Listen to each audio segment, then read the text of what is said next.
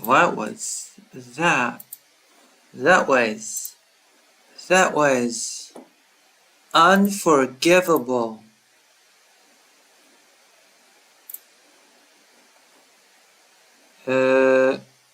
Oh, hello. Welcome. Welcome to the experience of this. Oh my gosh. Oh my gosh. We're about to have the start will be the most best start. Oh gosh. You're not gonna regret being here if you are here. If you're not here, you're gonna regret it. You're gonna regret it forever. Oh my god, are you gonna regret it? Oh gosh. Oh darn. Oh my gosh. Are you gonna regret not being here? Ooh.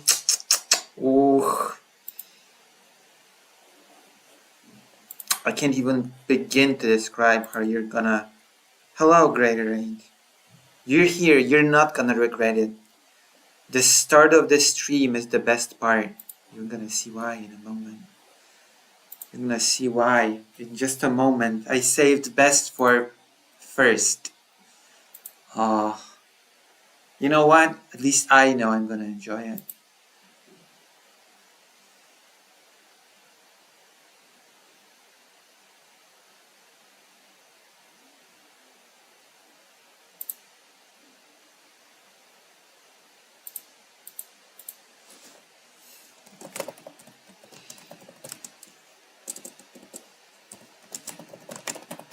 Hmm.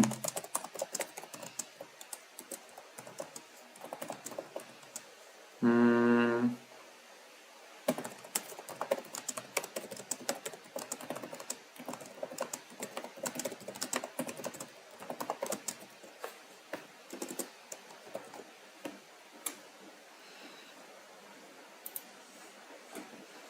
Jesus.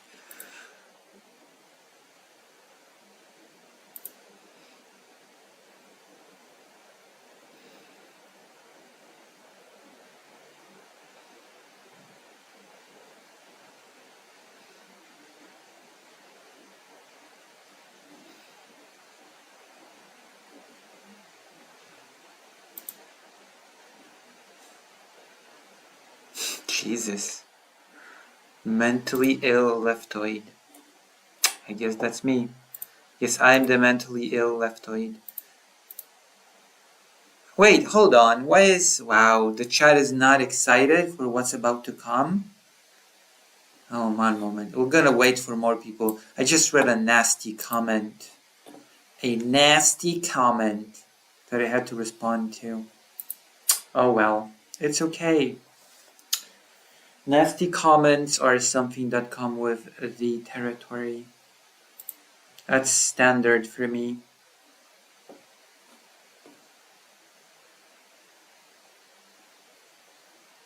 I guess if you're not here, you're gonna miss the best part of the stream. Only greater range is going to be witness.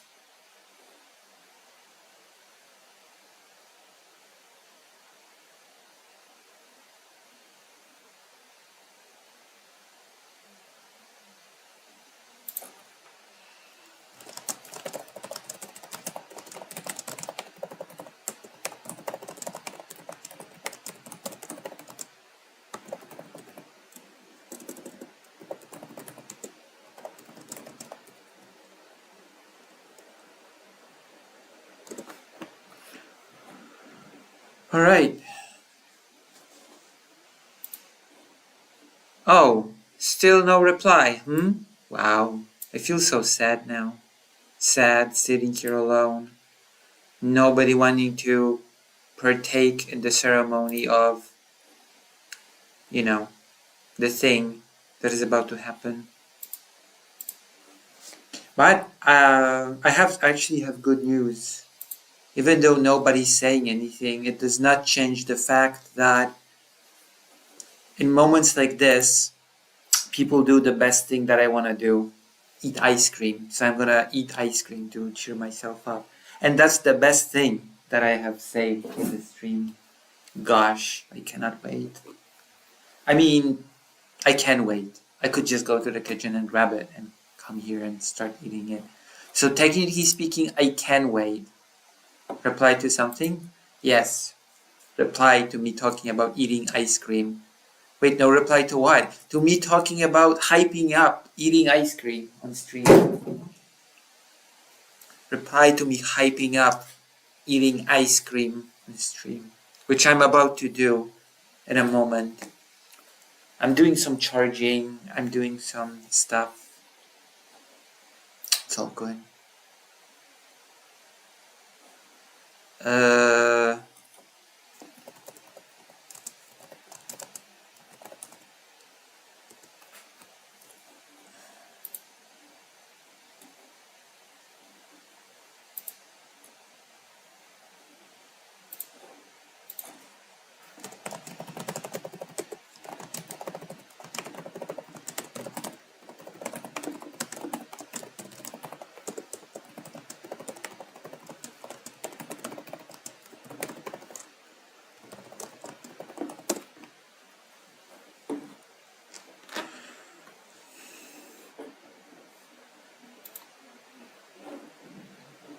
Mm-hmm. Go grab your McFlurry. Yes, you're right. You're right, Crater. You're right. Oh my god. Oh my god. Oh my god. I'll be right back. Oh. Hey.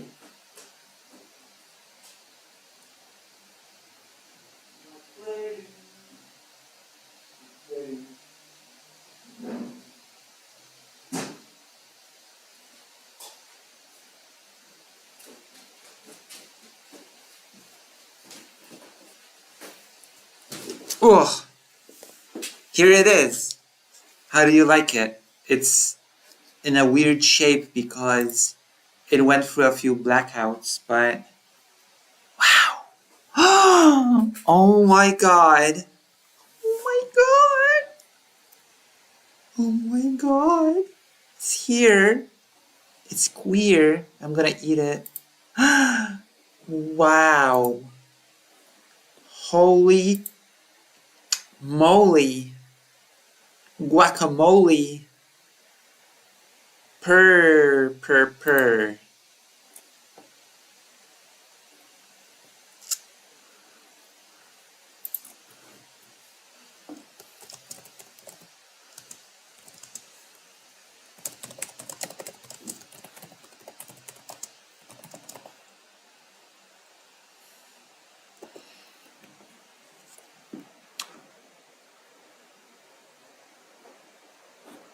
Alright. You ready? You ready? Eee. It doesn't smell like anything. But that's because it's ice cream. So it's to be expected. Ugh. Now, how is everyone? The consistency is. So how is everybody? Tell me your stories now that I'm eating McFlurries. Please tell me everything. I'm here. I'm ready to listen to you, to your things. I am ready for this. I'm ready for you. Oh my goodness. Oh my gosh. Can it be that I'm like Josh?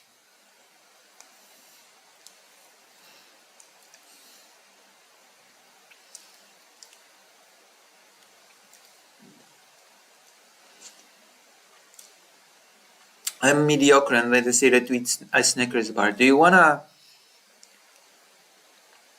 great tip? How to best eat a Snickers bar? Put it in the freezer. Put your mouth when your money is. No, it's the opposite. Put your money when your mouth is. And put your Snickers bar in a freezer. Put your mouth when your money is. Classic. A classic saying.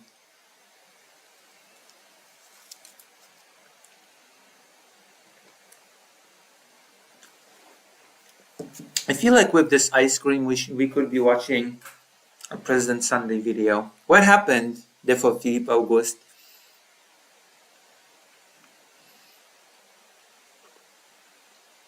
It's true. Putting your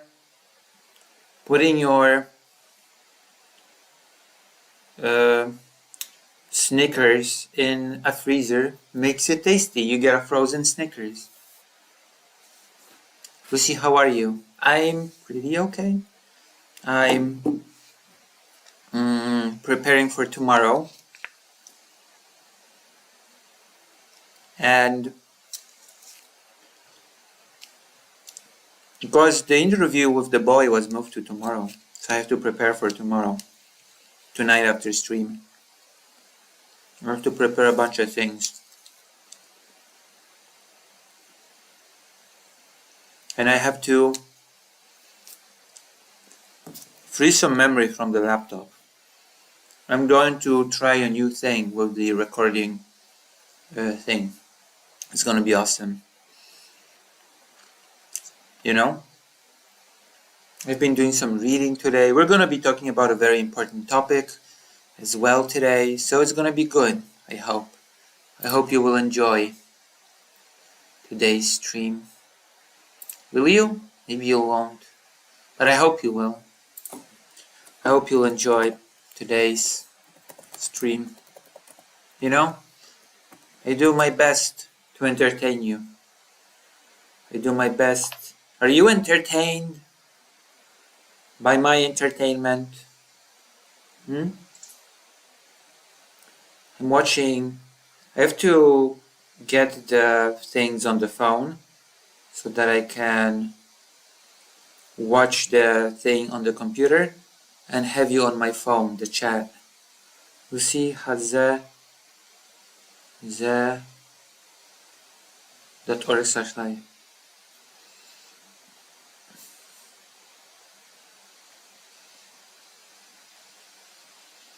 I must grab a beverage.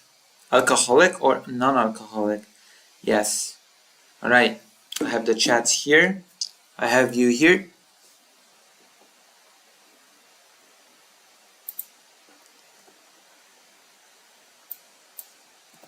Oh, everybody thought that Assad's plane has crashed. Why successful influencers are so out of touch. I'm a successful influencer and I'm not out of touch. What gives, President Sunday? I'm completely not out of touch. Question to the audience. Am I out of touch? Be honest with me. Am I out of touch? I don't think I'm out of touch. I think I'm in touch.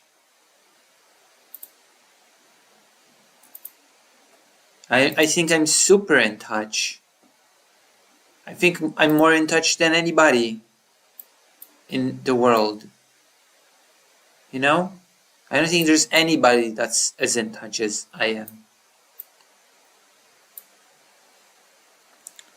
Very entertained. Thank you. Lucy, where's my goddamn ice cream? Here! It's here. I'm eating it while watching President Sunday. Hold on. We're gonna do this. I've got one for you, Dr. Johns. Don't worry. But you have to come here to Kyiv. You have to come to me. Okay?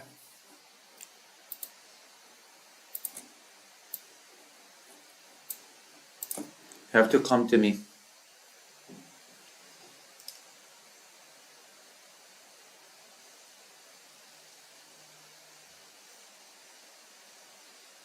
Alright? Alright, let's start. Start a President Sunday video while I eat ice cream. Alright. I'm so ready for this. The serfs. Cheating, more macros econ lessons. Oh, macro econ lessons. I read it as a macros econ. Macros. Macros is too much on my mind lately. Macros has been too much on my mind recently, I guess.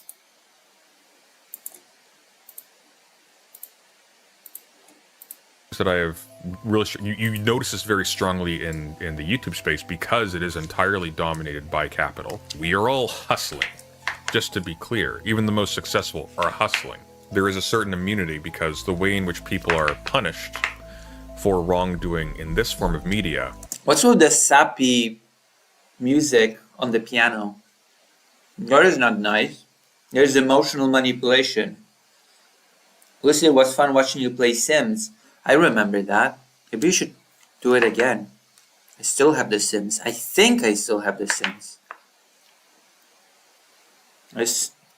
I believe once I got them that one time, I got them forever. And I believe that this laptop is in fact capable of hopefully running The Sims. Hopefully. Maybe. We'll see.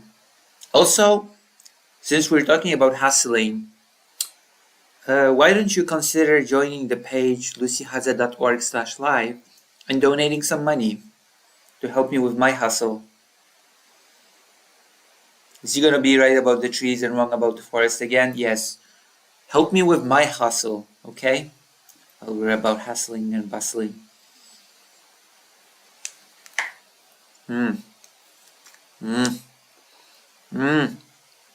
It is your contribution that allows me to eat ice cream from McDonald's like this. Is that they are ostracized by other people. They are laughed at by other people. Me? However, the reason why this is a penalty, it's because it bars you off from access to growth. It bars you off from money, from connections. It makes people unsubscribe and not pay attention to you. The highest height that these people can aspire to is destiny, to be clear. You are in an ecosystem that has conditioned people to depend on their association with large creators in order to succeed themselves. Then now I've never talked to Destiny in my life. I have never talked to Destiny. Destiny is one of the few streamers that I've never talked to. Maybe that's why I'm so small. Maybe I should just talk to Destiny. President Sunday is right. So far, the lesson that I'm taking from this is that I should talk to Destiny. Do you agree? It's blue Benny soft chocolate. Oh, that sounds nice. That sounds so nice. That's the only macro econ lessons we need. True. Macros lessons. Wow.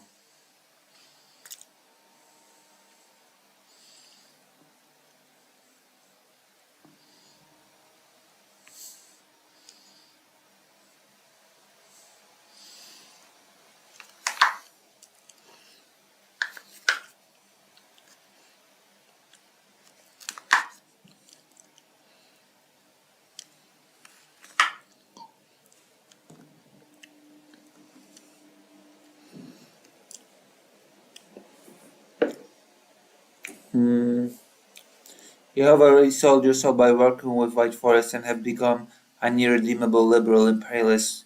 Embrace the darkness that accept no redemption is possible. But working with Amazon is fine. True. So chat, tell me, should I talk to Destiny? Write in the chat, YouTube or White Forest. Yeah, you should. Or no, you should never. You should never. Also, I'm not out of touch. Hey, why is it not working? all of a sudden, people have a very strong impetus to not make that person angry, to not make that person not like them. The domination of this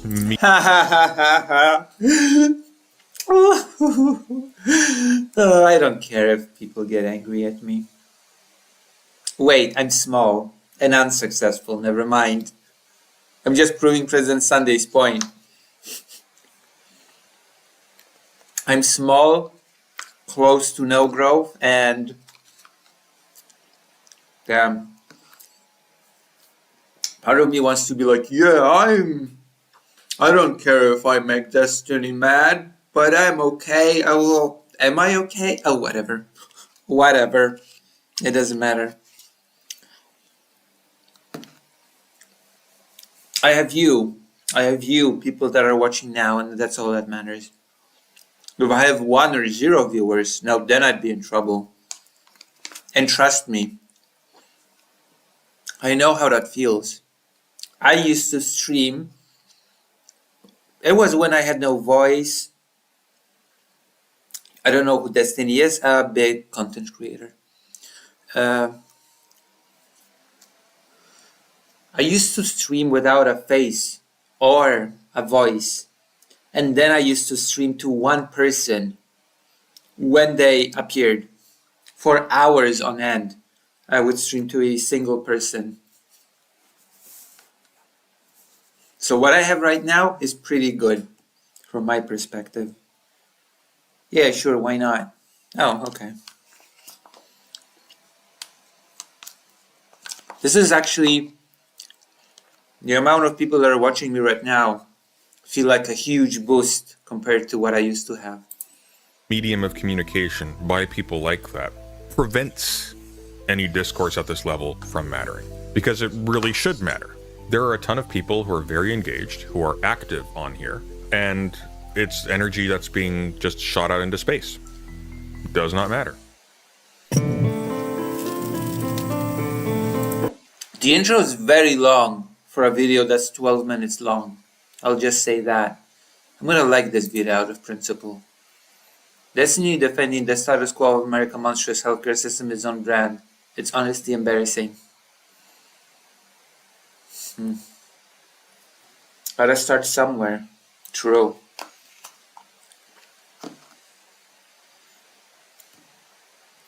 Thank you, BDS's BDE, for the $5. Thank you. Thank you very much.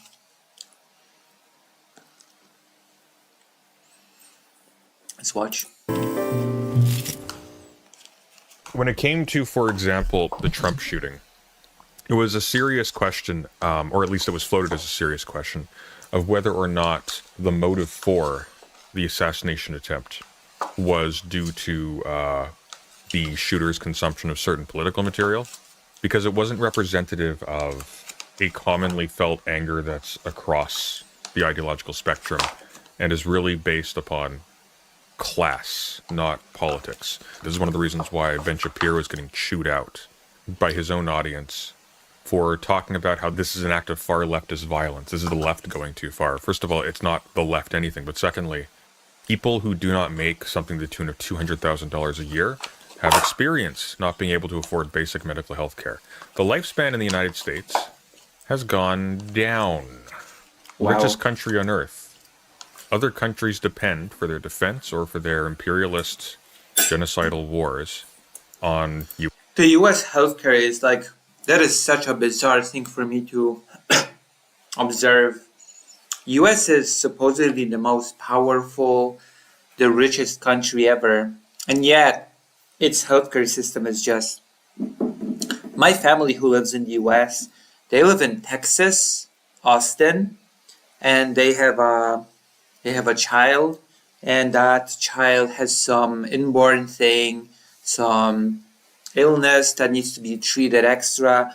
So I think they bought the most expensive medical insurance possible that they can afford, let's just say. Maybe it's not the most expensive one, it's the most expensive that they can afford. And it still does not cover completely the thing that their child has. It's ridiculous. It's super expensive, but on its own, it still does not cover what their kid has. Such is the state of the US healthcare system. It's ridiculous. The fact that something called healthcare debt, or was it healthcare bankruptcy?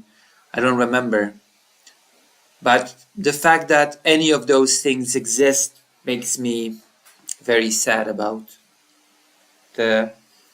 what's going on in the US. And especially when a friend from the US tells me, oh, I have to go to the emergency room. Oh, but actually if I go, I'm not sure if I'm gonna be able to afford it. And I'm like, what? What? What do you mean? It's just healthcare bankruptcy. It's so weird. U.S. assistance. There's no excuse for it. It There's is one of no. the most savage systems on Earth. And Yeah. what is sort of coming out, not that this was not already out, but what's being laid very bare is that so-called pro-family conservative pundits, like It has always baffled me, the state of the U.S. healthcare system. It has always baffled me to no end. Just how can it be organized in this way?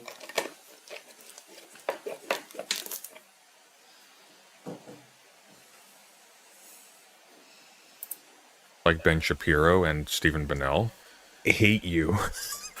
I hate to use a Vauchism, but they hate the poor and they want them to die. I've speculated on this a little bit. It came out, I think it was, I don't remember who made us first aware of this, but I do remember when I became first aware of it. Destiny's mother was on stream talking about how he would have loved living on his great grandfather's plantation growing up, and you gotta wonder, like, you read about the history of plantation slavery. Like, when I went to the mental hospital, it was completely covered by a special program for mental health. In Poland, there is such a thing as health insurance, as public health insurance that you usually pay when you have a job. And in this case, it was completely free. You didn't even have to have the public insurance. You didn't need to have anything. It was all paid for. And the stay included having a personal psychiatrist, but basically a psychiatrist that was assigned to you personally, a personal psychologist, also again, a psychologist that was assigned to you as an individual. They took care of your case, they talked to you daily. I talked to a psychiatrist as well as a psychologist daily, almost every single day. The exceptions were things like the weekends. Then nobody was in the hospital and I just was left to my own devices on the weekends, but that's a pretty big exemption. And I'm going to explain why this is relevant in a few moments, but a roof above my head, obviously because it's a hospital, a bed, a warm bed, the place had heating, that's relevant because it was in the winter, 3 meals per day, and an access to a bathroom with a shower. I'm listing the obvious things like a roof, warm bed, shower, 3 meals per day, because this program, as far as I understand it, is available for people that are homeless. And for a homeless person that's down in the dumps, a robust psychological and psychiatric care, combined with 3 meals per day, combined with being able to wash oneself, combined with having a warm bed, I think that could potentially be pretty. It could have an impact in a person's life, in my opinion, potentially. You know? I think it could have a very positive impact in a person's life. And I really appreciate that. I remember I was working in somebody's apartment one night and me and my coworker were talking crap. He was like, this guy got money. He's got the Rolex watch, the tailored suits, and the Blue Cross Blue Shield. I remember recently getting a letter from my insurance that went, did you really need to be fully sedated for that surgery? Oh my god, really? Really? You should have. Oh, well, you shouldn't, but what sort of answer do they expect from you?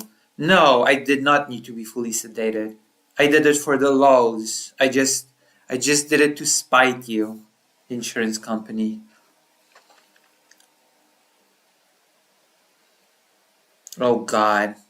I basically had to pay completely out of pocket for that surgery too because I went to an out of network oral surgeon. Jesus. See, this is This is something that should not happen.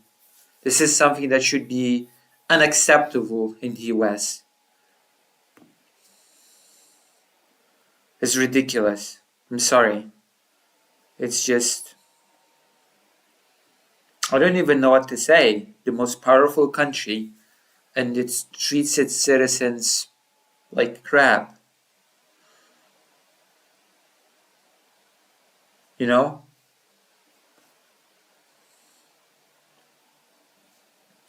And I had to give up my dentist of 5 years recently because they're out of the network. That's ridiculous. That is just stupid. I'm sorry. It's ridiculous. Your insurance company should, if we're going to go with this whole insurance company, right? Insurance company system, then it should be like this. You've got a set amount of money for dentist care, dental care. A set amount of money for dental care, and you get to choose whoever you want. That's it. That should be it. There should be no specified network. You should be able to choose whatever dentist you want and have a sort of specific pool of money within the insurance to spend on dental services. And then within that pool, you would sort of choose what service you want at your own discretion, right? That would make some sort of sense, wouldn't it? Wouldn't that make some sort of sense?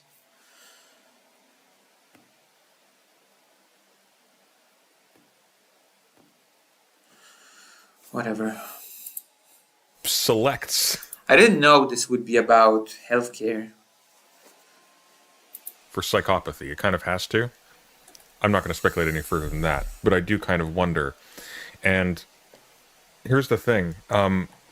There's a strange tendency in media to assign psychological profiles to particular political positions or political attitudes, such that it depicts people who are essentially cold and classist, etc., as if they have a certain intellectual clarity about life that other people lack as a result. But it's kind of the reverse. A general lack of empathy, a general lack of any sort of warm feeling toward your fellow human beings, a lack of concern for them, as if they are of the same species as you, makes you stupid. It makes you unable to predict how people are going to act. And one of the things that I have really, you notice this very strongly in the YouTube space because it is entirely dominated by capital in a very rigid way. We are all hustling, just to be clear. Even the most successful are hustling. There is a strange tendency. I'm not hustling. Please donate. Please subscribe.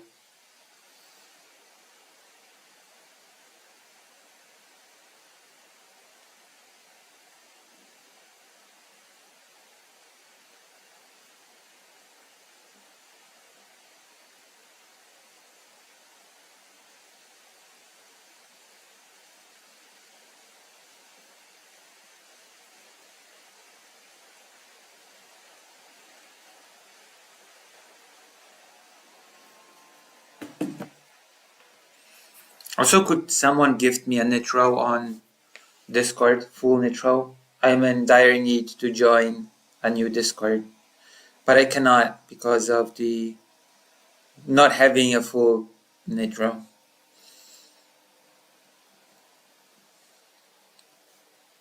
Oh, President Sunday. Private healthcare can be good if there is a solid public healthcare system to back it up.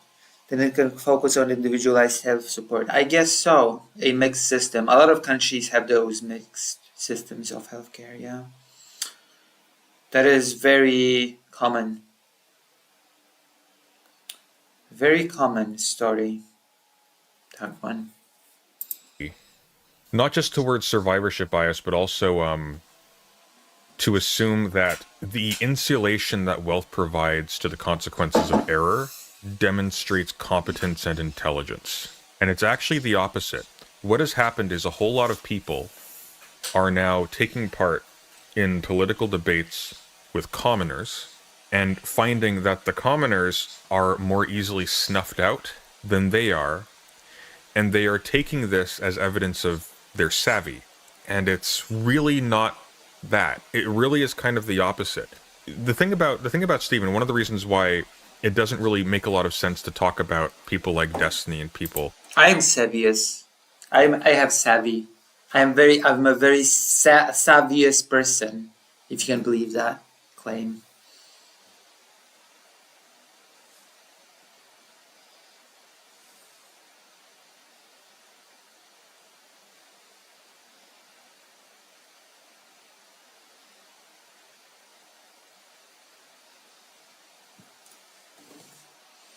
Mm,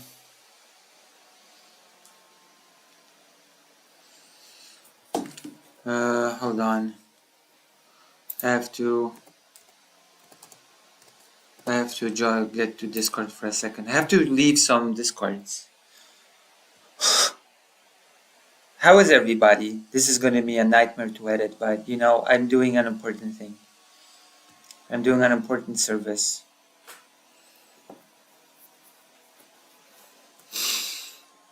Hmm.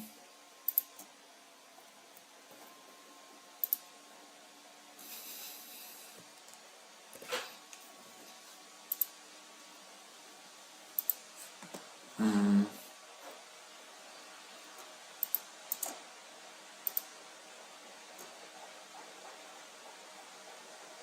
Hello, the Dark Canuck.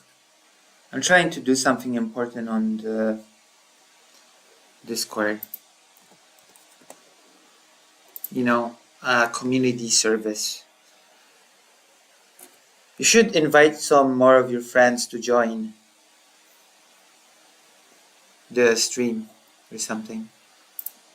That will make my day.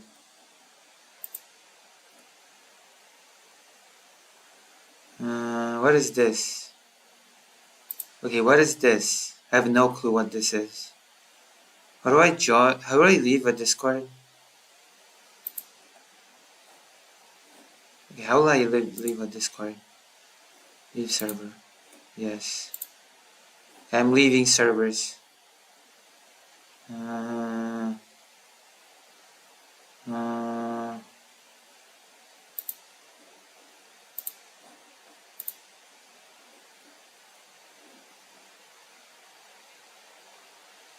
mm-hmm. Hold on. What is this? Oh, chained echoes. Okay, that's... Oh, wait, what is this? Okay, I'm gonna leave this. How do I leave? What? How do I leave this? Okay, what is this? What the hell? Why am I in this? I have no clue why I am in this. I'm in so many servers that I have no clue what they're for. What the hell? I don't need to be here. Okay. What? Oh my gosh. I should have done this cleaning. I'm doing it on stream as well. That's really bad. I'm leaving some bunch of discords. God damn it, Malcolm. Why am I on this server? What the hell? Why am I here?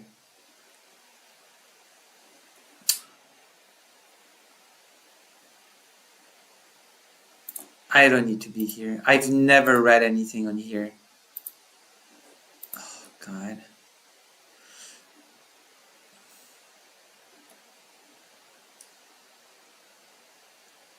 The what?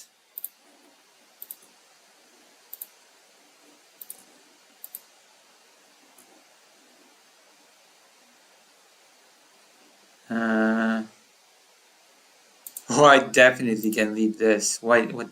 What the hell?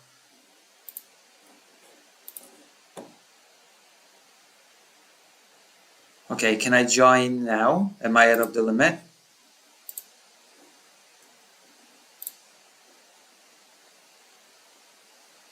I have hit the 100 server limit, and I don't even know how much I am above the limit.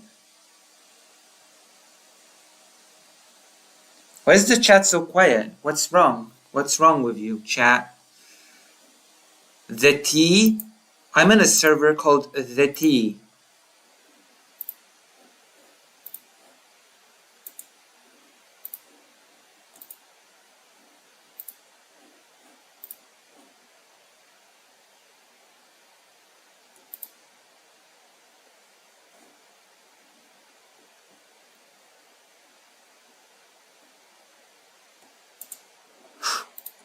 Why am I in this one? Oh, come on. This is ridiculous. This is getting silly. I'm in some very bizarre servers. Their server. Oh, okay, this server is okay. Okay, this server is fine. I can stay in this server. The lounge, the balance, DPS tools, that's okay. Your operating central, that's okay. Raid buddies.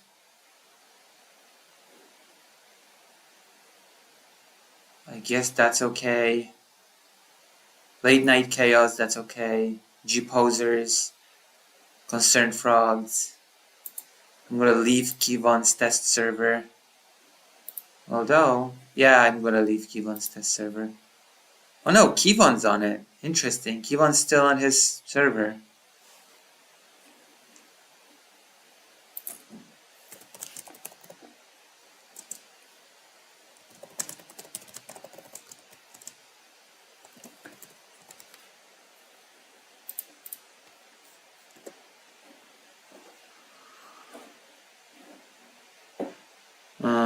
I guess I'll keep it.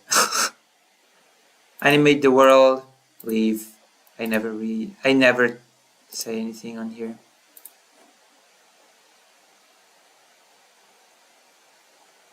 Jesus Christ Almighty.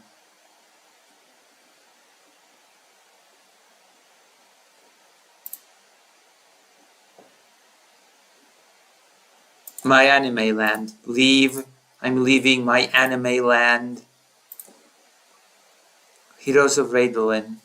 I don't even know why I'm here.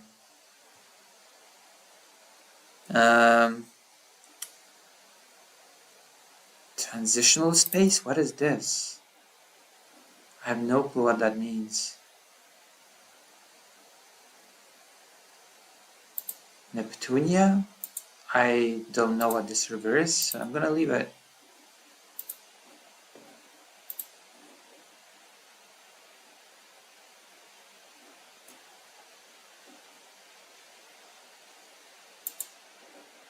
I have far too many servers on.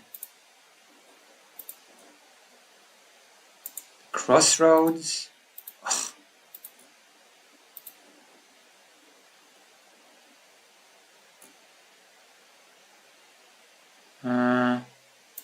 Animation 101. Leave.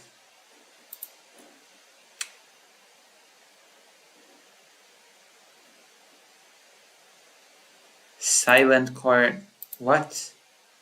Silence corner. Leaving. I'm doing some cleaning. Apologies. Jesus Christ, how many Discord servers does one need? Well, you know, apparently I don't know. I just joined a bunch of servers. Sue me. Don't be mean to me. Don't be mean to me. I'm gonna. What is this? Bleporged. Bleporged. Okay, I'm gonna leave. I'm gonna leave this. What is this? Blepcord. I'm leaving the Blepcord. I'm sorry. I'm at my limit. here, okay? I'm leaving the card. Okay, can I join this now? I can! Oh my gosh! Okay, cool.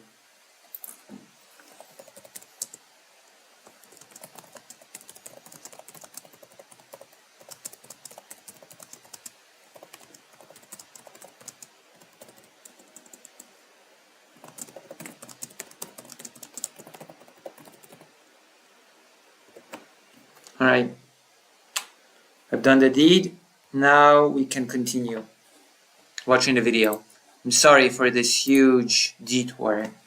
Apologies. It's like a messy thing. My apologies.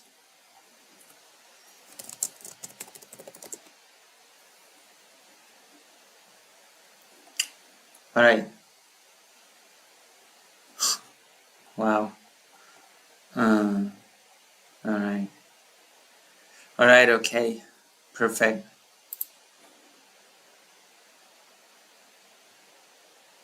So how is everyone? How is everybody? Oh wait, my mom was supposed to call me. But she didn't, she never did. Even people like Hassan, etc., as persons, is that fundamentally what they are and their significance has nothing to do with their personality. It has to do with the fact that by a long series of... I think my relevance has everything to do with my personality. In fact, as arrogant as it may sound, my personality is the only thing that seems to keep me afloat. Definitely not my expertise, definitely not my knowledge and cool. My personality seems to be the only thing keeping me afloat with the audience that I managed to have. So, you know, I guess that's a plus, right? I guess that's my claim to fame, wouldn't you say? How do you like my outfit today? How do you like? Do you enjoy the outfit today? The turtleneck, the red turtleneck.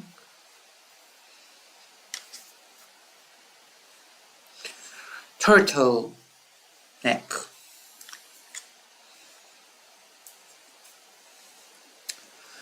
Alright, let's continue. Without further ado.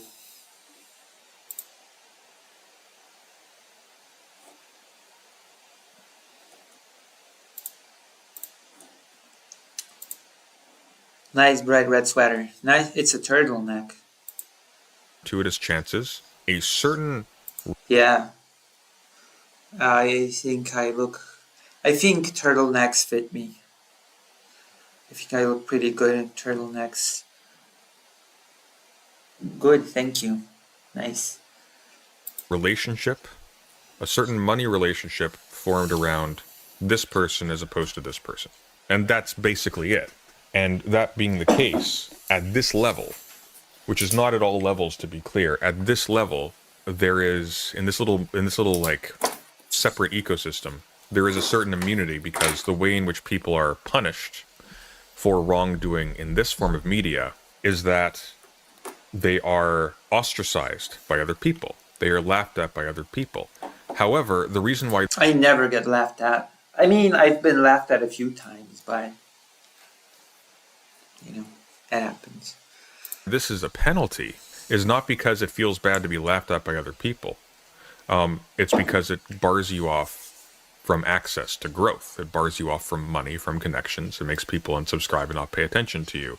If, however, you are in an ecosystem that has been conditioned, that has conditioned people to depend on their association with large creators in order to succeed themselves, then now all of a sudden, people have a... I don't really have any association with big content creators, if you think about it. I have zero association with big content creators. Absolutely zero. Do you agree or you disagree, chat? Write to me. Write me in the chat if you think I have any association with any of the big streamers. And I will tell you why I do not. Very strong impetus to not make that person angry, to not make that person not like them. If you're a middling to a larger creator whose audience has tremendous entanglements with that community, it can be very dangerous to beef with them, because that can actually cause very serious damage to your bottom line. So, like, if you're a commentary person, like a Nicholas de Oreo or a Turkey Tom or a Willie Mac, and your bread and butter is making videos on the quick, decrying the irresponsibility of people like Hassan Piker for making grandiose statements about politics that affect a lot of people's lives. That's me. I criticize Hassan Piker on these grounds, especially when it comes to the topic of Ukraine. I do that. Yeah. He makes a lot of claims that are just untrue, and he refuses to talk about it with anybody that knows what they're talking about. That is the biggest problem. And then he doubles down, triples down, quadruples down. And he will never invite any Ukrainian on this show. It's annoying. So I will criticize him for that.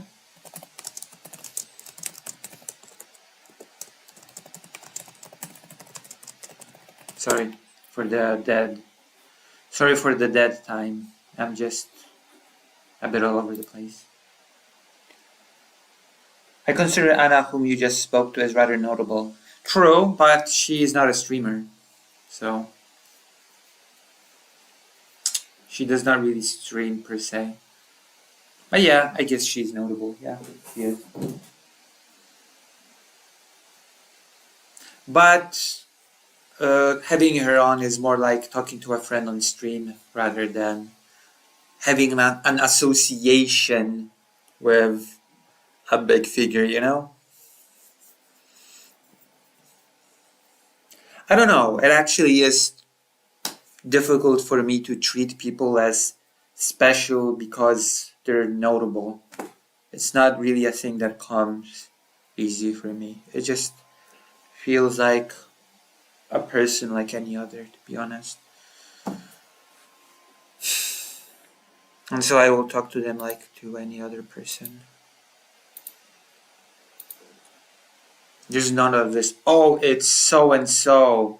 They're so much more special than anybody else, you know?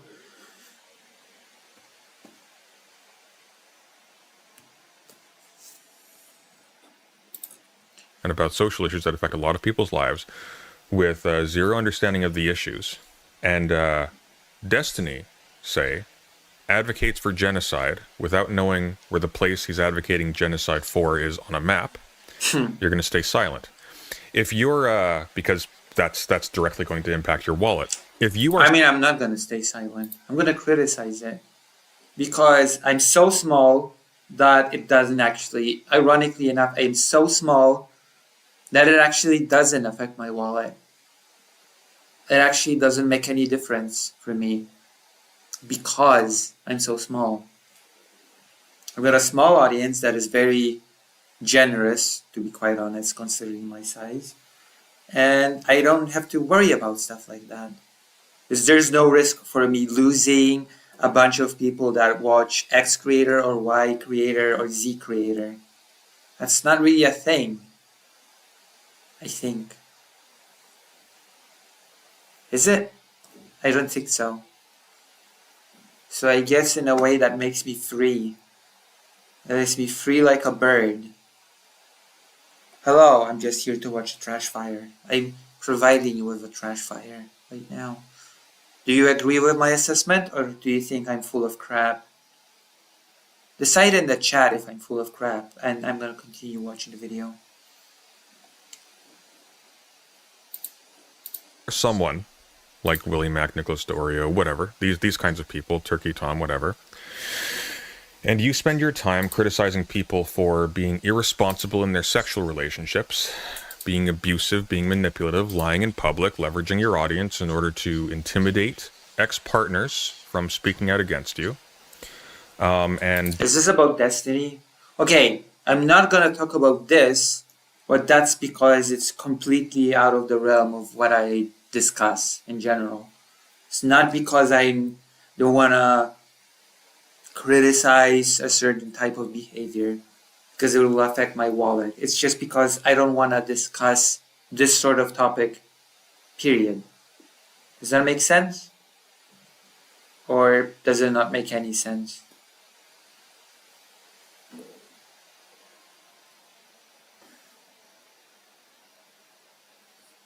I am? I knew it. I knew I'm right. I usually am. I try to be. I try to be right as in correct, but I try to not be right as in right wing. See? I got brilliant humor. Destiny does this with his wife or with other people, or he, for example, shares their nudes with random people in order to appear vulnerable so he can get sexual access with somebody else, or share sensitive DMs, and so on and so forth. Just basic violations of trust, possibly amounting to sex crimes. You're going to... Aw, we're more likely to ditch someone else because of you rather than ditch you. Thank you. You may be small, but we are fanatical. Love. Stay silent. Says Trash Fire. Got it. I'm not gonna stay silent about it. I mean, I sort of am, technically speaking, but that's because I have certain type of things. I don't cover everything. Because if you criticize that, if you get on his bad side, he's going to make a stink about you. He might even know stuff about you. Who knows? Oh God, what does Destiny know about me? Oh my God, what sort of stink can Destiny do? What does he know? What do you know, Oh, I guess technically speaking, we're married. So he knows quite a lot, actually. Oh gosh, this is embarrassing. He knows, you know too much. You know too much, Destiny. Might make a stink about me if I criticize you. I better be quiet moving forward. Better not risk it for the biscuit. Oh, wow. But he's going to make a stink about you, and you're going to lose a bunch of audience members and possibly no. a lot of dough. Well, okay, I'm not gonna lose a bunch of audience members, because to lose a bunch of audience members, I'd have to have a bunch of audience members to begin with.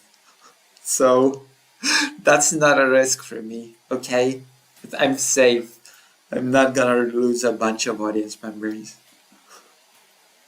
Hooray. Hooray. Oh, to be a small content creator. What bliss. What joy. It's going to be a massive headache. Hello, Chrissy Gipsy. It's not a headache. Not for me. That is your problem. I largely don't follow internet drama. It's hard to follow and confusing. It's like talking about art stuff instead. I like talking about art stuff instead. And that is a good attitude to have. Instead of following drama, which is honestly, you lose nothing by not following drama. Talk about the art stuff. The art stuff is interesting and it enriches you. And it enriches others that listen to you talking about art. So, stay the course. I'd say, personally. Stay the course and keep talking about art. It's better for you. It's better for those around you. It's better for your mental health. I'd say it's just win. It's just a win for you across the board. If you want my opinion on that particular thing, is my honest assertion. You're not here for the headache, you're here for the money. And so I am. I mean, it's part of it. Money's part of it. But there are also other things than just money. You know? So as a consequence of this, there is an immunity by these people. And that makes a lot of people very angry. I don't like it very much. But I think it's also important to keep in mind that it doesn't actually matter all that much either. Because we take this back to the CEO shooting. There are people with actual power, tremendous power, who are actively destroying people's lives at a large scale, constantly, just every single day. Every single day, some little old lady is being told, "I'm sorry, we can't cover your hospital stay anymore. Go home and die. Yes, I know you just recently suffered a heart attack. Yes, I know you have your husband died, so you're alone. Land of the free, baby. Sorry, you can't force me to, you can't force our labor to keep you alive." The significance of people at this scale. I guess. Although I have my own opinion on this, I think people on that scale or on a medium scale can be pretty big in certain areas. For example, okay, I'm gonna actually use myself as an example for once, right?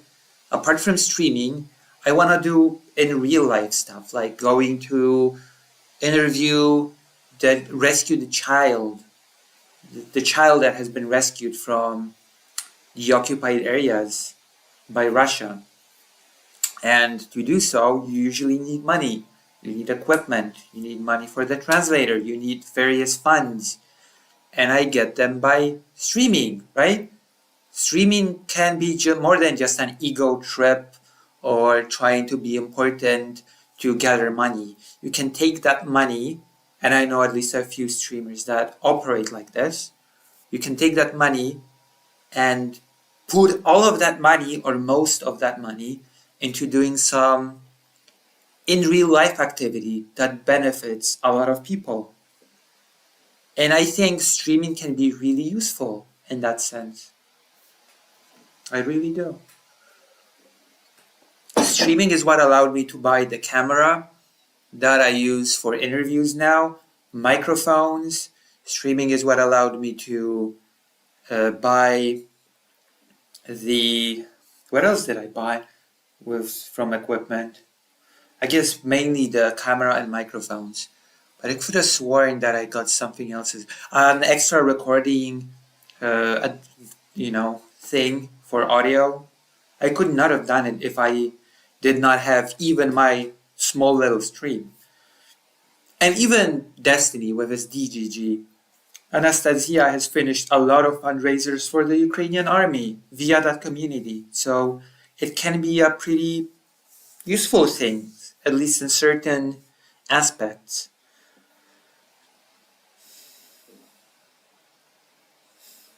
Lucy's depreciating humor is great. Good sound drop? What is the good sound drop? I for one love drama, lol. I don't know if you guys can tell. Plus you radicalize vulnerable people on the internet. But yeah, I think it can be very useful. The side chat is quiet, completely quiet, which makes it look like nobody's watching the stream because that's the chat that's visible on the... Well, whatever. Let's continue. Oh, sound drop is Sandy saying you do it for the money. Is not great. Once again, like, the highest height that these people can aspire to is Destiny, to be clear. It's Bargain Bin Ben Shapiro, it's White Juan Williams. It's the token that allows a hack like Piers Morgan to be able to say, look, we've got intellectual diversity, here's a leftist progressive. Granted, he's not actually a leftist progressive. He's a classist, hateful psychopath sex offender who's found a loophole. Wow. Speaking generally, that can apply to many people. But oh my God. It gives him the aesthetics he needs in order to run his farce of a show and also make money, which is fundamentally what this is all about. Nobody cares. Nobody cares. The stuff that happens here up to there does not matter, except to this respect. The domination of this medium of communication by people like that. I'm listening intensely, same. Prevents. I mean, I already told you how streaming can be used for good things. Every stream you lament your channel size, I know. Because I'm a complainer.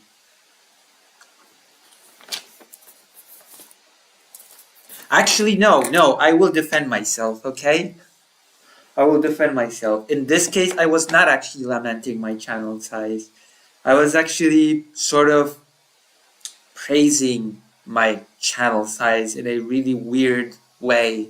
Because I was saying it's small, but it allowed me still to get the camera, it still allowed me to get the microphones, it still allowed me to get the extra audio device. You know? I was just comparing myself to super big streamers. That you can sort of do good things with the funds are being gathered through streaming, right? And that you don't have to be large to be able to do so. And I can put myself as an example here.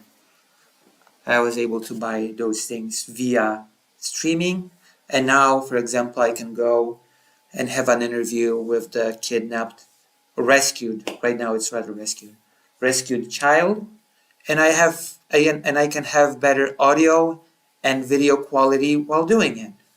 And I think that's a really good thing. You know? There you go. I defended myself. Sort of.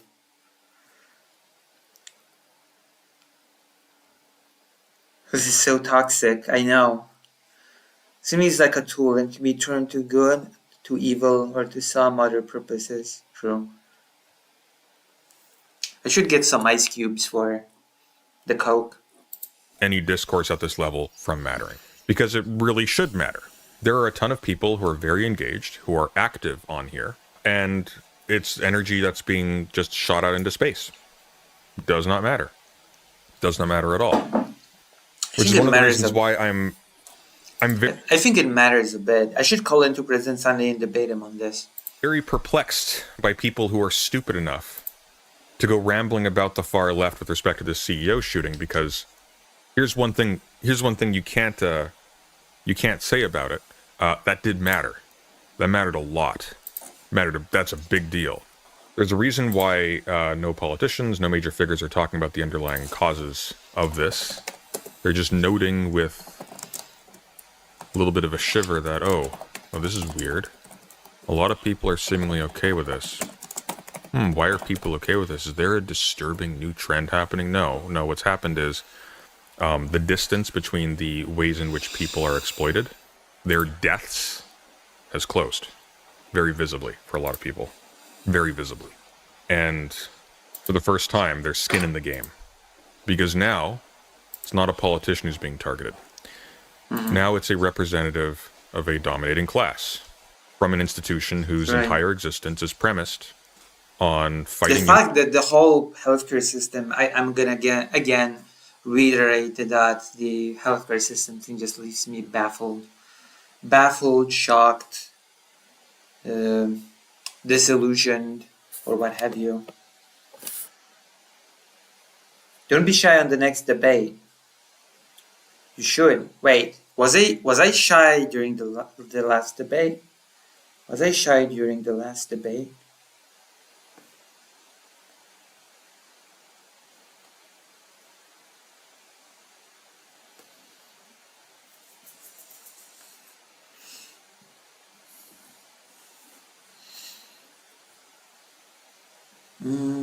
Where's the, wow, wait, it disappeared. Holy crap. Oh, it's here. Silly me. With President Sunday, yes. Wait, is he going to be streaming tonight?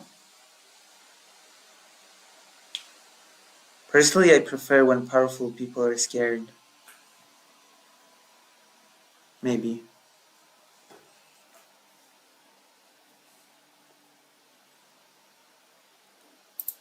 Universal health care so that they can squeeze and con poor people who can't defend themselves out of their money only to leave them to die at the last minute. True. That is true. Okay, so we've watched the President Sunday video. I'm going to be back in a moment. I'm going to get some ice cubes. And then we're going to be able to do some more stuff.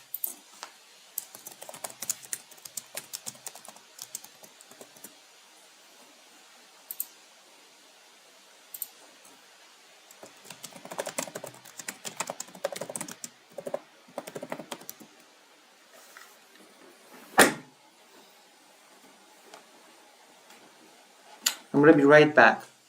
I have to put some ice cubes in the glass. That is the most important quest. You were shy with last time you called in. He basically lectured you. Yeah, but you know, I'm just a shy person. Am I not a shy person? President Sunday gonna do call-ins today. I'm gonna debate him about the usefulness of streaming and streamers. I can't even describe how done I feel, the rage at the system. But I don't feel like making powerful people afraid will fix it. You know?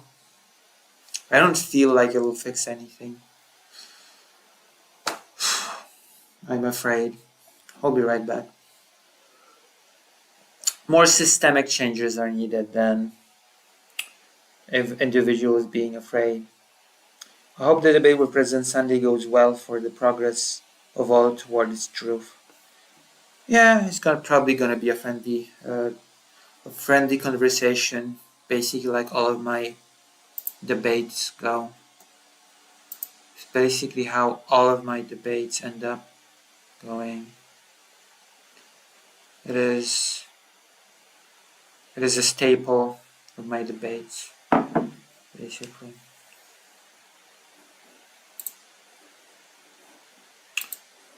That is how it goes. One moment. I'm gonna be back. I need those ice cubes. I'm gonna be back. Don't go away.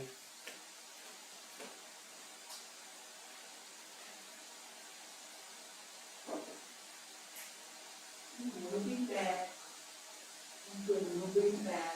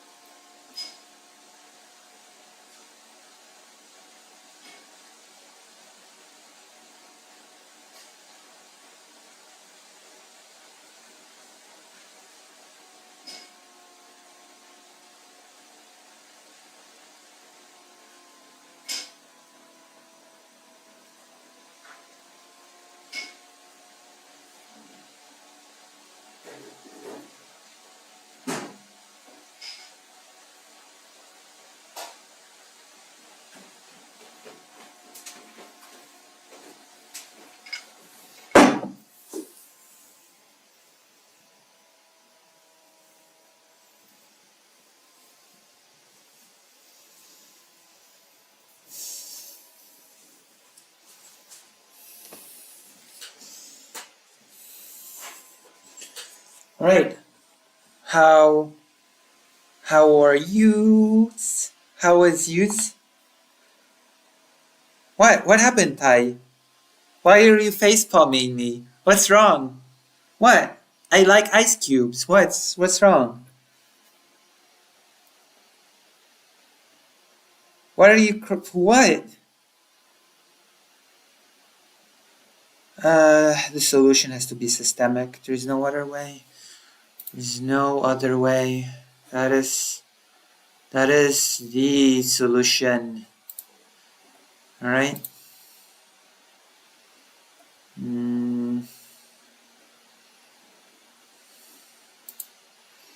Okay. My friend request is pending. I'm waiting.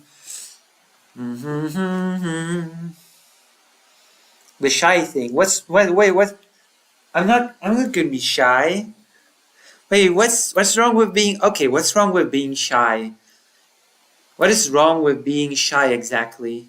Are you gonna berate me for being a shy person?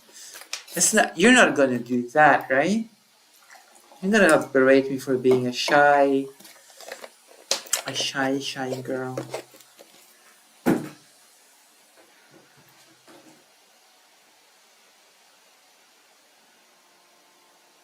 Shy, yeah. Bashful.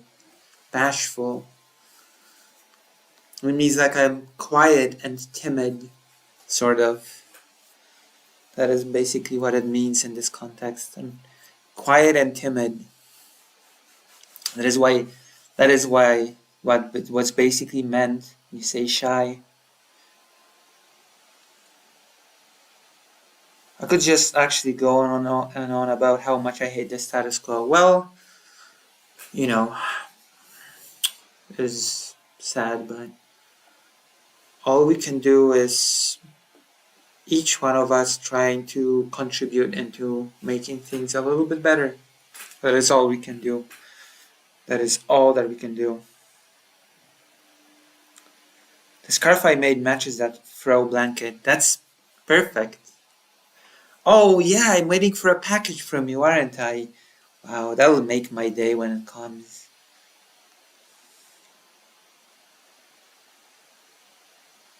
So not a debate, just listening. I'm gonna talk. I'm gonna be talking. If he'll have a call in today, I'm gonna call in and I'm gonna do more than just listen. I promise you. Okay?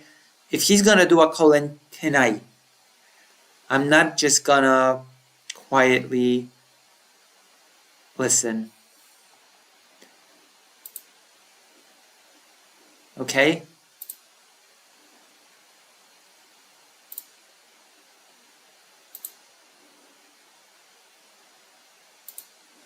You're going hot as a joke. Announce it at the top and make it funny, then settle into normal. You're a fraud, and I hate your guts. And I don't know, what would I go in hot about? What would I go in hot about? Okay, let's see if we can fit in one more react.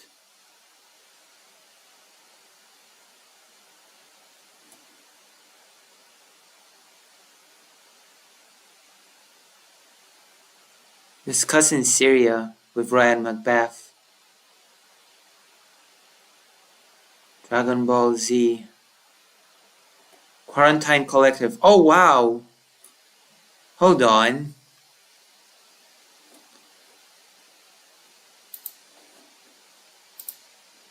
I'm gonna DM Brooks. Okay, I'm gonna DM Brooks. Hey, you are streaming tonight? Want to talk? Here we go. I've done it. I have done the deed. Pending.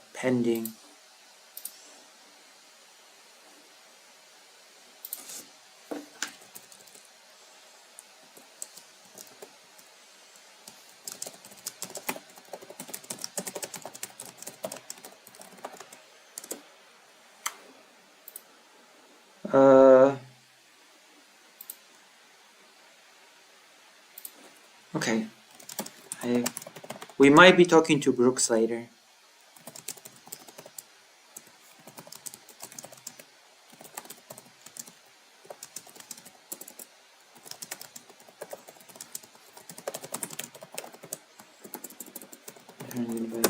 Okay. True. I listen to way much improv comedy. Being you is always the best policy. True. Apparently my self-deprecating humor is good humor. Wait, wasn't it you that said it? Or no? Who said it? Who appreciated my self-deprecating humor? Where is it? I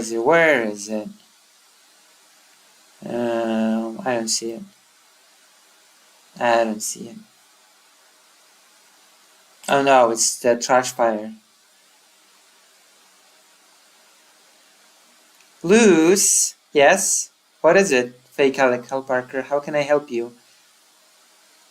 What are your thoughts? On what? What are your thoughts on eating the rich? I mean, it depends on how it's done. I'm gonna say that. I'm gonna go the safe route and say that it depends on how it's done. Alright? Okay. I'm gonna be the safe option. Luckner. The Luckner.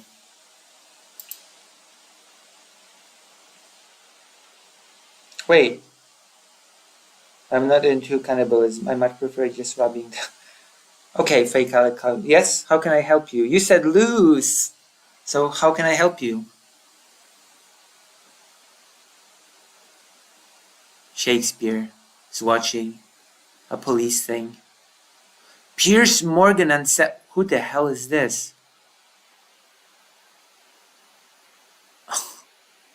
No way. It's treason. Scott Horgan versus General Wesley Clark on Syria. No way. I like General Clark. And so, oh my god, I have to watch this. Now I feel obliged. General Clark did so well on Anastasia. When Anastasia was on Pierce Morgan. So now I really want to watch this.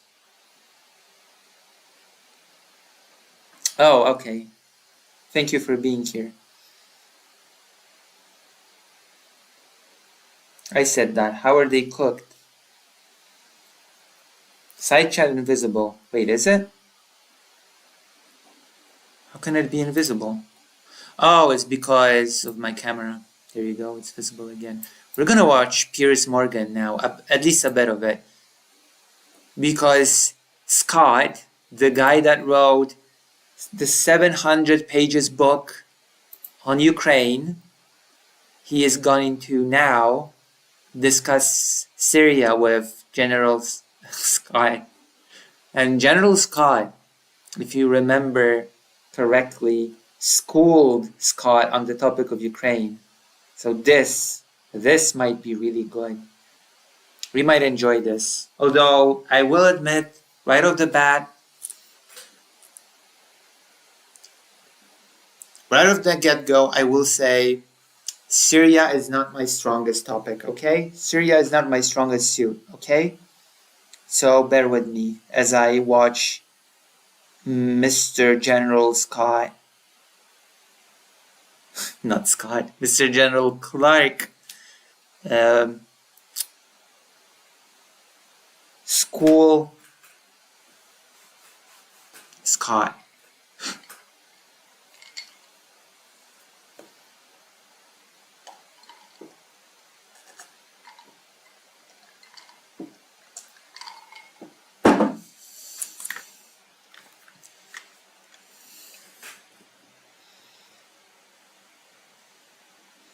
This is gonna be good. I know it is gonna be good. We're about to watch at least some of it. It's treason then. America is back on the side of Al Qaeda. Quite frankly, it's treason. Oh my god, Scott always on the wrong side of history. How can that be? How does Scott always do it? How does Scott always end up on the wrong? Wow, would he prefer for the Assad regime to succeed? For the Assad regime to keep going? God, I hate those.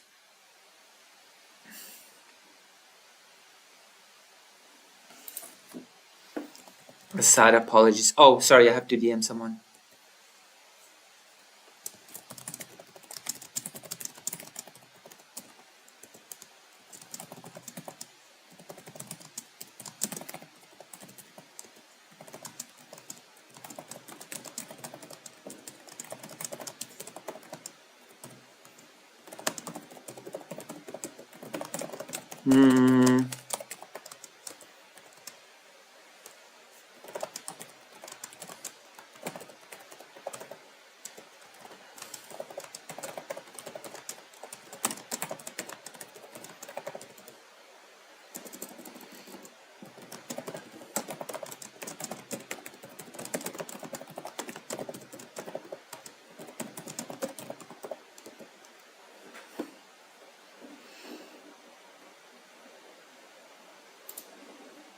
Right.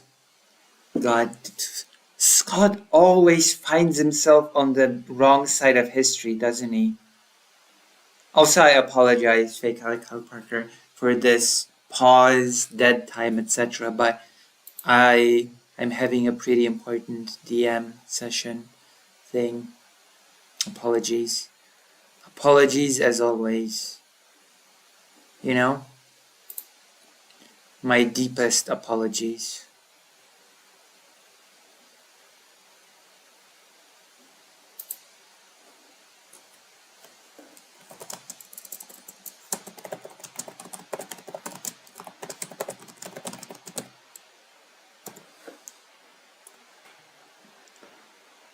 Okay. I know that the general is frustrated that America has to deal from a position of weakness here, but what are our other... That's not true, actually. How old is this? What do you mean from a position of weakness? This is one of those big moments when America can be dealing with from a position of strength, actually. Like, the party that's in the position of weakness is Russia here, if anybody. Like, it's two important military bases. I got the names here. The Kaiming Air Base uh, and Tartus Naval Base. Like, crucial bases for Russia in Syria. Those are in jeopardy. And I'm going to talk about those bases later. Let's just say for now, those are important bases. Russia could potentially lose them.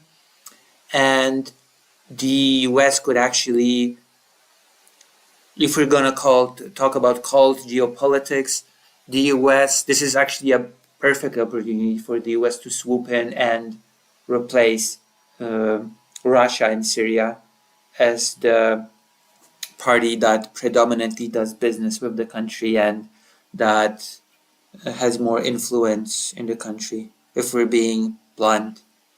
But, whatever.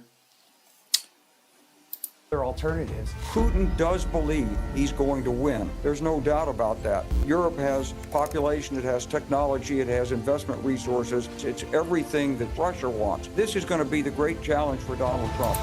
True, it does. And also, as evident, Putin has sacrificed a lot of his other wins and influence in order to keep going in Ukraine.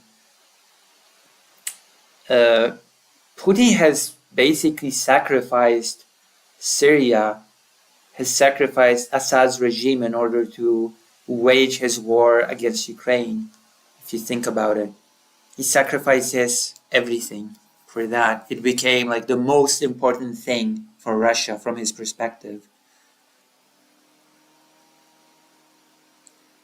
That's the reality of the situation. If he wants to make America great, he can't do it by sacrificing Europe. Hello.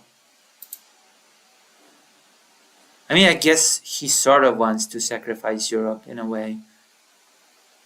He wants to abandon US presence in Europe, which is a big mistake, but, Trump is Trump. Hello, Glitchmaster. Let's not let Putin talk us into the inevitability of Russian victory. He wants territory. This is Mother Russia. They lost half of Russia to the Germans. They still won. This is about whether there's going to be a Ukraine or not. And we've got a guy who's the top deal maker in the world, according to him. And I hope top deal maker in the world.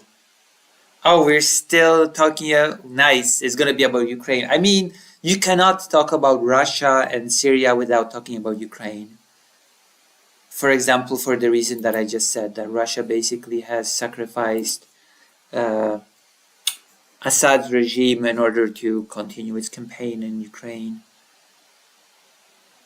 Which we'll see how it will end up. They might still retain their bases. We don't know. That's actually an unknown at this time, whether or not Russia will be able to retain its bases in Syria.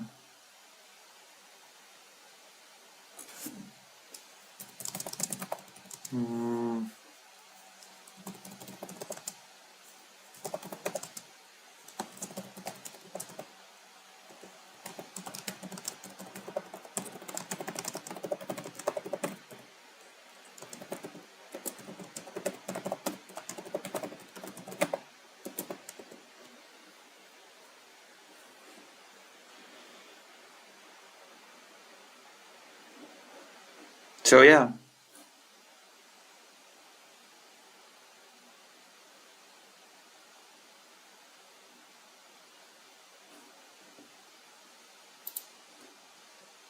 Donald Trump can follow through on his pledge and end this war in 24 hours. I'm actually in a debate between the other two. Yeah, between Scott and General Clark. It's gonna be a nightmare for fake Cal Parker to edit, but I have faith. I hope fake Alec Kyle Parker is preparing a segment as we speak.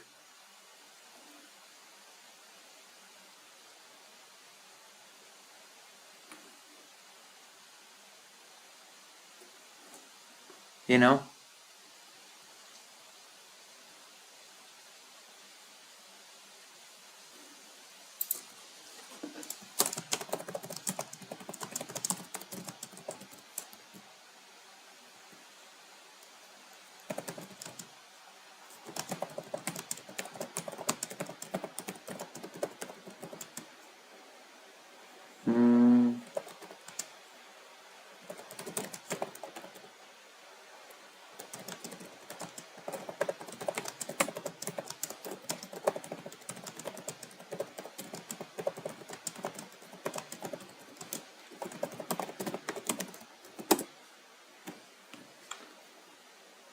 I would if you told me. I told you earlier. What do you mean?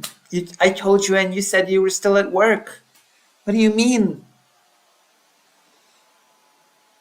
I told you no segments and you were like, I'm still at work. And now you're telling me that I was impressed that Empanada also said that HDS is better than Assad. I mean, it is, sort of. We'll see what it does. We will see what it does. It's in charge now, so we have an opportunity to see.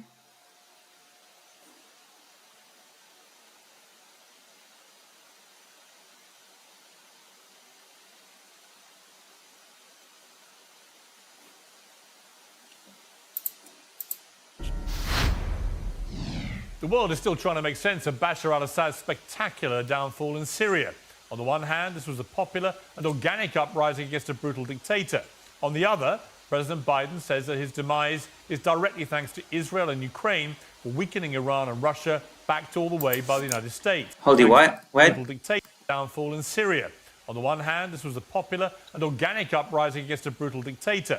On the other, President Biden says that his demise is directly thanks to Israel and Ukraine for weakening Iran and Russia, backed all the way by the United States. And Hezbollah.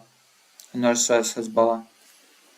Experts are now praising the reinvention and reformed vision of the man who led the rebellion. Battle-weary cynics are wondering when the US and its allies learn to trust a group with... Wait, it means...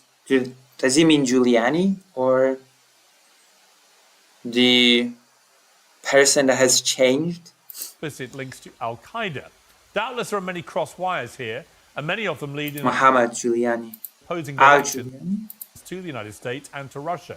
Over the next hour, we're going to untangle them with the help of two guests who are returning by popular demand.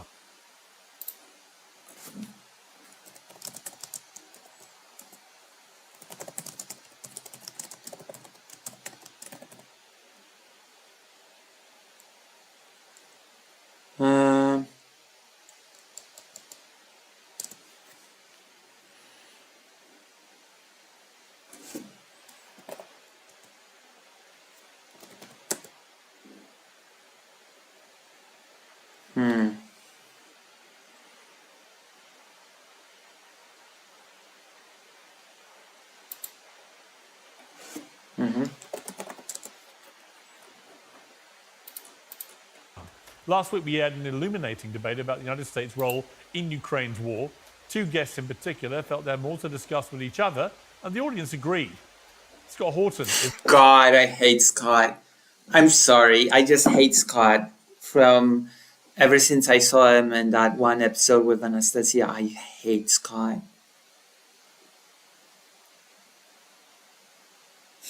Does Pierce work for Edragan? Hey Lucy. Hello Estelle. Is the author of Provoked, How Washington Started the New Cold War with Russia and the Catastrophe in Ukraine. Wesley Clark retired as a four-star general after 38 years in the US Army, serving as a Supreme Allied Commander of NATO. Gentlemen, thank you very much indeed for coming back and facing off against each other. After that last debate last week, which was fascinating, there was a lot of response from, as you know, I think both of you, from a lot of people who watched it, saying what I would really like to see is Scott Horton and General Clark going at it one-to-one and really trying to get some clarity about their differences of opinion over this. Oh my God. Scott is going to tell us so much nonsense. I'm going to be very frustrated with this, but it's content. It is content at the end of the day, so I guess it's going to be fine. I guess it's going to be okay. I suppose it's going to be good, right?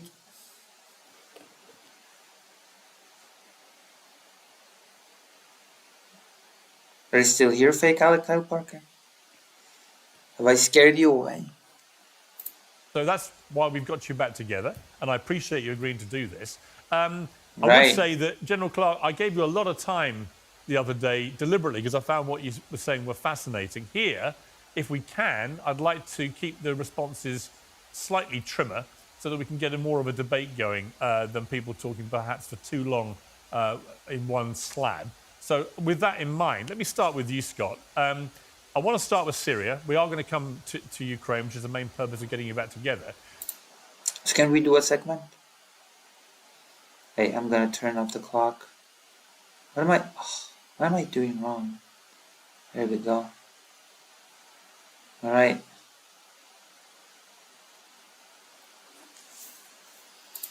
But on Syria, what is your view about what has really happened here? Well, obviously, you have what amounted to a secular dictatorship there that, they had some phony elections from time to time, but essentially it was a strong-arm dictatorship that obviously, when it came down to it, lacked the popular support that they needed to stay in power. But I'm extremely worried about the near-term and medium-term future here because the group that has taken over, HTS, really is Al-Qaeda in Iraq, in Syria. Their leader, Jolani, announced, he said, "We are the Mujahideen." This is what he said in his speech at the mosque, and we have taken over the country.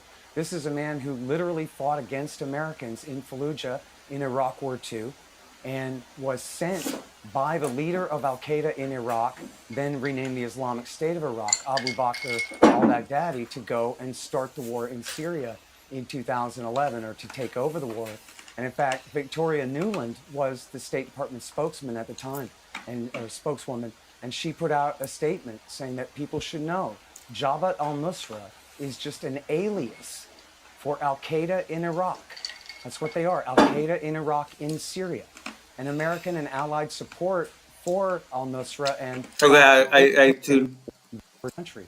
We are the Mujahideen. This is in Syria that has needed had some phony elections.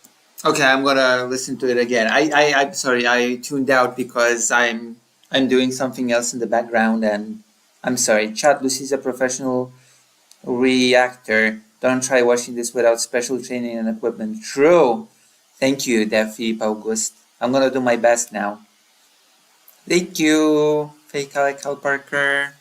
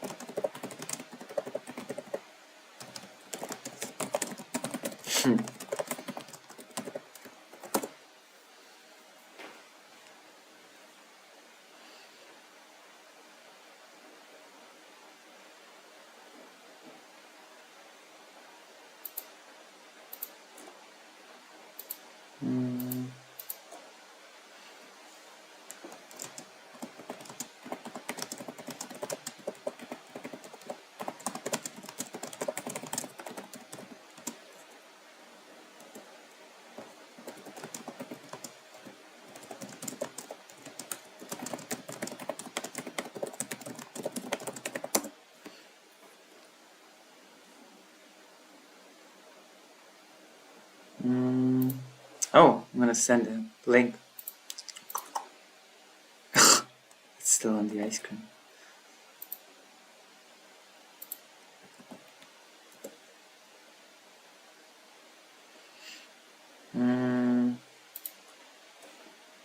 Let me see.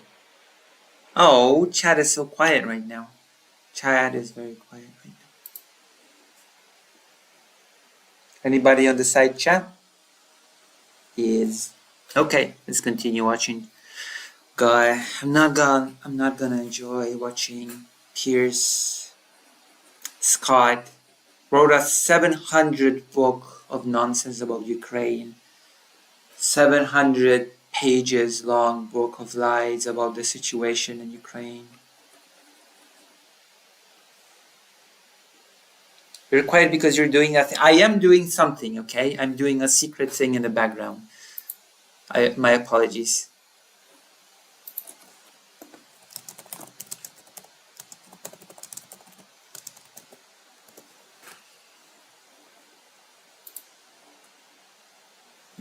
Okay, let's continue. From time to time, but essentially it was a strong-armed dictatorship that obviously, when it came down to it, lacked the popular support that they needed to stay in power. But I'm extremely worried about the near-term and medium-term future here, because the group that has taken over, HTS, really is Al-Qaeda in Iraq, in Syria. Their leader, Jolani, announced, he said, "We are the Mujahideen." This is what he said in his speech at the mosque, and we have taken over the country. This is a man who literally fought against Americans in Fallujah in Iraq War II and was sent by the leader of Al-Qaeda in Iraq, then renamed the Islamic State of Iraq, Abu Bakr al-Baghdadi, to go and start the war in Syria in 2011, or to take over the war. And in fact, Victoria Nuland was the State Department spokesman. Oh, again, Victoria Nuland, just like in Ukraine. At the time, or spokeswoman, and she put out a statement saying that people should know Jabhat al-Nusra is just an alias for Al-Qaeda in Iraq. That's what they are, Al-Qaeda in Iraq, in Syria. And American and Allied support. I'm sorry, which one? Jabhat al-Nusra, or spokeswoman, and she put out a statement saying that people should know Jabhat al-Nusra is just an alias for Al-Qaeda in Iraq. That's what they are, Al-Qaeda in Iraq, in Syria. And American and Allied support for al-Nusra and the Free Syrian Army and associated groups, Jaish al-Islam and others, back 10 years ago, it backfired, because instead of everyone... At this point, anything would have been better than Assad. Anything would have been better than Assad. Assad needed to go. It's that easy. It's that simple. Assad needed to go. There's nothing more to it. Assad needed to go. Marching west toward Damascus, they went east and they consolidated a state in eastern Syria, and then eventually they conquered all of western Iraq, creating the caliphate and necessitating Iraq War III. Now that was under Baghdadi, who had split from Jolani, and Jolani is now clearly under the public relations care of the West and is taking their advice to moderate his positions. Yes, Giuliani is split and is doing the moderate line. And I'm sorry, the rebels are better than Assad, okay? There were no good guys in this conflict, but still, I'm sorry, I was rooting for the rebels to overthrow Assad. Because he's not gonna defend the atrocities of Assad, will he? The bombing, the things that are coming out of those prisons, the terror. He's not gonna sort of come out here and defend it.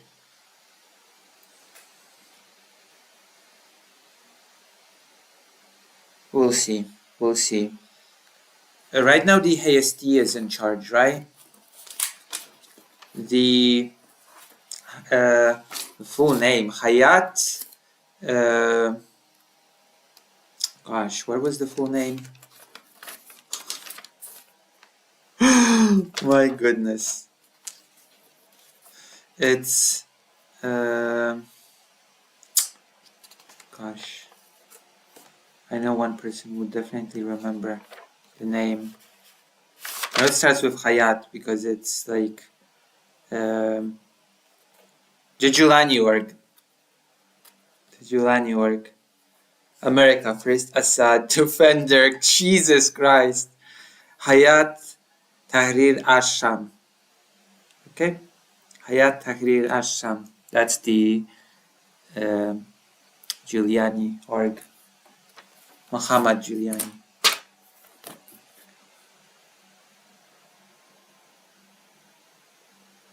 Well, Scott did say Assad was a secular dictator with little popular support.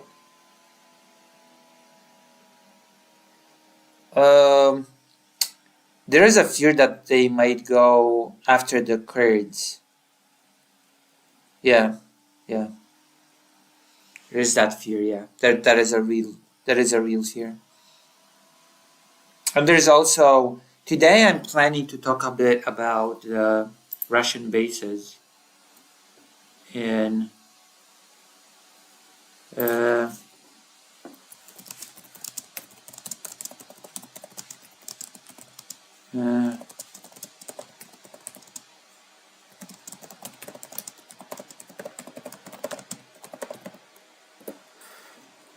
you know,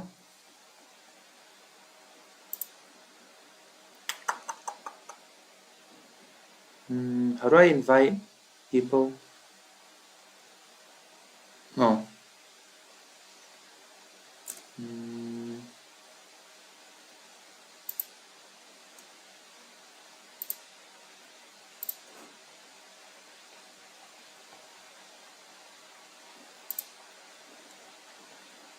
All right.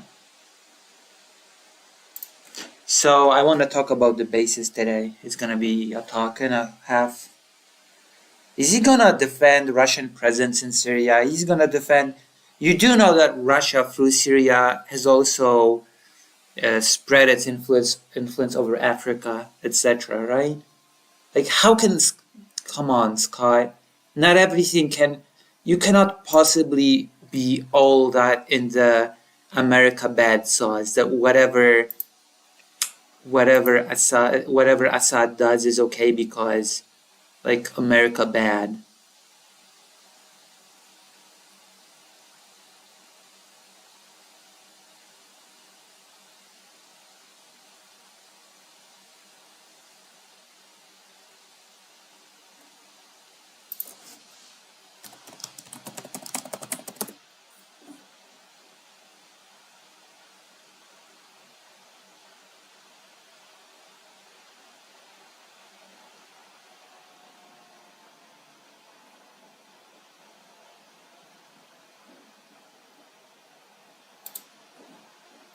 However, he's now in charge of a country full of millions of Shiite Arabs and secular Sunnis, Christians of all different descriptions, and people who We don't know what he'll even do. We don't know what Giuliani's group will do, which is in power right now. We know what Assad did for decades. Are you going to defend that? are certainly not going to be welcome to help rule the regime with him and may very well be under threat. And it remains to be seen how well he will be able to control his new legions, who truly are bin Ladenite terrorists, the Mujahideen, in his own words.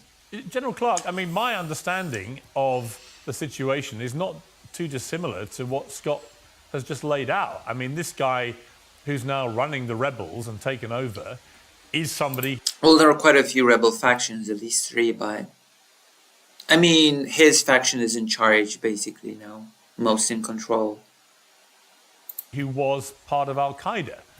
It's more complex. I mean, technically speaking, they split out, but... And he's trying to move away from the more extremist elements of that part of his... But yes, bottom line is there were no good guys in this conflict. But what is Scott trying to say? That things were good under Assad? Past. But would you take issue with Scott's framing of where this now is in Syria? Yeah, Not much issue. Yeah. But I would tell you this, Piers, that I would take issue with this suggestion that it's all about the US and not mentioning Assad at all. That when you're looking at this region, you can never exclude the role of states in the region. They finance the terrorists. Different states finance different groups of terrorists. Yeah. And Turkey. finances supports one of them, the one that might go after the Kurds. And ISIS actually had relations, had talked to Turkey and the Kurds before they went into Mosul.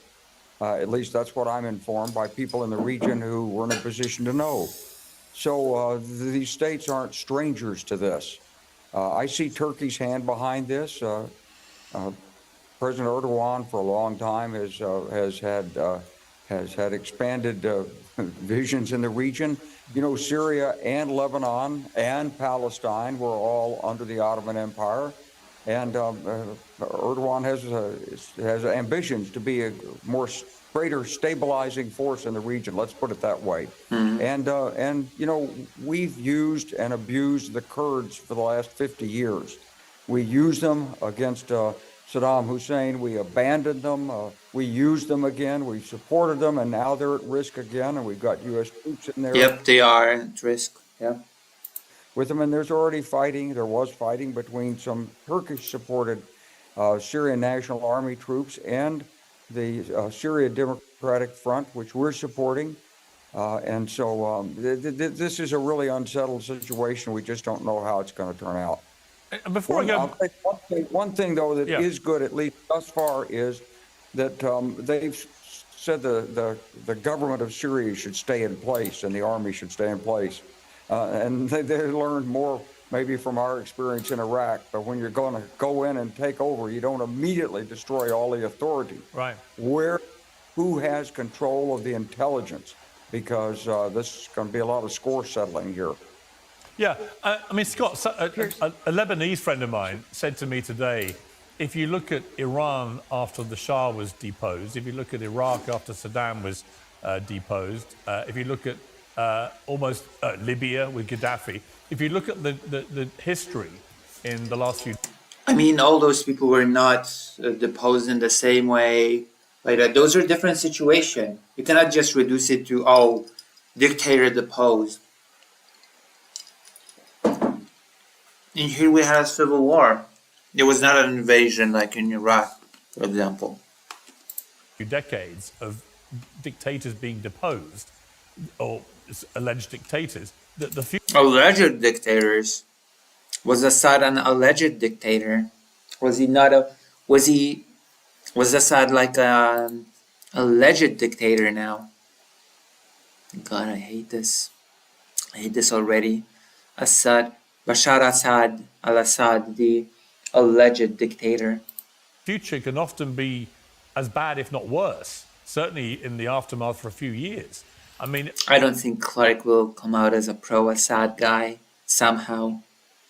Agreed. I mean... Listen, I'd like to go back, Pierce, to something that General Clark is probably most famous for in the world, more than even the Serbia war, is his statement from 2002 about a secret plan that he had seen in Donald Rumsfeld's Pentagon to take out 7 countries in 5 years. And that plan, that's the neoconservatives' plan. That's the Wolfowitz, Richard Perle doctrine. And it was based on the thinking of Perle and David Wormser, the clean break strategy from 1996. And what they said, it's a little bit complicated, but what they said was Israel's problem is Hezbollah on their northern border. And what they wanted to do was dump Oslo and take the Palestinian territories. But they couldn't do that as long as they had a threat from Hezbollah on their northern border. And they said the problem is Hezbollah is armed by Iran by way of Syria.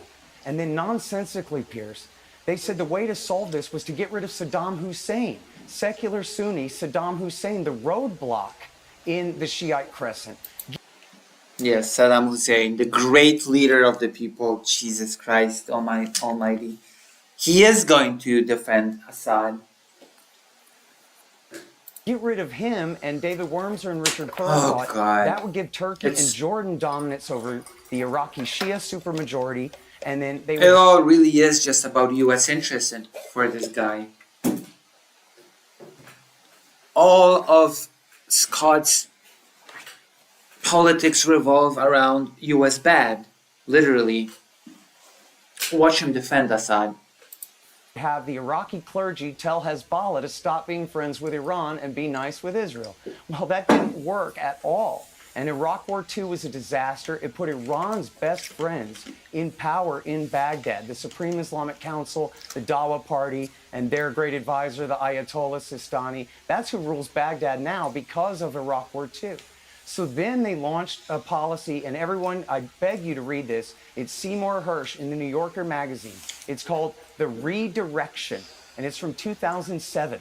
And what it is Khalilzad and Abrams, two card-carrying neoconservatives, they said, we screwed up.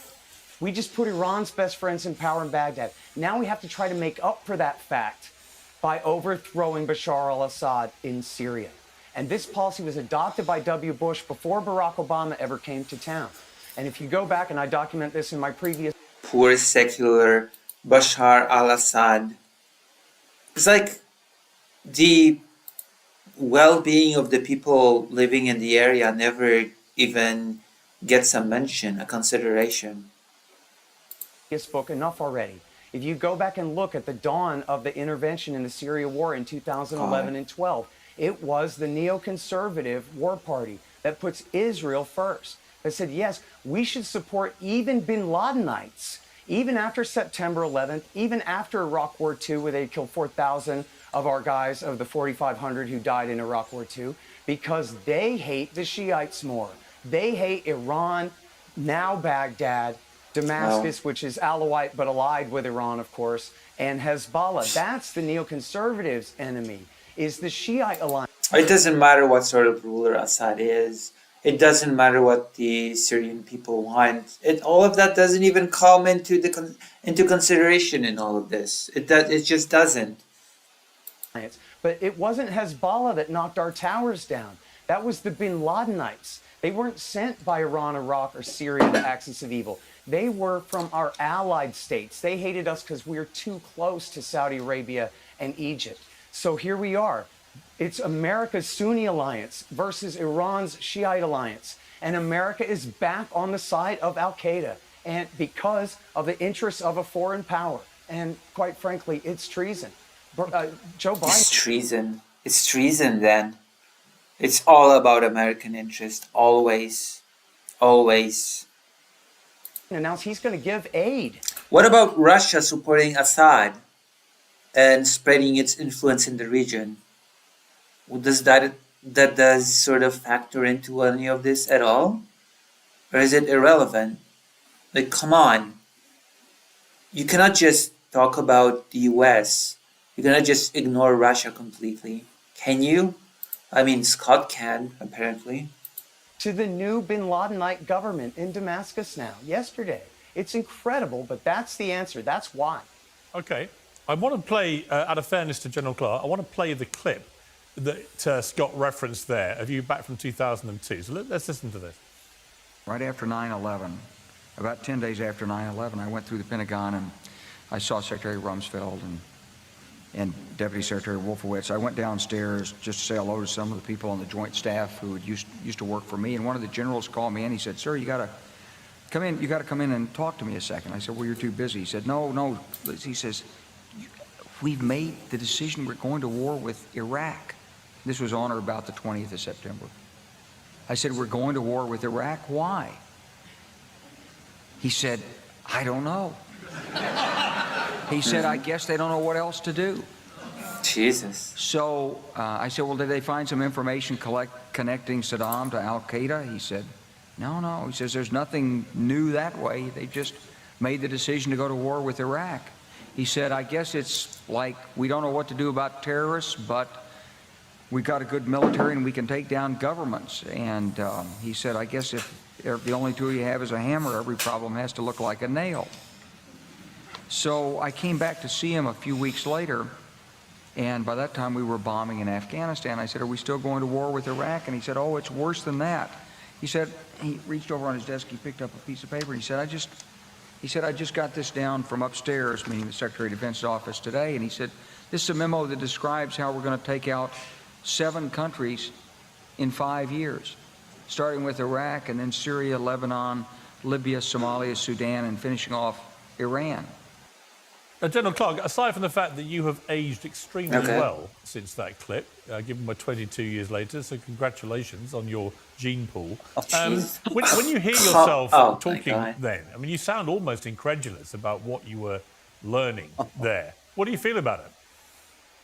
Actually, you know when it started, Piers, is 1991. I went in to see Undersecretary Wolfowitz in May of 91. He told me, I said, you got to be proud of how the troops have done in the Gulf War, right? He said, yeah, but President Bush said they're going to get rid of Saddam. He said, I don't think that's going to happen. He said, but we've got maybe 5 to 10 years to get rid of all these old Soviet surrogate countries, governments like Iraq and Syria and Libya and so forth before the next great superpower comes along. I said, 5 to 10 years, we're going to attack them? And he said, well, and I said, who's the next superpower? Is it China? He said, well, and then he sort of faded off like... Have you seen the Syria Civil War flowchart? Send it. Link it. It's a Friday afternoon. I don't want to think about it anymore. But they actually put together a plan. They took it apparently to Brent Scowcroft, who was George H. Bush's national security advisor. And General Scowcroft said, let's hold on this until after the election. The election didn't work out for them. They left. I came into the Pentagon in the spring of 94. They said, what's the national security strategy? I said, I don't know. But what about the stuff that Wolfowitz was proposing? Nobody'd ever heard of it. It got resurrected in a study that was paid for by the Israelis, Richard Pearl. And that's the study that said that if you want to protect Israel and you want Israel to succeed and have peace negotiations work, then you've got to get rid of the states that are surrounding on the periphery that are preventing Yasser Arafat from making an agreement. And so this led to all that followed. So I'm not that far off. It's just that, right now, I don't know for sure exactly.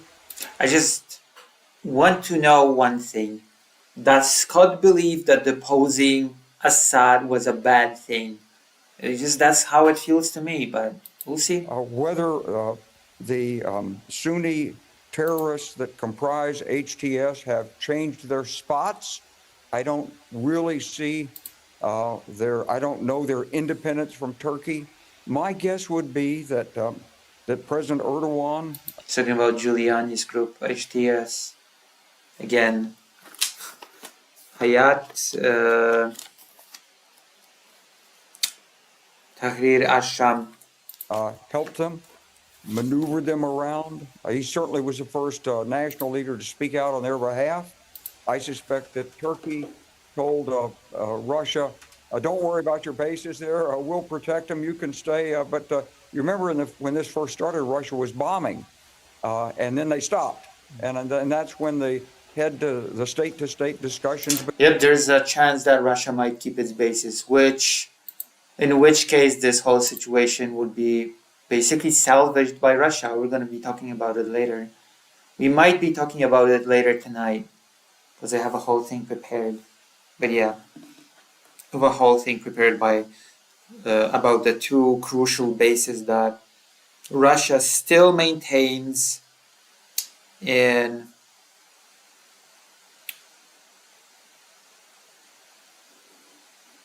Syria. Again, and I think there was a sort of agreement on this. Russia would like to get its troops back so it can handle Ukraine anyway. It was a little embarrassing for Russia, but they'd like to get their troops back, and they'd like to keep their bases. And Turkey would like to have greater... As I said before, Russia has basically sacrificed everything in order to be able to fight Ukraine. Everything. Influence in the region, and especially to work against the Kurds, and to do that, this is a sort of roundabout way to do it. And then they're sort of gambling that they can control the devils that they're working with in there. I don't know how this is going to work out, and I don't know what assistance the United States is going to provide, because we're working with the Syrian... And there is a chance that under Trump, the U.S. might just wash its hands of the whole thing. There is a chance of that happening as well. And that will be a disaster, in my opinion. The Democratic forces and the Kurds up there in the northeast, and that's probably not going to be a smooth relationship, at least Yeah. initially. Point that Scott made, which is it's almost beyond parody that the United States is ending up now sending support to somebody who was Al Qaeda's representative. I mean, there is a perversity to that, isn't there? I mean, Al Qaeda responsible. I mean, what's these? I'm sorry, from my perspective, anything is better than Assad. So I don't see the perversity, quite frankly. For one of the worst terror attacks on American mainland in history, the worst, in fact. And now they're supporting the guy who was one of the key members of that organization. Well, it's not like yes, it's always difficult. Look, there is Shia terrorism and there's Sunni terrorism. The Shia terrorism is normally state organized. The Sunni terrorism is normally not state organized. It's independent of that. And so the United States has been working on a state-to-state basis. It's tried to restore the government in Iraq. It's going to try to help a government emerge in Syria. But underneath this, the United States, of course, has to be concerned about terrorism. And, it just remains to be seen. It's the $64,000 question at this point is, who are these people? Yeah. Who are they listening to? Did they really change their spots? Yeah, I completely agree. Let's move on. We'll have to see. We don't know what will happen. We just don't know. Anybody that tries to say, oh, this or that will definitely happen in Syria, or this or that type of government will definitely form in Syria, they're lying to you. We don't know. We just don't know. On to why I got you guys back together, because I found last week's debate about Ukraine fascinating. There have been developments since then. Both Donald Trump and... Oh my God. Okay, Ukraine. This is the part that I'm interested in. Trump's meeting with Macron and Zelensky. I've read about it a bit, but we'll see. I've read about it a bit.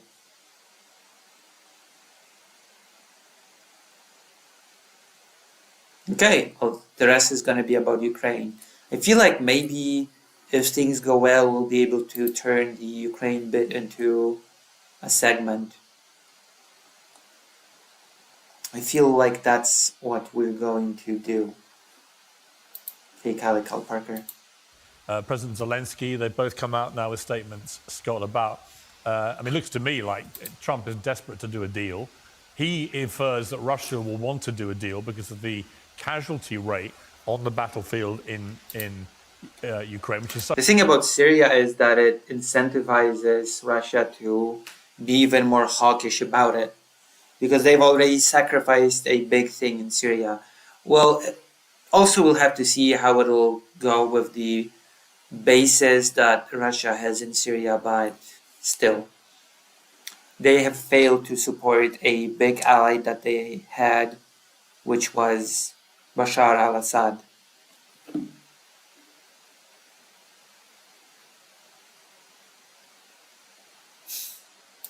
So bad for the Russians now. They're recruiting North Korean troops to come and join them because they simply can't get the manpower. And the reports that up to 2,000 Russians a day are being killed, which is staggering. You also have Zelensky, for the first time in the last week, clearly signaling that he is prepared to do a peace deal and inferring that as part of that, he accepts that Ukraine will have to cede some territory. But he also says that Ukraine would have to join NATO as a security guarantee, which is a very important part of this whole equation. A crucial part, actually, if you think about it. But where do you think we're going to be with Ukraine, first of all, in the next 6 months? Well, I'm really not sure. I definitely am very pleased to hear Donald Trump insist that we have to have a negotiated solution. I hate you, Scott. I hate you so much. It's not about it being a negotiated solution. It's about what those negotiations will mean for Ukraine and its people. Nobody's saying, oh, we hate negotiations. Negotiations have to and enough just peace for Ukraine.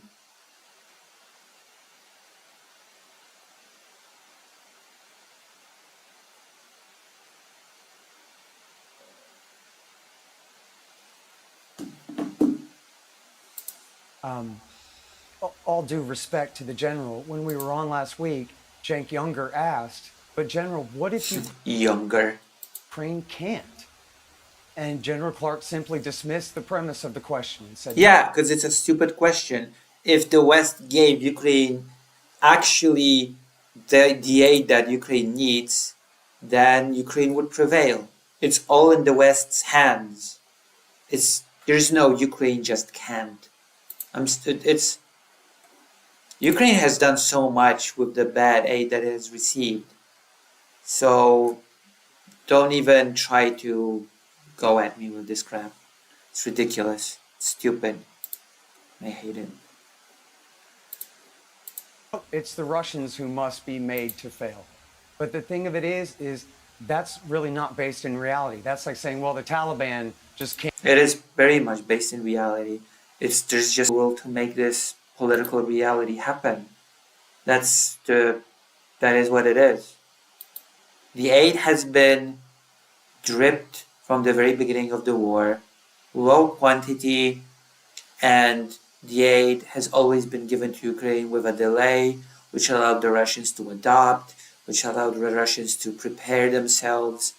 The aid has been severely mishandled. Ukraine has not been given what it needs in the quantity that it needs to actually defend itself. And on top of that, Ukraine has been bogged down by a series of limitations as to how it's allowed to use the aid that it does receive. Ukraine is fighting with one hand tied behind its back. That is another reality. I really hate this rhetoric of people saying, no, it's just impossible. Ukraine just cannot win. It's getting all that it can, and it's still not winning, which means that it's just impossible for Ukraine to... No, that's nonsense. Ukraine's not receiving all that it needs. Ukraine is not receiving all that it could. And it's with proper support, it would absolutely be possible for Ukraine to push Russian soldiers out of its territory. Absolutely. I believe it 100%. Nobody can convince me that if the West had actually supported Ukraine militarily as it could, that Ukraine would not be capable of pushing the Russian forces out of its territory. Nobody will be able to convince me of that. Can't be allowed to win, or Ho Chi Minh just can't be allowed to win. They're going to win. And the question is how bad... That is a completely different situation. That is a nonsensical... How can you compare the war in Ukraine to the Vietnam War? How can you even do that? That is such a nonsensical example. That it's going to be. As everyone has agreed, including Biden, we're not sending the 82nd Airborne in there, or the U.S. Navy, to reverse Russian... Those are completely incomparable things. ...gains on the ground. There's no way we're willing to risk that level of war between NATO and the Russian Federation. There you go. You said it yourself. There's no way we're willing.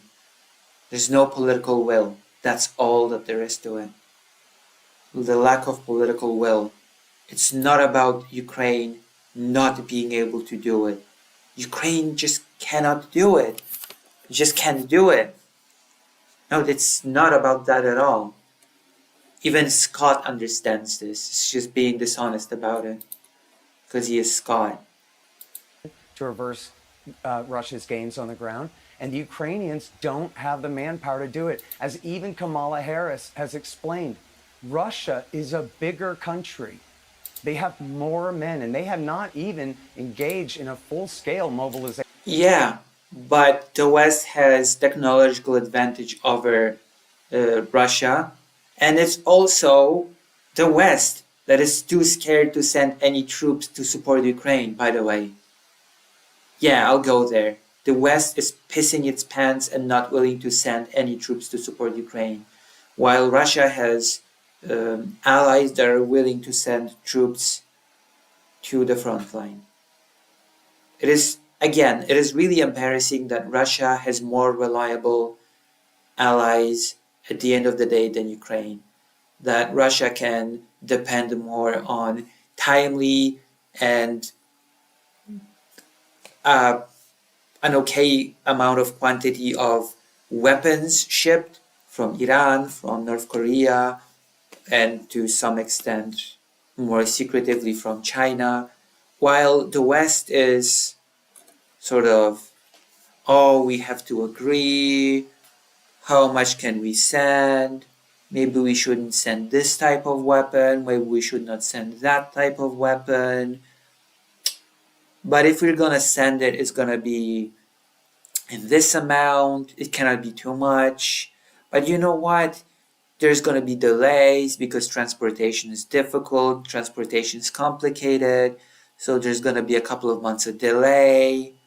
And on top of that, the Europeans don't have a unified systems of weaponry and munition. So even though certain artillery shells are across the board the same caliber, they might not work with certain European systems. So one type of shell received from one European country might not work with a system from a different European country, something that Ukraine has apparently experienced firsthand on the battlefield. It's embarrassing. It's sad. It's pathetic.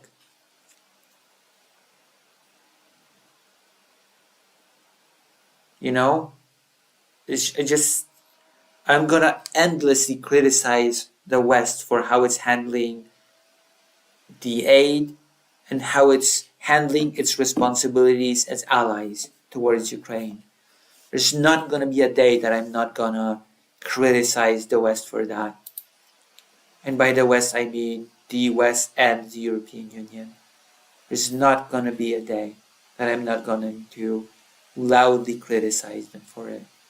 Because we could have been in a completely different situation right now if the West was not so afraid of escalation, if the West was not so afraid of nuclear Armageddon. Yet. They are, for public relations purposes, obviously keeping this a so-called police action, special military operation, not a full-scale war. They could escalate. They could expand conscription. This is bullshit. I'm sorry. Scott is really unironically calling this a special military operation, the biggest war since World War II. Still calling it a special military operation. Oh yeah, if Russia wanted, it could conscript. No, it couldn't.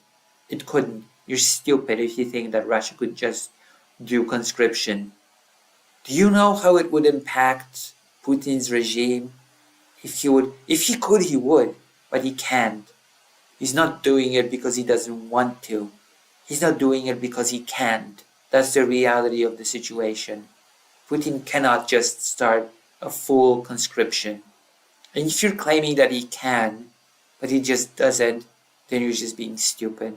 I'm sorry, you don't know what you're talking about.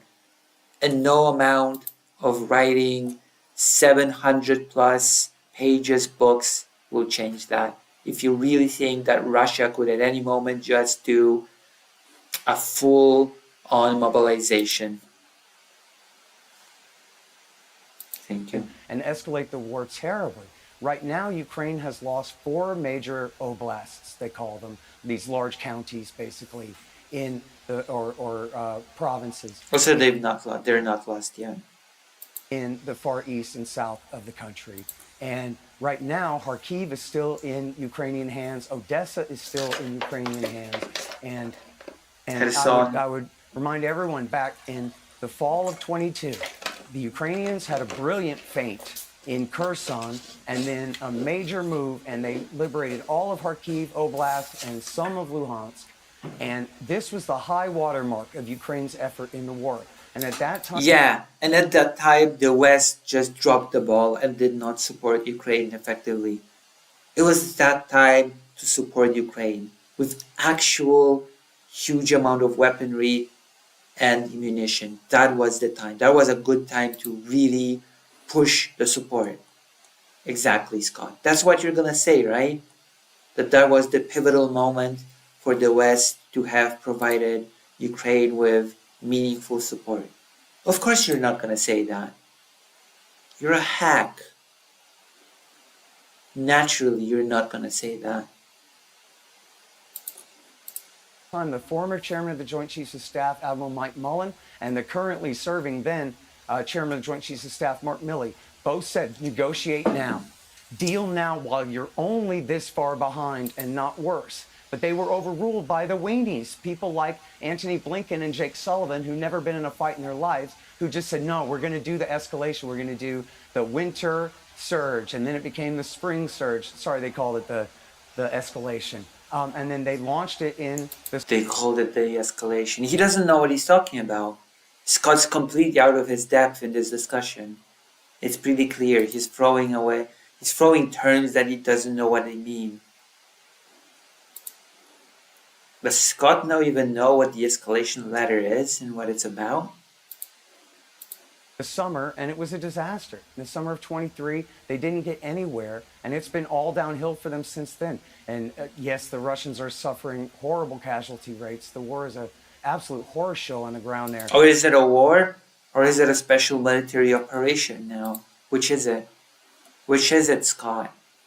Just moments ago, you did not call it a full-scale war. You called it a special military operation.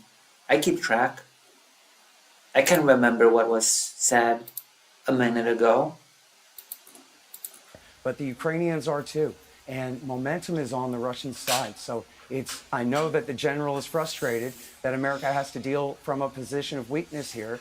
But America does not have to deal from a position of weakness here. That's the stupidest thing I've ever heard Scott say. America has to deal from a position of weakness. You do realize that at any moment, if America wanted, it could ramp up the aid, really ramp up the aid. It could really give Ukraine a ton of weapons. You could make an argument that Ukraine will have to deal from a position of weakness. But to say that the US has to deal from a position of weakness is the most naive stuff ever. It's the most naive thing I've ever heard. You have got to be kidding me. No, the US does not have to deal from a position of weakness. You have got to be joking me. The biggest fear is that the US will abandon Ukraine, not that it's in some position of weakness. Are other alternatives other than sending in Navy destroyers and the American Air Force and Army to reverse the gains on the ground? No, that's not true. That's absolutely not true. All Ukraine would need to start reversing gains is to get the aid that they need, and then they would broaden the conscription if the aid was sufficient. That is my opinion. That is my opinion. Also, Poland should send troops to Ukraine. As a Polish person, I think I'm allowed to say that. Poland should send troops to help Ukrainian soldiers in the east. I know that. I can't imagine that he's in favor of doing. General Clark, it's interesting. My brother was an army colonel in the British Army for 35 years. Congratulations. And when I went to interview President Zelensky in about the four months after the war began in 2022, and I came back and I said, there is not a chance in hell these guys are going to give an inch to Putin. They're not going to cede an inch of land. And they shouldn't. And we had a very vigorous debate about this. And I True. said, They shouldn't. Why should anyone want a Russian dictator to be able to illegally invade a sovereign democratic European country and just take what he wants and kill loads of people in the process? And he said, I'll tell you why. He said, because Putin has sold this to his people, that it was NATO encroachment and the threat of that, which is why he's doing this as a security operation to protect the national interest of Russia on its border. But secondly, he said he has overpowering military might, and ultimately that will mean that Ukraine... No, Russia does not have an overwhelming military might. If it would not be bogged down in Ukraine.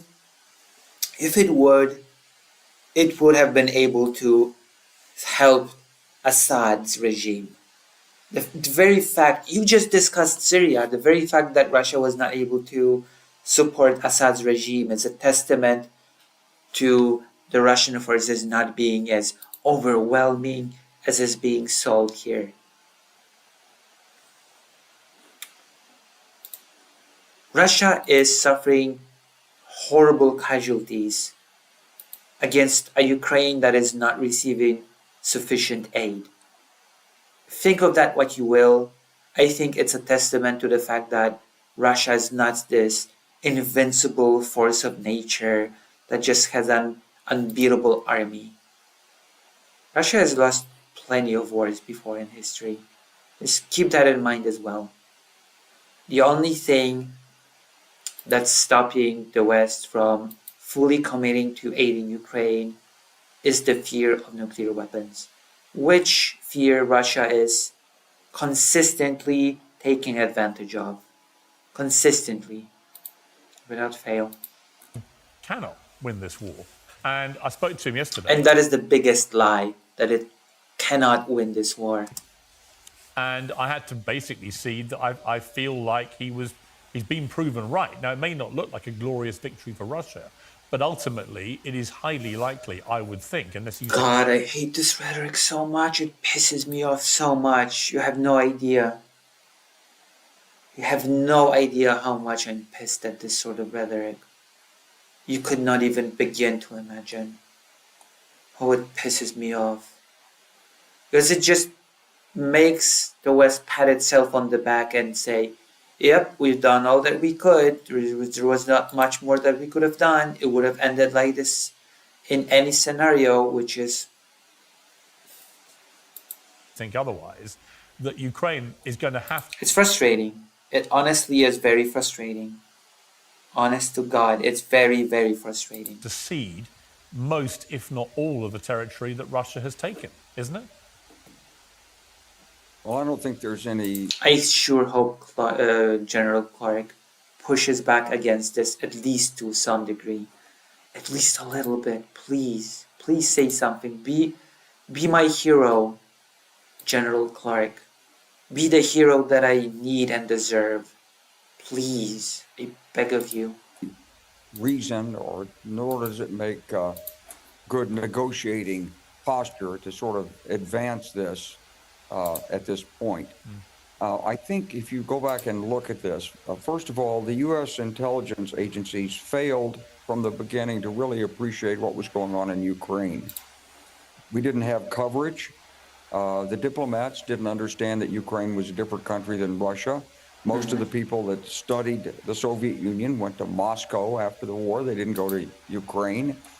While I have of course, a different perspective because I'm Polish. And of course, Polish people, of course, the Polish government, of course, the Polish state did understand that Ukraine is its own thing, that Ukraine is a country. In fact, even before Poland stopped being a part of the Soviet bloc, the Polish opposition understood that Ukraine is a key factor when it comes to Polish security in the long term. That without a secure Ukraine, there is no secure Poland. That was the doctrine that has been formulated during the opposition days in the 70s, in the 80s. It's a really interesting thing. I think at one point I will be doing a whole segment about it. They took the Russian view of it. And so we had really sort of bad guidance at the outset. In 2014, the United States basically said, well, Ukraine can't defend itself. Just give up Crimea. We told them to give up Crimea. That wasn't enough. Putin then decided he would try to take Donbass. When I was over there on the 31st of March, 1st, 2nd, 3rd of April of 2014, Ukrainians came to me and said, we have 50,000 people. We stayed in and Dnipropetrovsk and Zaporizhia, we held those against the Party of Regions, which was the Yanukovych's party, the Russian party there. We defended it. We fought for 30 days. We stayed. We wouldn't let them have the administration. So there was a widespread effort. The United States really wasn't engaged in it, didn't understand it, didn't have much to do with it, really. Victoria Nuland sort of spoke out of turn.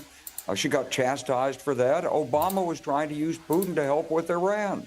And suddenly this thing, pops up like, what the hell? We had already outsourced our foreign policy in Europe essentially to Angela Merkel.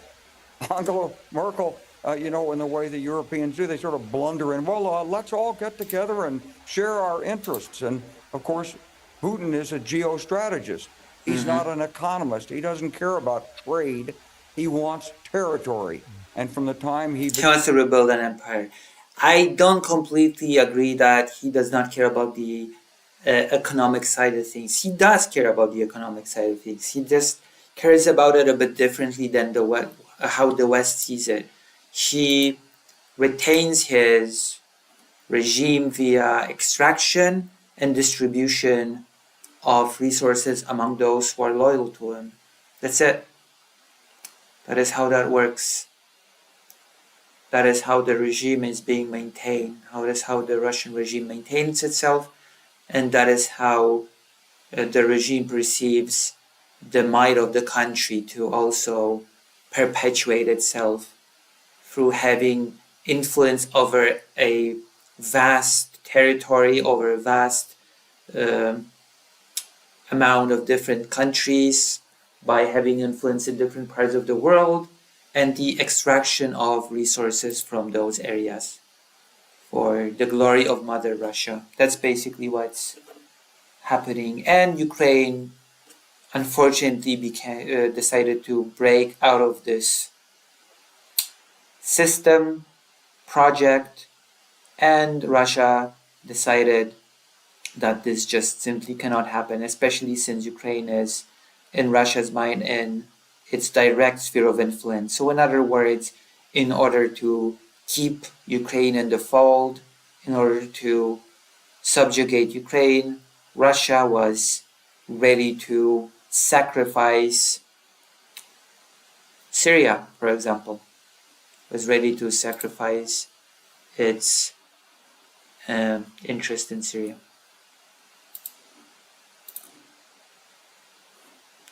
That's the TLDR.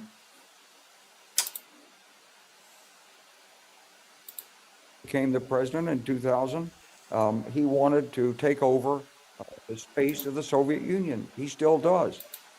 So there's been a lot of or even the Russian Empire. Remember, during his speech right before the invasion, he did not just allude to the Soviet Union, he also alluded to the borders of the Russian Empire, which included, of course, Poland. I remember that speech. It was ridiculous. The history in it was just so twisted and misshapen. Estimates, and I wouldn't quote Mike Mullen or Mark Milley, although they're both good men. They weren't there. They weren't on the ground. They didn't see the intensity of the Ukrainians' resistance.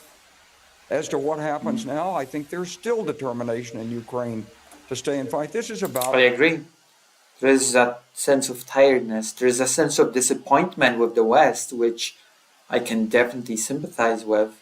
But there is determination to keep fighting. There's also a determination among the civilian population.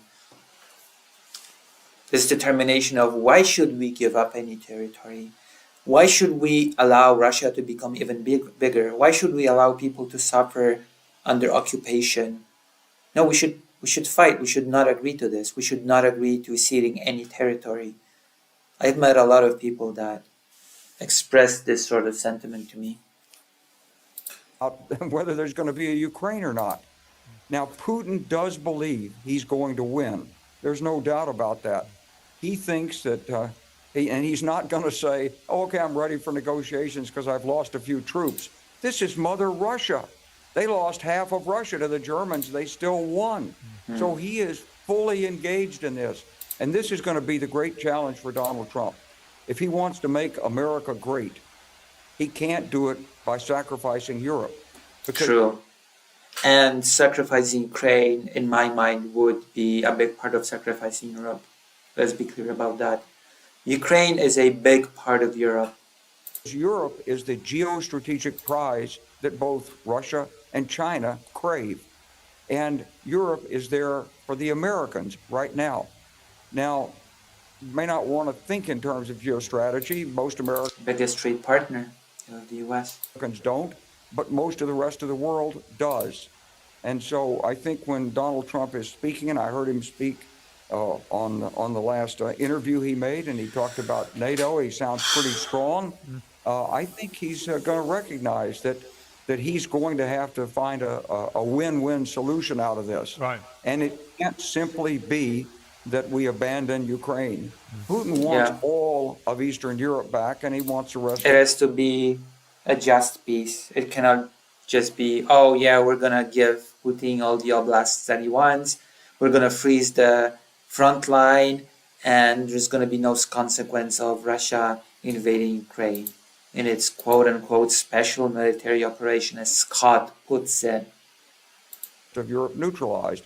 And look, Europe has population, it has technology, it has investment resources, it has markets, it's everything that China. Also, if Europe was more serious about aiding Ukraine, apart from trying to scrounge up its own military capabilities, it would more heavily invest into Ukraine's own industry of manufacturing weapons, which is also a big possibility for Europe to do.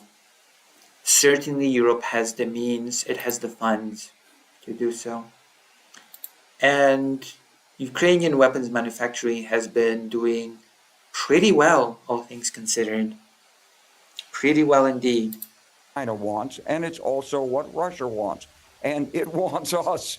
So if you want to be the great leader of the world, take what's there that we already have. We have to find the ways through this. And so I wouldn't start by saying it's inevitable that Ukraine has to give up half. Exactly. That is the stupid position that you can start with. Oh, it's impossible for Ukraine to win. It's just impossible for Ukraine to do anything.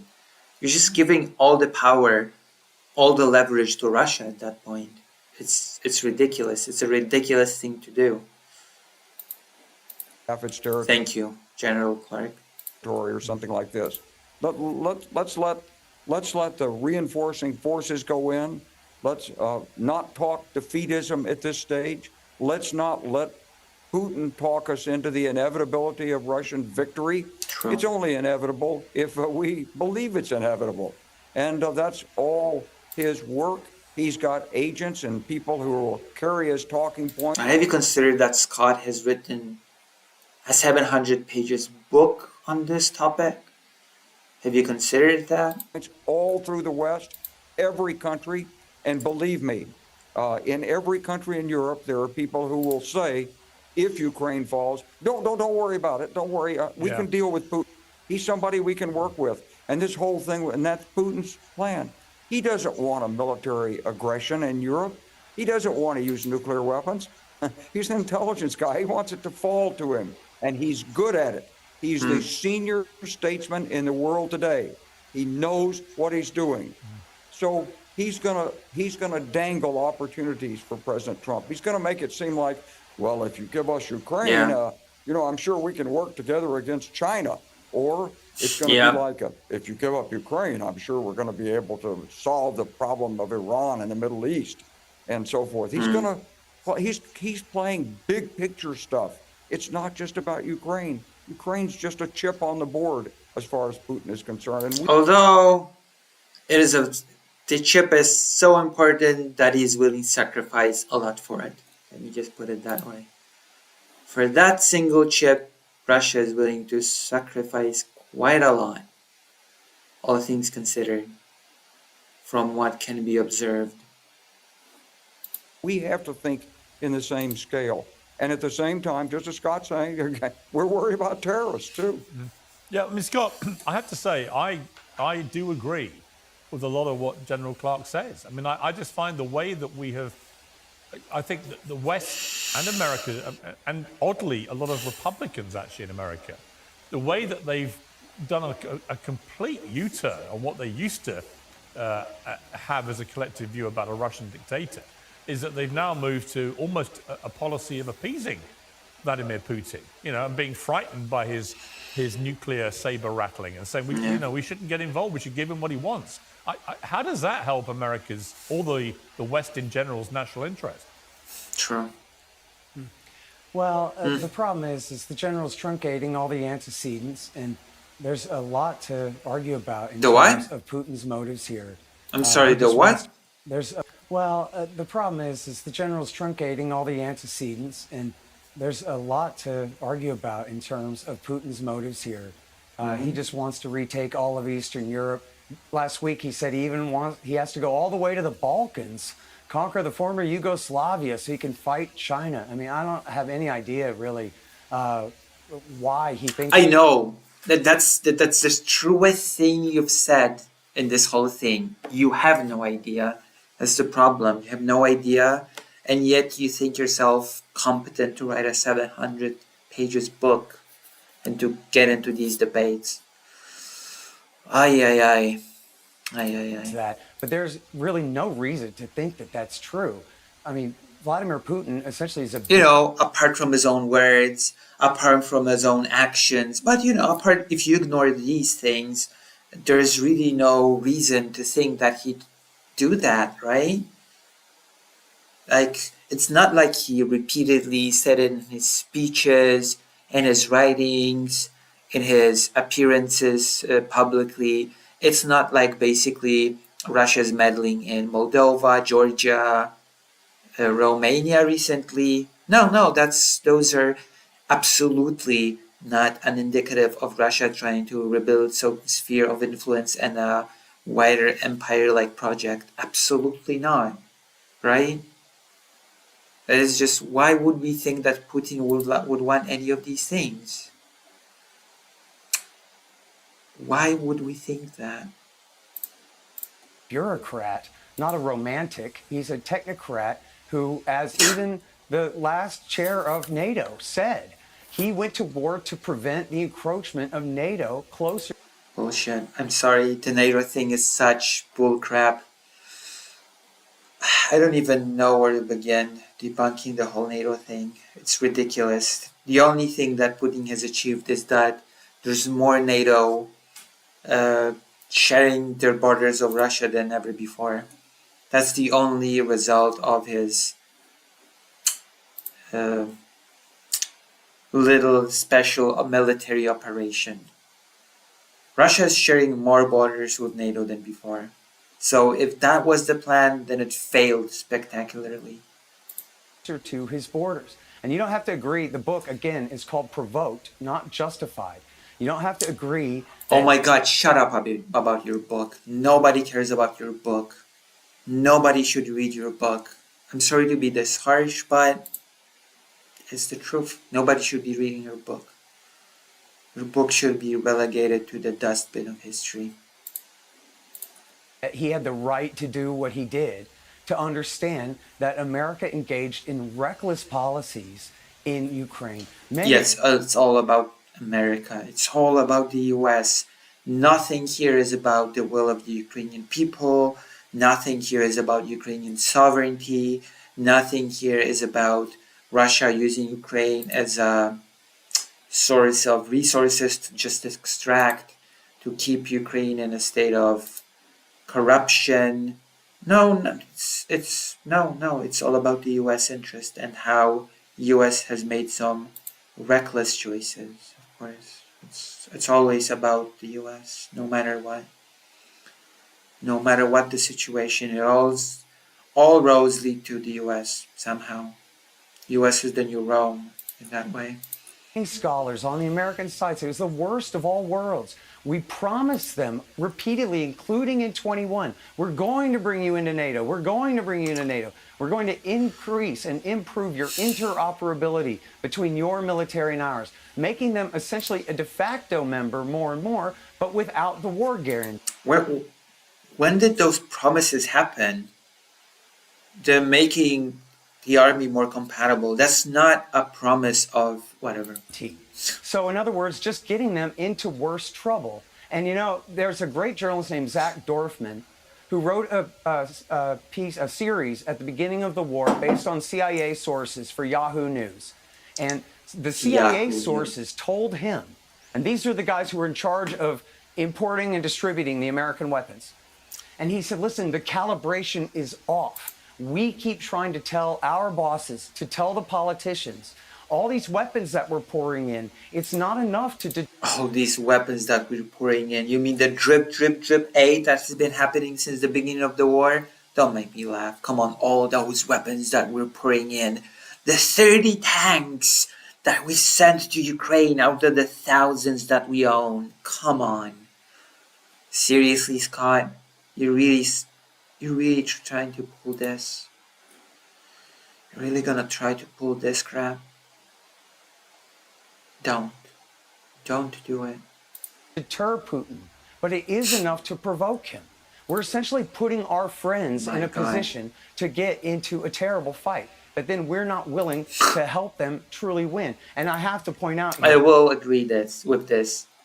The West is not truly willing to allow Ukraine to win, but that doesn't mean that Ukraine cannot win.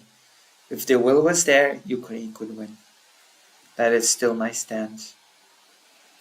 Appears that the general again refused to answer the question about how this is actually supposed to work. As your brother-in-law, the military expert, says, they are overmatched on the battlefield. Even if Britain and Germany and Poland tried... Outmatched, not over, whatever. ...to intervene, it would take the United States of America, it would take the 82nd Airborne, the U.S. Air Force, and the U.S. Navy to reverse these gains. That's not true. That's not true, Scott. You don't know what you're talking about. Tried putting in tanks. They tried putting in F-16s. Okay, how were those things put in what quantities, and on what timetable? Those are all very important questions, Scott. Can you tell us that? Because you're making it sound like Ukraine was just flooded with tanks, flooded with F-16s. It's just, it has too many weapons. Truthfully, Ukraine is just drowning in weapons, and yet it cannot win. It's incredible. They put in the HIMARS and the ATACMS and different weapon systems. That doesn't make the difference. And I'm sure Oh my God, again with this nonsense that the West has given all the weapons that Ukraine needs in all the right quantity, all the right timing, but it still did not make a difference. I'll be just repeating myself, but the aid has been mishandled from day one. It has been given to Ukraine with big, in low quantities, with big delays. There has been limitations on what sort of weapons the West was willing to give Ukraine, only to agree months later to give those weapons when the moment has passed to best utilize them, and then with even more delay to actually deliver them to Ukraine, at which point Russia would adapt to these weapons, and even still Ukraine would receive them in low quantities, not enough to make a huge difference. And then yet again, when it comes to some weapons like the ATACMS that were just mentioned, Ukraine would not be actually able to fully use them. It would not be able to use them on Russian territory, as an attack Russian territory. There's a lot of those compounding factors which make me say that the West has absolutely dropped the ball when it comes to aid for Ukraine. And the price is in human lives. So many deaths could have been avoided if West would have stepped up, actually stepped up. You saw, guys, both of you, in the last week, the Associated Press had a story that said they've had 100,000 deserters on the Ukrainian side. Their casualties are roughly equivalent to the Russian casualties. That's bullshit. No. Are you kidding me?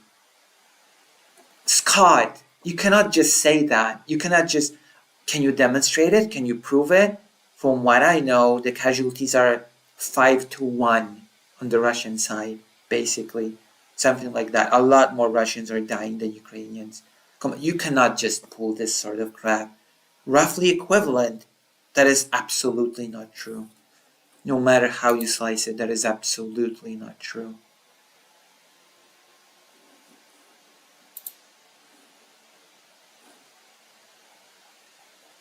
I cannot believe that he would just say this.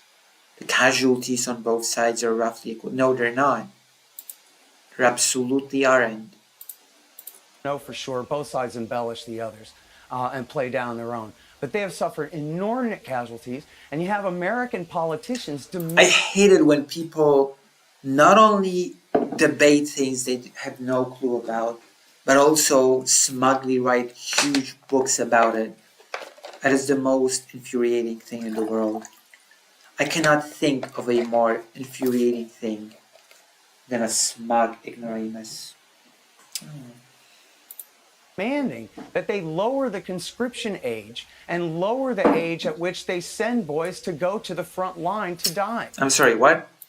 And American politicians demanding that they lower the conscription age and lower the age at which they send boys. Ukraine already rejected the US proposal to lower the conscription age to 18. Zelensky has made a statement that Ukraine will not trade young people's lives for weapons. There you go. So we can just move on from this topic, Scott. We can just move on.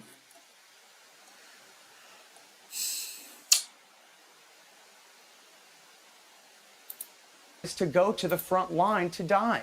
And so to just dismiss Mark Milley, who was the chairman of the Joint Chiefs of Staff at the time and had access to every last bit of classified data about what was going on in the war, and to say, well, he just didn't understand the high morale that the Ukrainian forces on the ground have, and that's what makes the difference. And that's just a pipe dream. This is literally no different, Piers, than... God, Scott is such a hateful bastard.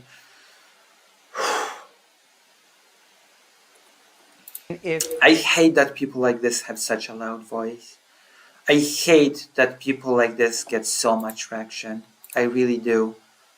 Get so much traction in the West. People like this. 10 years ago, Clark had said, and I'm not saying he did, I don't remember his position at the time, but if anyone else had said 10 years ago that no, the surge in Afghanistan is going to work, and the Taliban, they just must not be allowed to win. Why, if they win, just think about their appetite. They might go to Tajikistan next. You can make up whatever you want about it, but the reality was that the coalition that America built in Kabul was never going to be able to keep the Pashtun plurality down. Just like the coalition... Oh my God, the title of the next part is, this is no different to America and Afghanistan.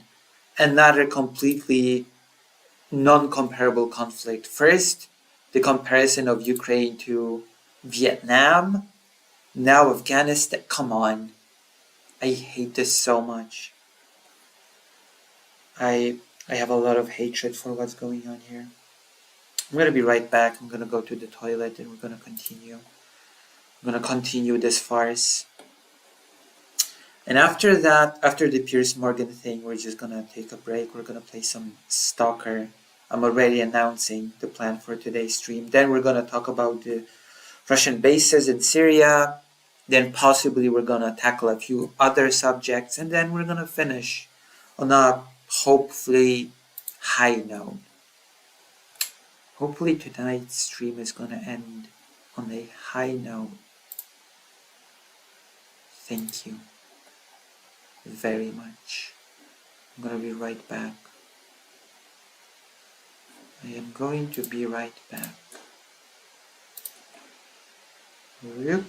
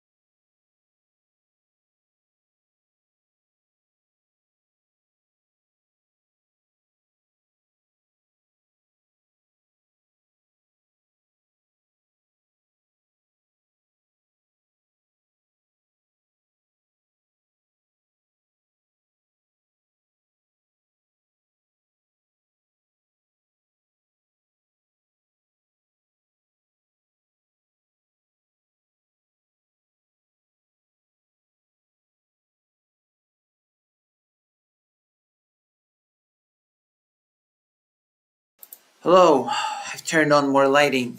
Should be nicer now. Should have more lighting. What is everybody's thought so far? Well, so why did the chat become so quiet, so complacent, so passive? You don't have anything to say? You don't have any opinions to share? Is there nothing that you'd like to tell me? How wrong I am on these things? You would like to tell me off? Show me who's boss? Or something? Anything? Call in stream? Nope. Oh, nope. Nope. Not at all. Not at all, actually. Not at all, actually. Oh well, it happens. Let's continue. Let's continue watching. I'm a tord. Wait, tord between what? What happened? Convenient Estelle. What are you torn between? Also, isn't it torn? Not tord?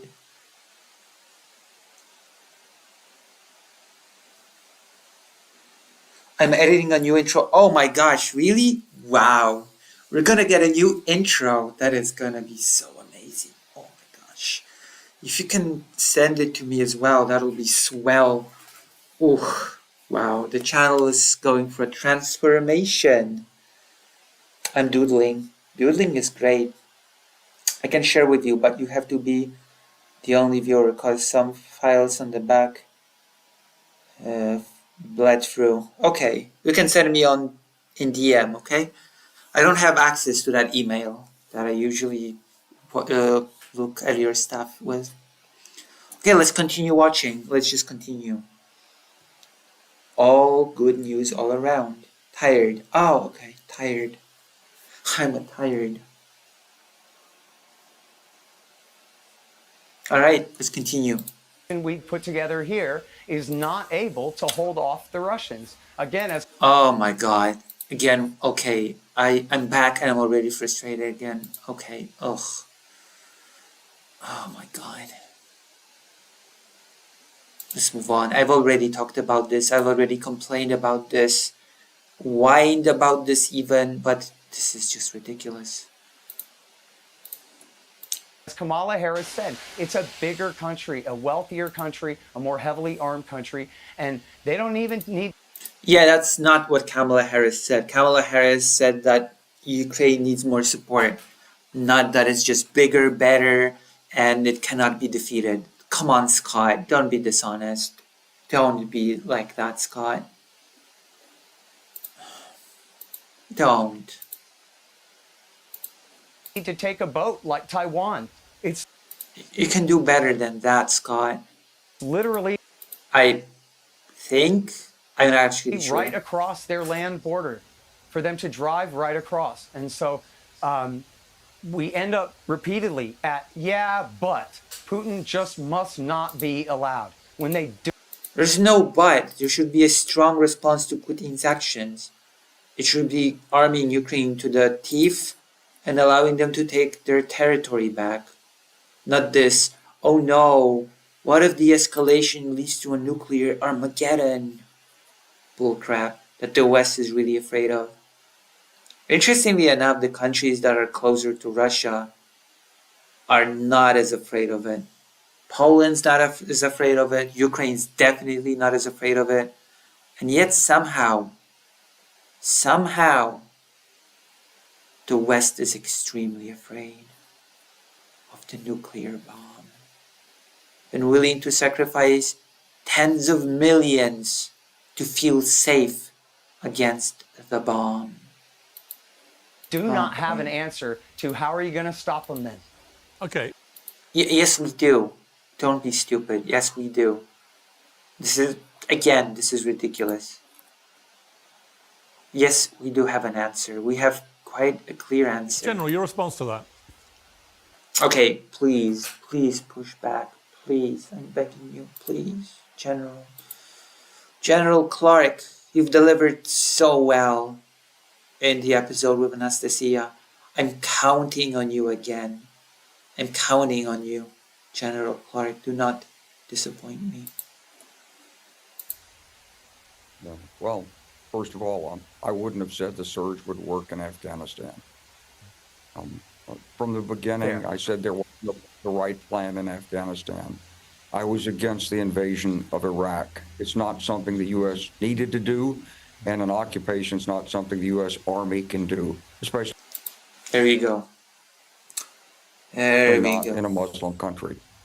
So, so let's forget about for a minute the comparison between Afghanistan, Iraq. And Ukraine, please. In fact, let's not forget about it for a moment. Why don't we forget about it forever? Because those things are not comparable. Let's just forget about it forever, please.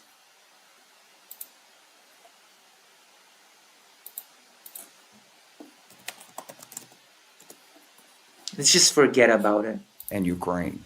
That's irrelevant.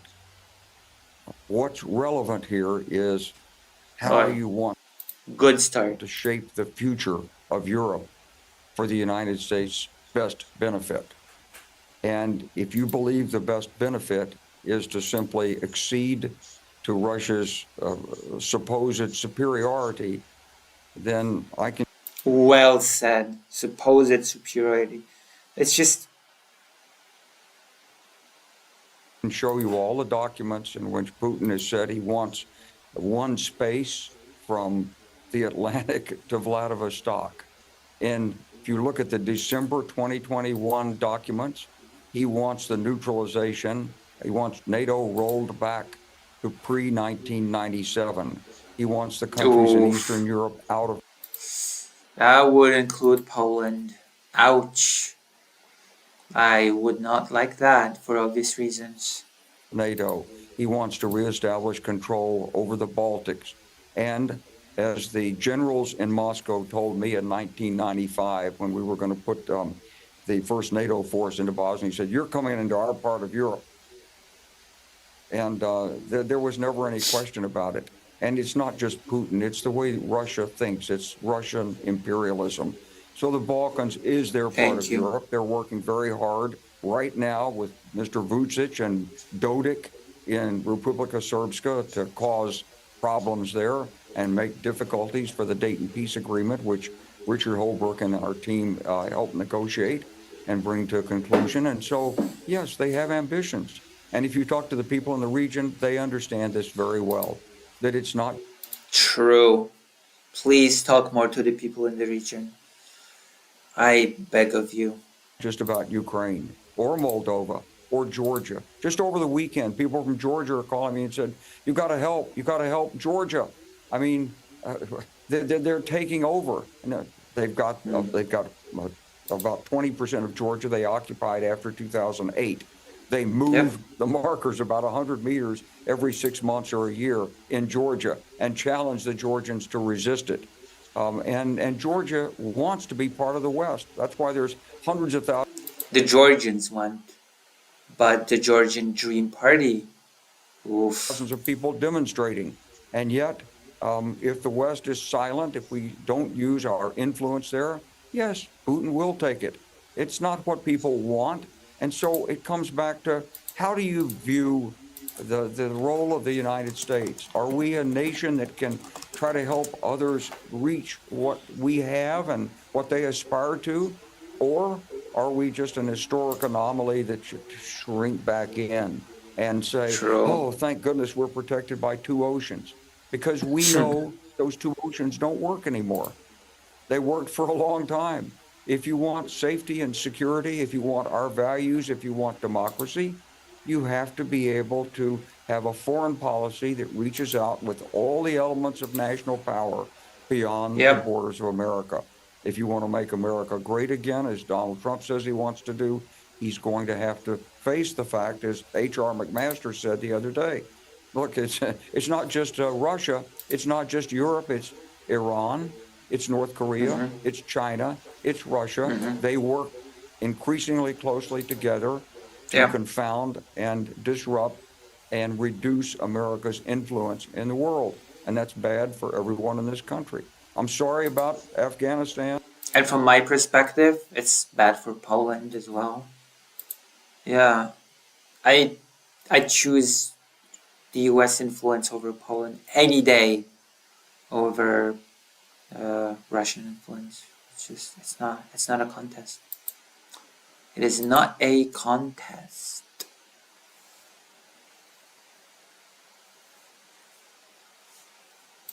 It's not even a I'm contest. sorry about Iraq.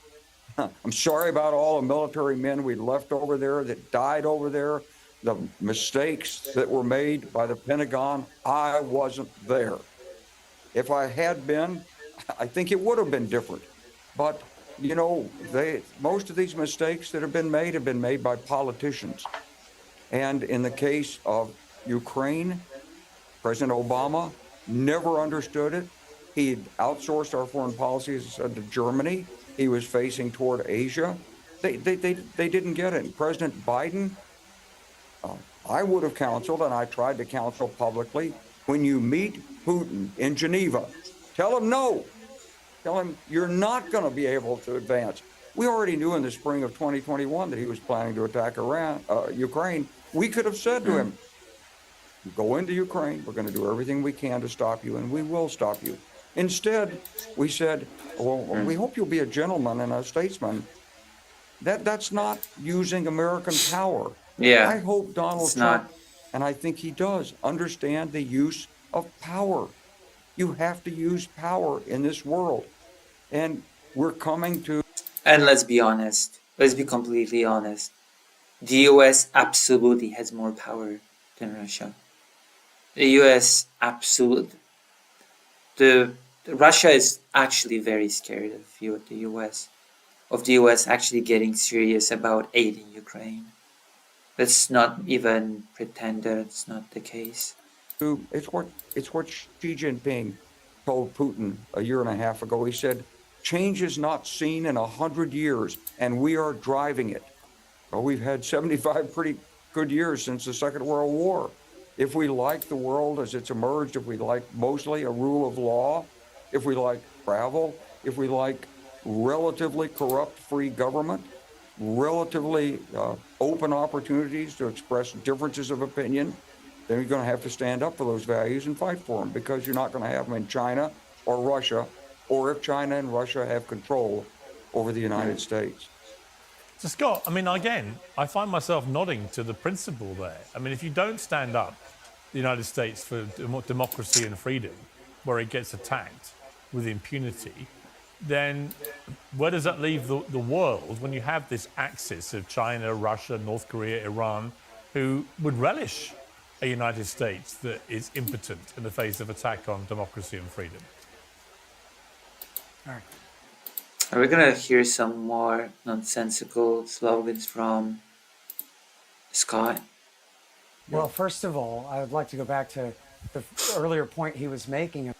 Oh God, of course.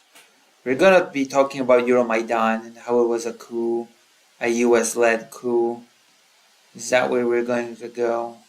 About the military threat that Russia poses. I would cite Victoria Nuland, by the rules of confirmation bias. If she agrees with me, then that means I'm definitely right. And Victoria Nuland says the current war proves that Russia is a total paper tiger. They're a threat to the eastern and southern 4 provinces of Ukraine, but they can't even take Kiev. The idea that they're going to march... Kiev, not Kiev, is very telling, very, very revealing. ...on Warsaw, that they're a threat to Berlin. I'm sorry, if they're a paper tiger and you agree with it, then how can you say that Ukraine cannot win no matter how many weapons it receives from the West? That is such a contradictory statement. Dishonest statement, Scott. You're being very dishonest or stupid. Take your pick. That they're coming for the Baltics and everyone next. You hear Clark use the word like to. Putin would like to rule Portugal. You just kept saying that it has a vast army that is unbeatable, basically. You kept saying that no matter what, it cannot be defeated. That no matter how many weapons are thrown, it's a lost cause. So Which is it, fundamentally, at the end of the day? Which is it, Scott?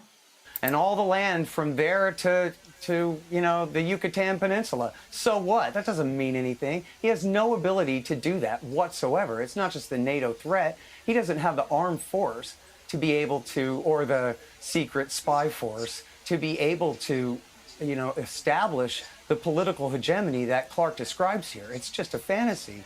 But I want. Well, if it doesn't, then how can you claim that it's so unbeatable against Ukraine? You want to have your cake and eat it too, Scott, and it's infuriating. It really is. I want to go back to the 1990s because General Clark, sir, in fact, you were right the first time. In the 1990s, it was not the Secretary of State, it was the Secretary of Defense, William Perry, his chairman of the Joint Chiefs of Staff, John Shalikashvili, and the chief of the CIA's policy planning on the Joint Staff, General Wesley Clark, who tried to push the Partnership for Peace instead of NATO expansion. And it. Oh my God. Poland would have been so screwed in this sort of configuration that Scott wants. We all would have been screwed, but yeah, he wouldn't care. Scott would not care. Wasn't because, as he implied a week ago, well, it would be a hassle and we're busy at the Pentagon. That's not what it was. It was because I don't know Clark's motivations, and he can explain his own thinking at the time. But Perry and Saakashvili said explicitly that this will be an unnecessary provocation against the Russians. That, of course, they accepted that America is not leaving Europe, all other things being equal. They're staying there. But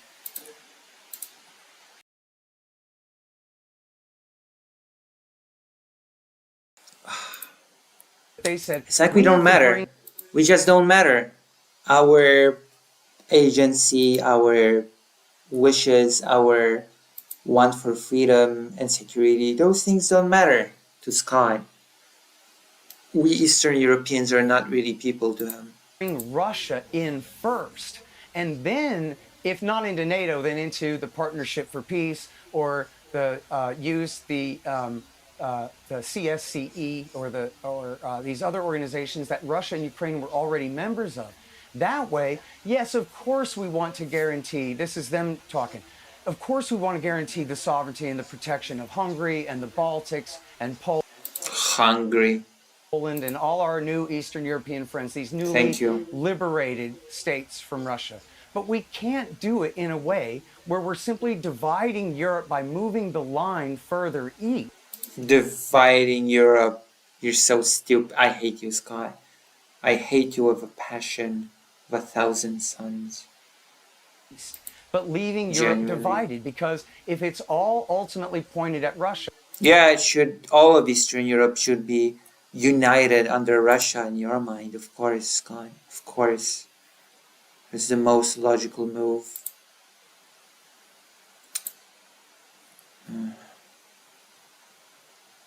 What should we do with you? Then we're going to get a response. And as George Kennan said in his famous interview with Thomas Friedman in the New York Times, he said, I'll tell you exactly what's going to happen. He said, everyone who's telling us now that NATO expansion is just fine and it won't cause a problem with the Russians will react. And when they do, these very... Oh no, and Russia should of course be able to do whatever it wants. In the interest of any countries in Eastern Europe be damned. The sovereignty of any Eastern European countries be damned. It's all about the interest of the big countries that matter. Of course. Very same men will tell us, see, that's just how the Russians are, and that's why we need NATO to defend Europe. But you see, as Kennan himself said, I hate Scott. Himself said, this is a self-fulfilling prophecy. We're the ones making it happen. And General... Yes, of course, it's all about the US, as always. As always, it's all about the US. We're making it happen, guys. We are the ones making it happen. Clark and his leaders at the Pentagon knew better, and then it was the weenies. It was Talbot and Lake and Holbrooke who won, and why? Because Holbrooke talks louder, is why. Maybe a fantasy, but it's a fantasy Putin believes in. Look, he's flip-flopping. 1 second Ukraine is still too weak, and also Russia is too weak. Of course. They won and got their policy, which ended up being at the detriment of all of us. And Clark said a week ago, no, Clinton was right to overrule me. I didn't know what I was talking about. But here we are in the middle of a horrible war, which is the direct result. You're in the middle of nothing, Scott. What do you mean we? Ukraine is in the middle of war. You're in the middle of nothing. Shut up. I'm so tired. I'm so tired of this Scott rhetoric. Ignoring Secretary Perry's advice. And as I ended last week saying, Perry now says that he regrets that he didn't resign, and he even, you can read it in The Guardian, he even takes full responsibility, full responsibility for what he calls the deterioration of American and Russian relations since that time, because he didn't do every possible thing he could to stop Bill Clinton in his fall. General Clark, is it possible that both things are true at the same time? That Vladimir Putin is a ruthless Russian dictator, who, if you give him an inch, will take a mile, but that also NATO was encroaching nearer and nearer to Russian borders? No, it wasn't NATO encroaching. It's just that the countries really wanted to join it. It's not the same thing. Unlike the Warsaw Pact, NATO did not force itself on its members. It's voluntary, unlike the Warsaw Pact. Somebody should say this. Maybe like General Clark could be in the position to say, hey, remember the Warsaw Pact? This little thing? That was absolutely not voluntary in any way, shape, or form? Yeah, that's not NATO. That's not how NATO operates. NATO does not encroach. And that Putin would have understandably viewed that as an aggressive maneuver by NATO. In other words, could the two things be right? No. Well, I think you have to go back to the fall of the Soviet Union and look at things there. And Yeah. so in the climatic meeting in December of 1991, as Yeltsin said, and to the Belarus, Lukashenko, and to the Ukrainian president, said, who is this Mikhail Sergeyevich to tell us we have to have a union? We are independent countries. We are our own countries. Of course, later Ukraine joined the CIS agreement, but that's a whole other story. We might do a whole thing about CIS one day. Who? We are Ukraine, Belarus, Russia. What is this union?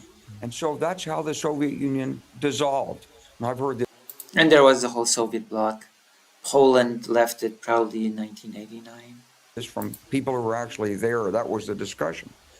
And so I think when you looked at this, what I found in the spring of 94, when I did the first Ukrainian U.S. staff talks, in the summer of 94, I did the first Russian U.S. staff talks.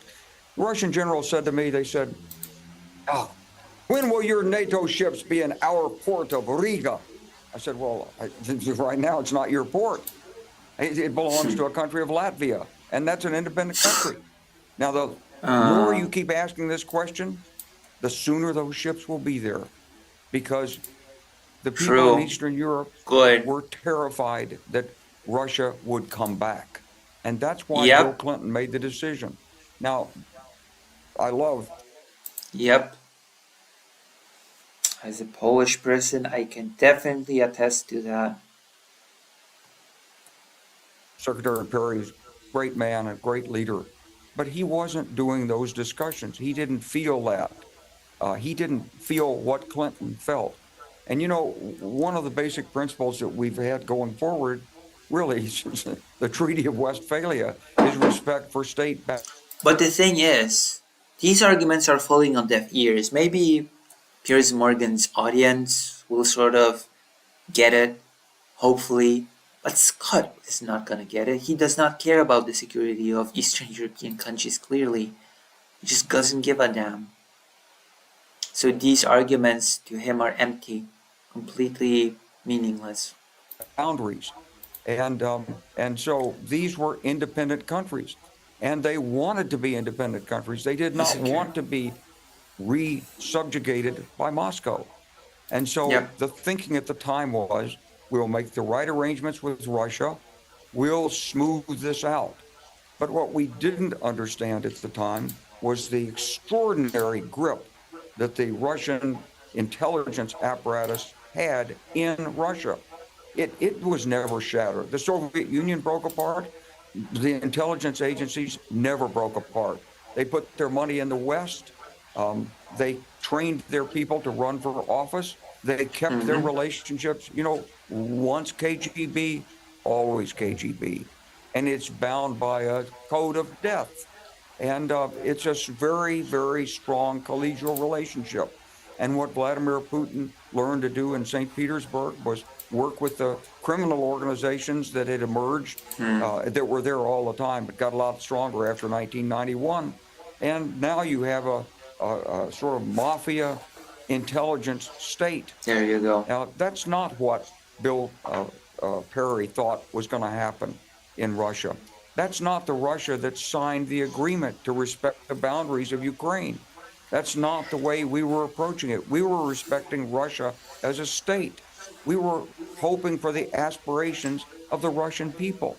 We wanted the culture, the history, the friendship historically between the United States and Russia. But it was denied us by the reemergence and strengthening of the Russian intelligence apparatus, which since Vladimir Lenin has always needed an enemy. They cannot work within their borders. They must have an enemy. This was the whole point of the Communist International. And they're adroitly working today throughout Europe to with espionage and sabotage and manipulating elections. You probably saw it at the Constitutional Court in Romania throughout the presidential election. Yeah, and Russian meddling has been clearly demonstrated in that case. Because of manipulation there by look, this is a serious threat to democracy.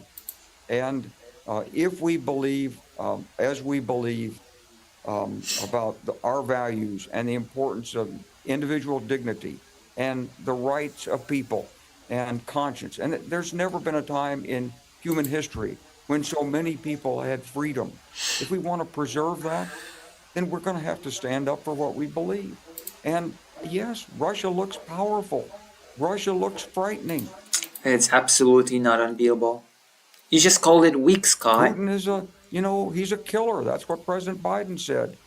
But President Biden didn't put the power behind his values.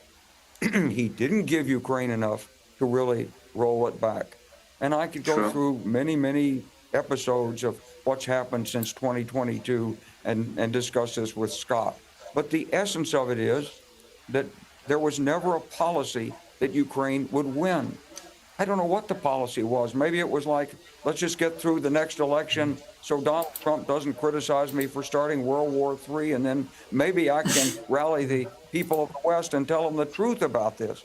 But President Biden never went to the American people and explained in clear terms on a repetitive basis to rally the West the way that, let's say, Franklin D. Roosevelt did. Yeah. And it takes leadership. This is a profound challenge, and I think Donald Trump is going to see it, and I hope Donald Trump will rally the West. Oh, no, he won't. He already is talking about reducing aid to Ukraine. So I'm very skeptical about Donald Trump rallying the West. To face this challenge. He says he knows Vladimir Putin very well. Well, if he knows him that well, he knows he's playing with a mafia chieftain. And you play with the mafia, got to go from a position of power. Cause Scott is fuming, I can tell. I can tell that Scott is not pleased with what he is being presented with. We have the power now. Don't surrender it. Scott, final word to you. Well, I would say our current CIA director, William Burns, he was the ambassador to Moscow in the W. Bush years, in late I'll see you, Great Bush Ring. years. He was Well, I would say our current CIA director, William Burns, he was the ambassador to Moscow in the W. Bush years, in the late W. Bush years. And he warned Condoleezza Rice in his Niet Means Niet memo against the Bucharest Declaration and the half membership action plan to promise to bring Ukraine and Georgia into NATO someday. And I had missed this. I only reread this in my book and noticed the other day that he actually thought that Condoleezza Rice agreed with him. Secretary of State Rice agreed with him. And we know for a fact that Niet means niet. Oh, shut up. Secretary Gates agreed with him, Secretary of Defense Gates, Niet means because he niet. wrote about it in his memoir too. They all thought that it was a horrible idea to give a membership action plan to Ukraine, that it would just cause a problem. That was the one and only reason. The same for the French and the same for the Germans. That was why they were against it. And according to our current CIA director, Burns, the reason they did it anyway was legacy building for W. Bush. See, his legacy was supposed to be Iraq War II, but that was a complete disaster. And then he just tried to It's all about the US. privatize social Ukrainian people, Polish people, Lithuanian people, Romanian people, Georgian, Moldovan, that doesn't matter. security, It's but all about nobody the would go US. for that. So what was his legacy other than failure? So he had to do something great for himself. Over Fiona Doesn't Hill matter. explained to the New York Times the entire National Security Council was against it. Burns says the entire embassy in Moscow was against it. The Secretary of State and the Secretary of Defense were against it. And the President of France and the Chancellor of Germany were against it, all for one reason. I wonder what Eastern Europe wanted. I wonder. Interesting. Are you gonna talk anything about that? Are we gonna speak about it? No? It doesn't matter? Okay. Necessary provocation against the Russians, and many people, including Kissinger, Brzezinski, Ken Pollock, and all of the all-stars of the Council on Foreign Relations, True. including some of True. Brzezinski and Kissinger among the most vociferous of the NATO expanders. Even they said, but we need to come up with a special arrangement for Ukraine.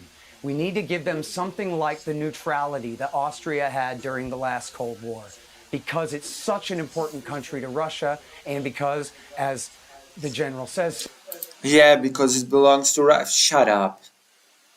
I'm sorry. Ukraine deserves to go its own way. Ukraine deserves to be free. Just like any other country. It's so important to Russia. Who cares? Sorry to say, put it like that, but so many people in Ukraine, not all of them, but so many want to be out from under Russia. It's such a contentious issue. We should. no, it's not. Shut up. No, it's not. It's not a contentious issue in Ukraine, especially now. No, it's not. You have got to be kidding me. Have a new treaty that solidifies neutrality permanently to prevent this from blowing up into war. They said it for years and years and years. To prevent this from blowing up. So you again claim that it's not a war. Scott is such a hack. He already called it war once in this debate, but now he retreats to it being a special military operation. We cannot let it blow into a full-scale war. And then they didn't follow their own best advice, and it led to this crisis. And they knew exactly what was going Crisis, to happen. not war. Crisis, special military Ugh.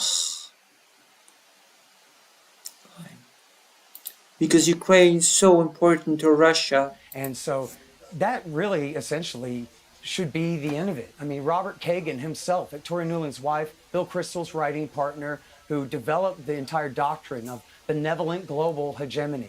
He recently wrote, essentially, I quote him at the end of the book to ruin the book for you, everyone. He says essentially, I'm never going to read your book, ruin it all you Horton's want. right about everything. Yes, it's true that our presence in the Middle East helped provoke the September 11th attacks. Our presence after Iraq War I helped provoke September 11th and the horrible terror war that came after that. And yes, it's true. Our intervention in Eastern Europe helped lead to the war in Ukraine. Our intervention in Eastern Europe, like allowing Poland to be in NATO. That is US intervention in Eastern Europe, apparently. And then Robert Kagan himself said, you know, we got to reflect on the fact that it never really bothered us that Russia dominated Ukraine during the Cold War. It's so far from America's true national interest. I would point out, as the general well knows, that Eisenhower turned his back on Hungary, and LBJ turned his back on Czechoslovakia, and Ronald Reagan turned his back on Poland and said, we'll even help to provoke these conflicts, but we're not going east of Germany to get involved in a conflict with Russia, because quite frankly, Hungary and Czechoslovakia and So you're basically saying that that should happen again. You're basically saying that Poland and other countries should just be abandoned again. That is the right course of action. Brilliant.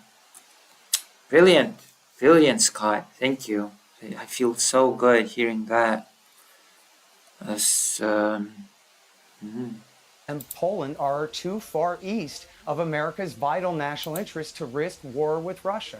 Now, obviously, we moved that line so far east. I guess I would ask the general, should we just give an Article 5 war guarantee to every nation state on the planet, knowing that then no one will dare try to ever attack anyone else again, because then they'll be messing with us? Because obviously that might work until it stops working, in which case we have a... You're so... What?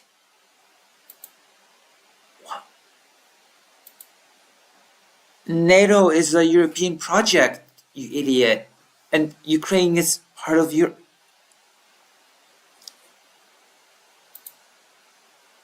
It's incredible. It's just incredible. lot The author of a 700 pages book.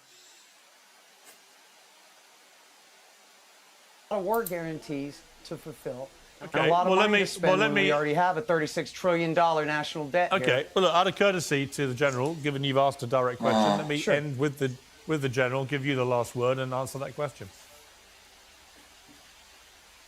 Well, Piers, I think we can debate all of these issues. This is the first time we've talked about the 2008 invitation, and that's a whole new subject, and that's worthy of a discussion in itself. But the point is this: we are where we are. We've had various failures of policy. We have lots of things we can look at going back, but going forward is what we need to consider. And going forward, we've got to find a way to come out of this preserving Ukraine, preserving the principles of state sovereignty, and we've got to find a way to roll back Putin's aggressive tendencies against the rest of Europe. How we do that, how we do it successfully, how we do it without conflict, well, that requires the genius of leadership. And we've got a guy who's coming to be president, who's the top deal maker in the world, according to him. And he shows a pretty good sense for how to use power. We've got the power. Can we use it effectively? We haven't. You know, when we had it under Obama, we didn't use it to deal effectively with Putin. We brought Putin in. We were afraid of provoking Putin when the Ukrainians asked to defend their own territory and could have defended it successfully in Crimea.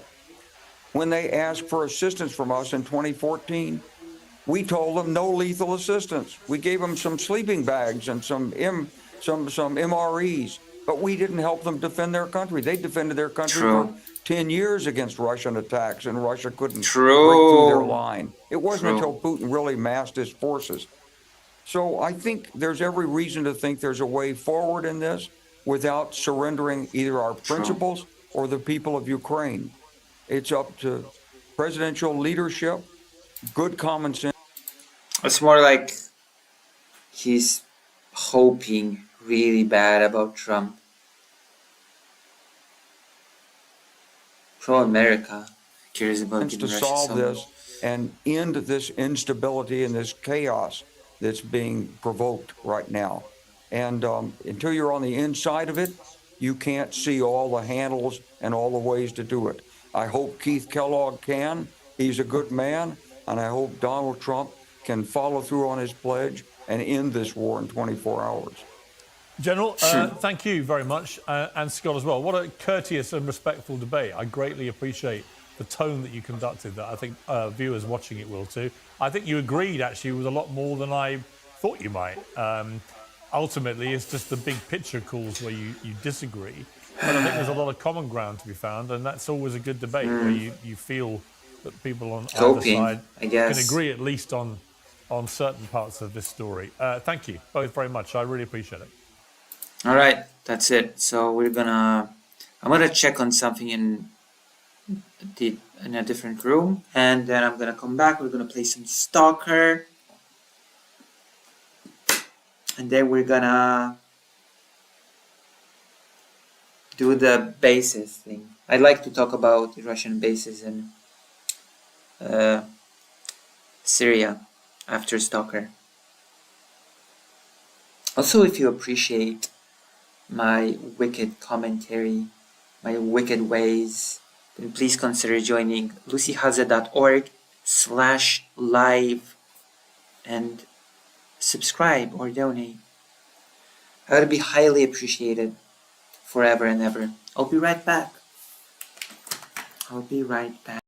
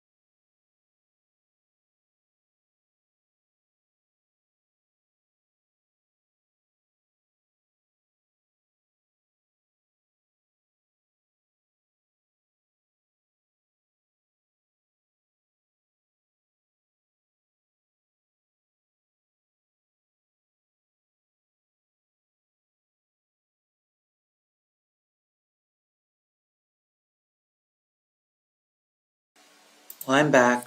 Wow, nobody's excited for Stalker? Is nobody excited for Stalker? Whoa! Oh. Say sad. I mean, I don't think he thinks Trump's the savior. It's just Trump's all that US has right now. That's it. That's all there is to it.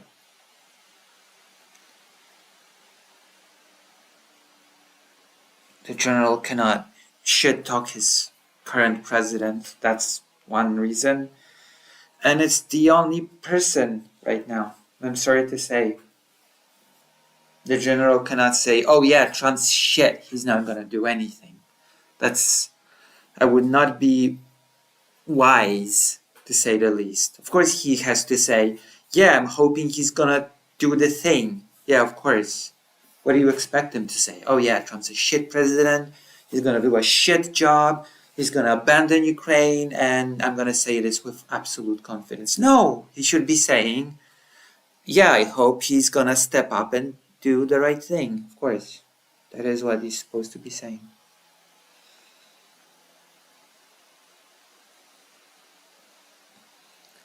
I'm excited. I was AFK a lot in many chats. Isn't he retired? Sort of, but he still has some. He still apparently does some stuff. So you know, he's retired as a general, but I think he's still active in politics, as far as I know. We could check. We could check. Actually, we could look him up. I believe he's still active in politics.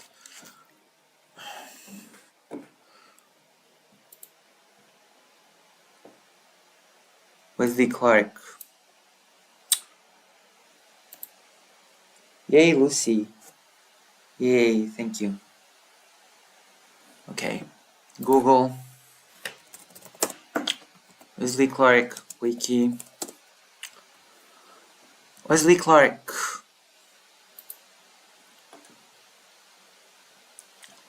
Looks so young here. 79 years old.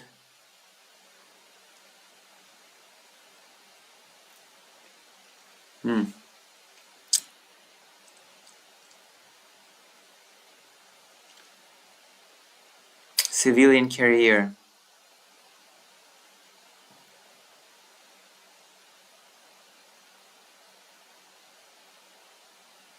There's a business career.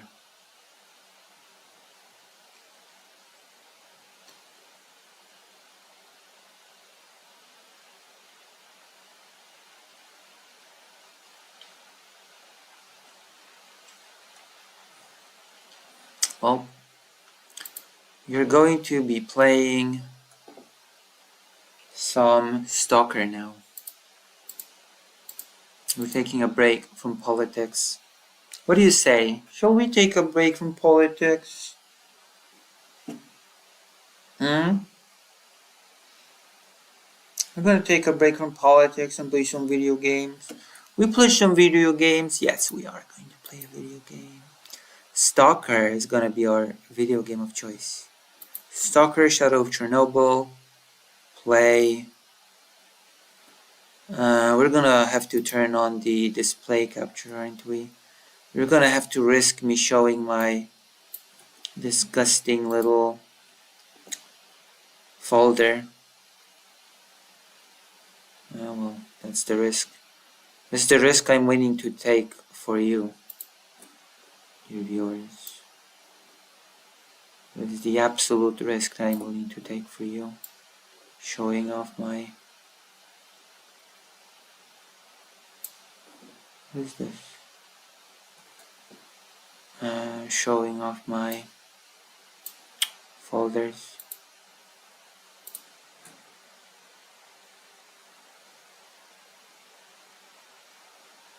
Pray.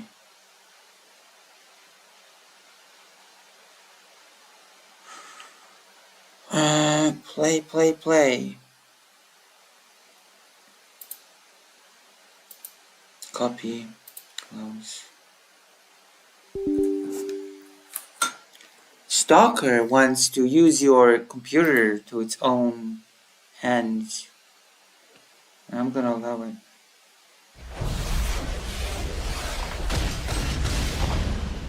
Oh my gosh. Video games are political. True. But not in the same way. Can I play? Alright, let's do this. Oh my god, I'm so ready. Oh no, we're going to save free. Apparently when I put on a certain type of armor, it screws me over. And I have to de-attack the enclave. So I'm gonna be wearing this. I'm overloaded. I'm over encumbered, so I have to unload some of my stuff. Map. Playing the only game that matters. Stalker. Stalker. I hope they're not being attacked. I have so many weapons now. I got the pistol. I got the shotgun. I got all sorts of stuff. I'm so proud. Look how much stuff I've got in the inventory. I got a grenade. God's sake. Are you gonna attack me?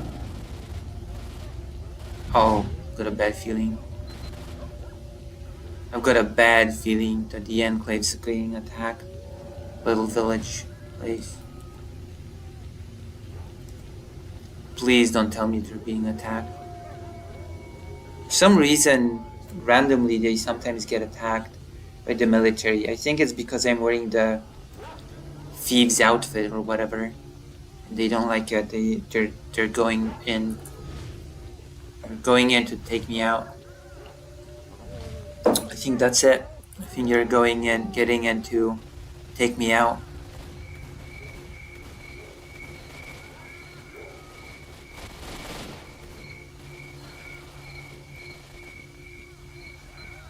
They are being attacked. Why? Why are they being attacked? I don't get it.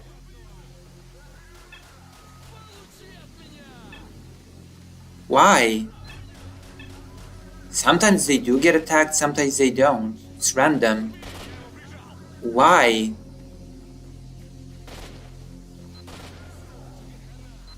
Was the military attacking them? What did they do?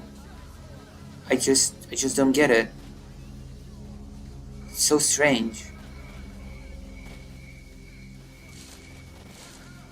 The hell's going on here? Can someone tell me why this is happening?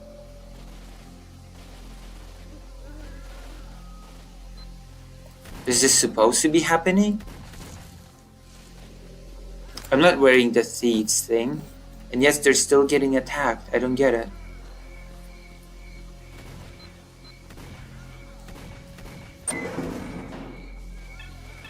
So you're back. I am back. They're just fighting outside for some reason. Some godforsaken reason. I have no clue why. Does anybody know why this is happening? Did I cause it?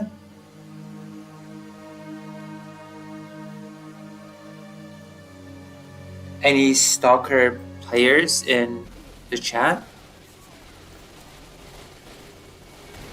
Okay, trade. I have to get rid of most of the guns.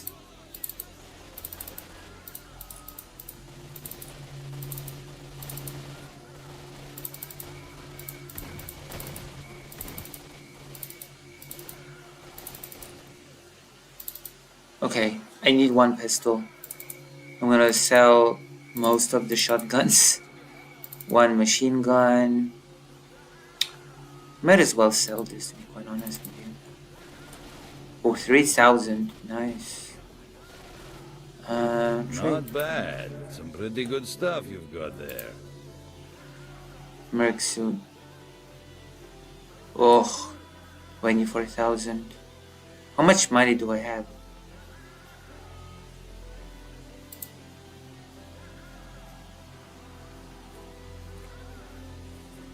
How much? Oh, 8,000.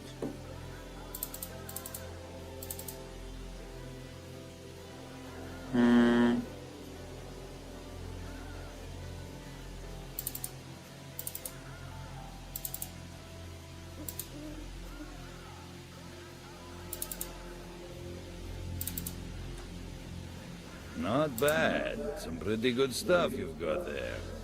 Mm-hmm. Not bad. Some pretty good stuff you've got. All right. Well, drop by if you get.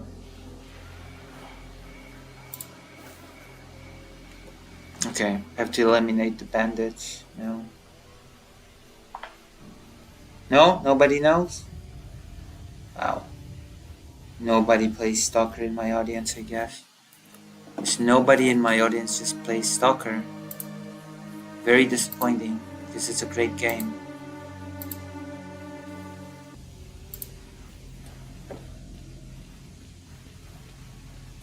Good hunting, Stalker. Okay. We're still fighting over here?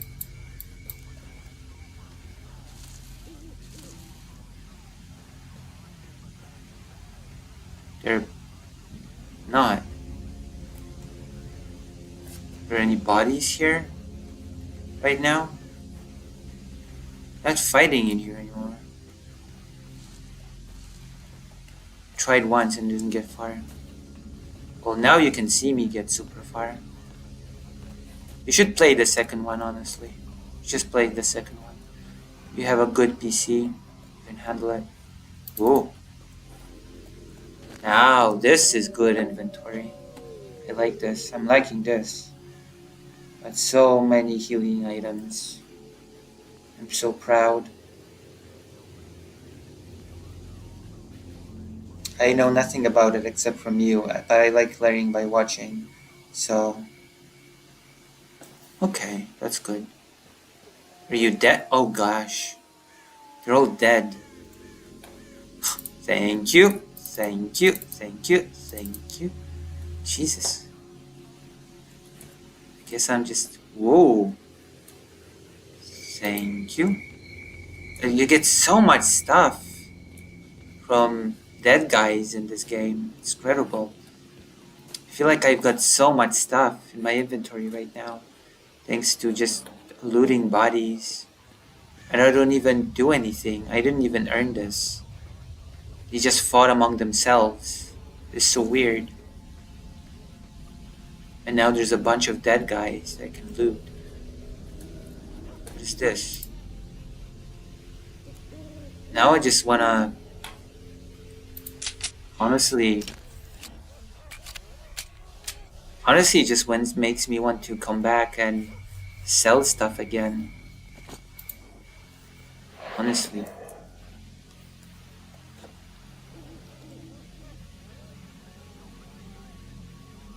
Oh, I see. Yeah, you should save. Or if you have a friend or a relative that has it on Steam, you can join them in a family program. Jesus, so much stuff. I'm gonna be over encumbered again in no time. I'm earning so much money though. I'm gonna be making so much dough from this. This was quite a profitable conflict, I guess. This little hamlet. Damn. Whoa.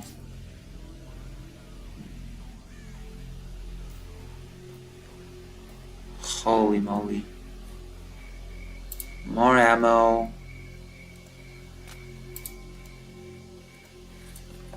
More stuff.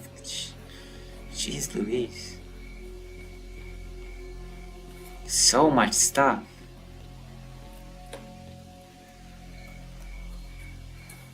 What is this? An artifact. Health plus... Ooh. Another one of those? Marked one. Nimble! Nimble died.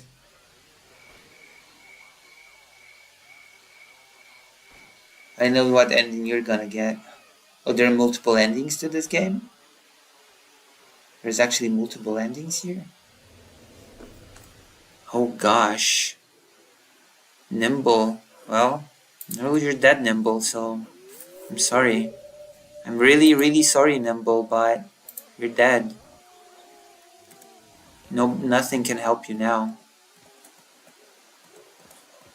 You're gone now. You're deceased. You are gone, Nimble. You're not among us anymore.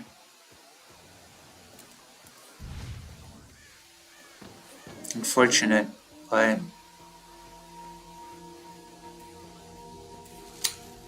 such is the price. Such is the price for progress.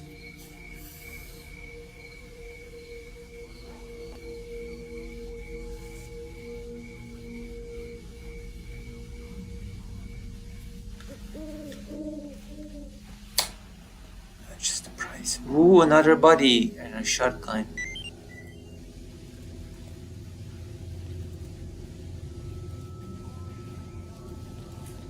Oof, this one had nothing. This guy had nothing on him.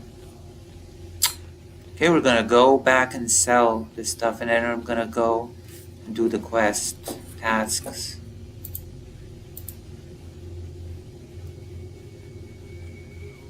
Camp elimination. I guess I still technically speaking one day to do it.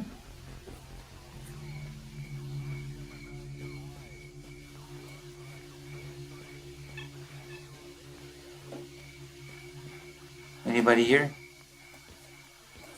Anybody here? Nope. Well, fighting's over. I'm gonna go and sell the loot.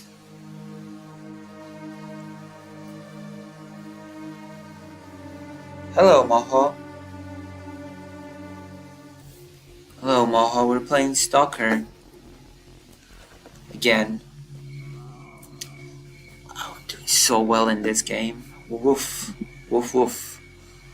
Oh, I should charge my camera, actually. Well, hello there. Hello, I'm here to trade. Here to bargain.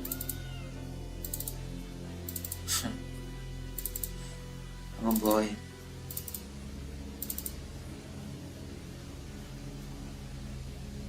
Not bad. Some pretty good. All right. Well, drop by if you get any more. Alright.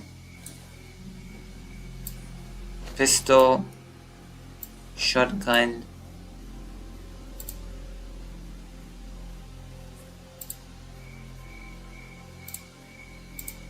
Wow.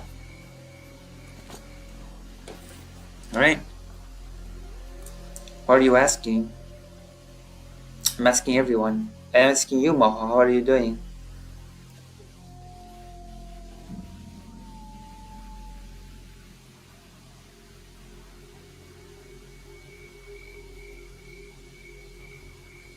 Alright, let's go. Good hunting, Stalker. The chat is not always here. Sometimes people abandon me. Who are you stalking? I'm stalking my victims. Studying. I'm not over encumbered anymore.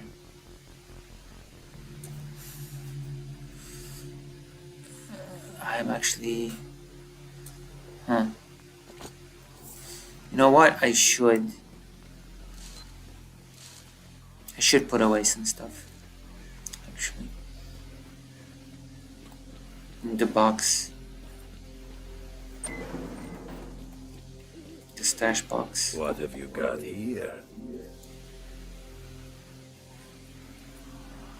Mm.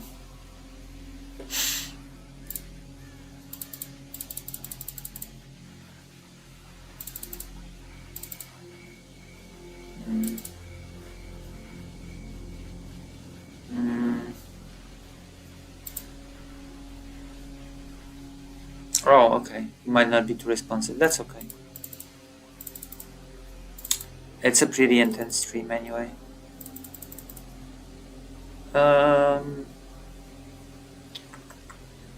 Should I put anything else away? No, I think we're good.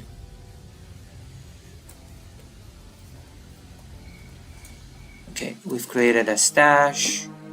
We're gonna save game. And we're gonna go do that quest. I feel I'm ready for it.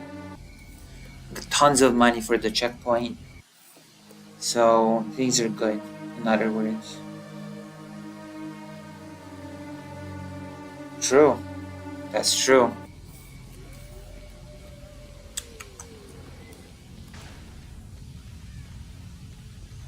Selling a lot. Oh, it feels so good. Have so much stamina.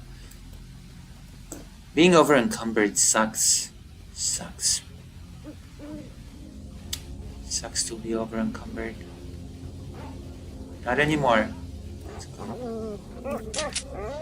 What do you want? What do you want from me? What do you want from me, dog?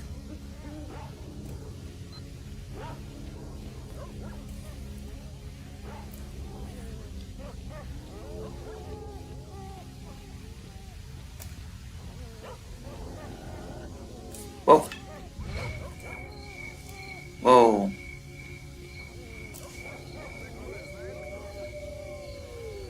Electro?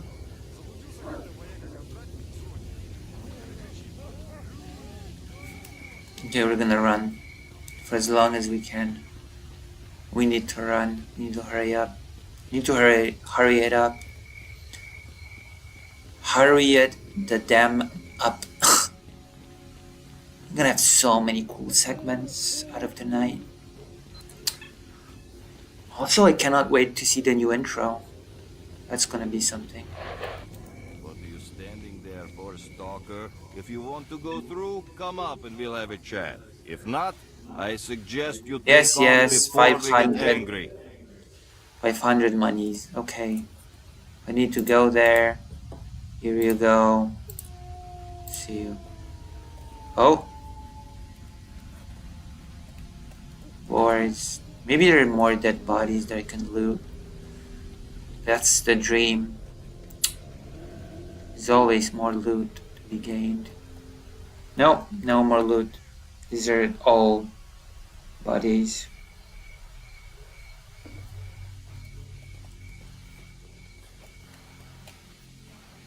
Oh. I missed that last time I've done looting. Oh. Oh. Whoa.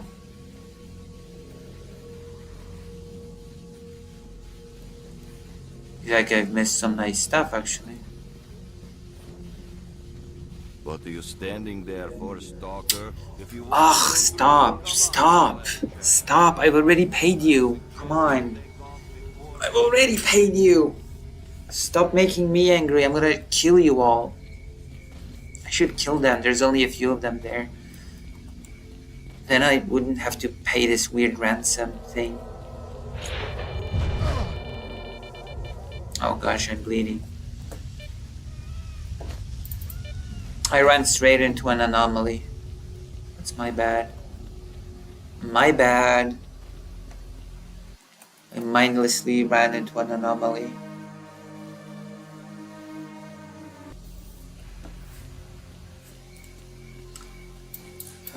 Why isn't it tracking me?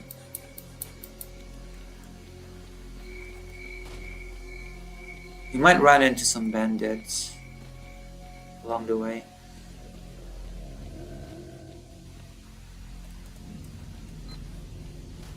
Pseudo dog. What the hell? What the hell? Where are they attacking me? Holy crap, what?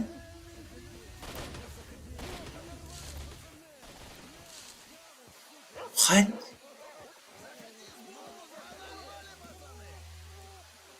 What the hell?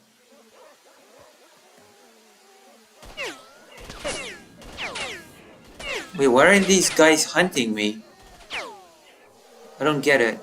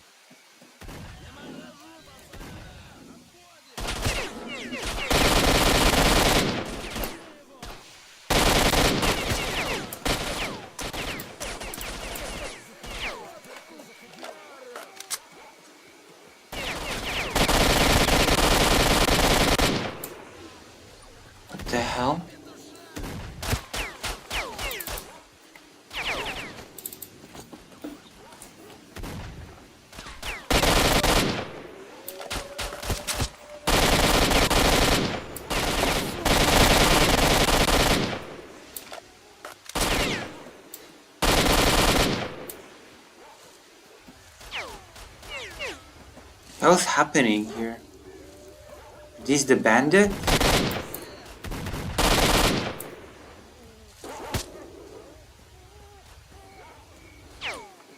Who's the other bandit?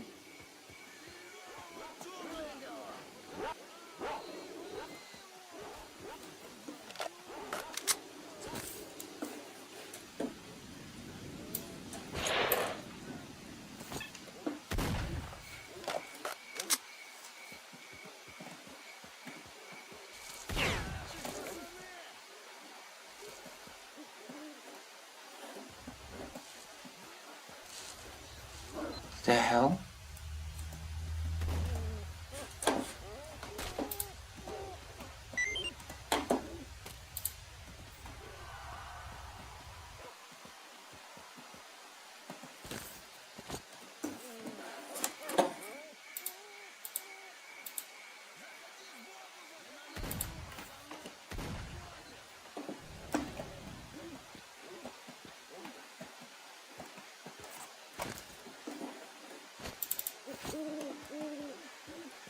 Feel so vulnerable all of a sudden.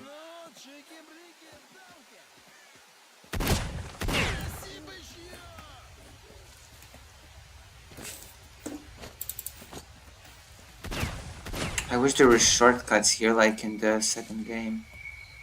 I could just use.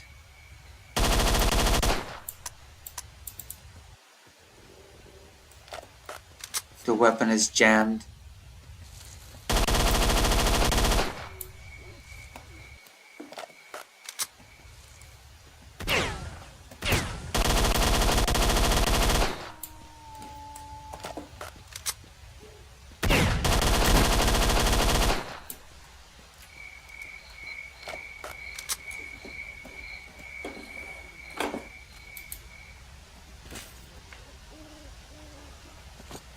Oh, I'm over encumbered again.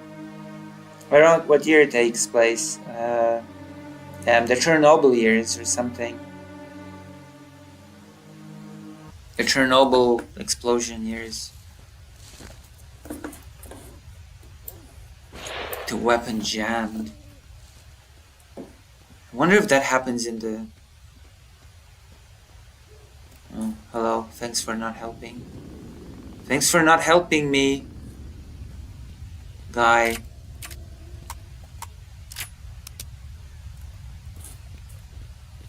Thanks for not helping me, dude.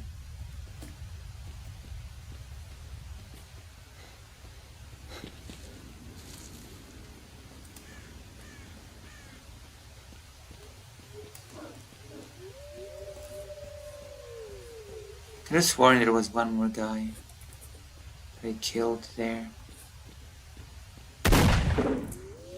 Wait, why did I shoot? Just shot on its... What the... I didn't even have... Oh god, I think it was the touchpad. I wasted a bullet because of the stupid touchpad.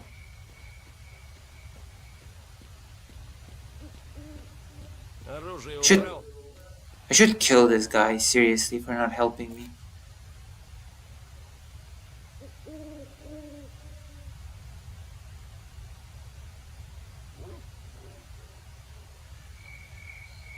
Welcome, thank you. Whatever, let's just move on. I'm already over encumbered as is. You have a quest to do.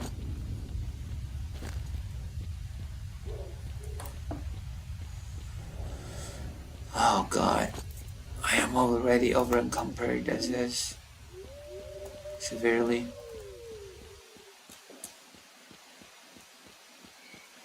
Yeah, it was. Bribery, that is.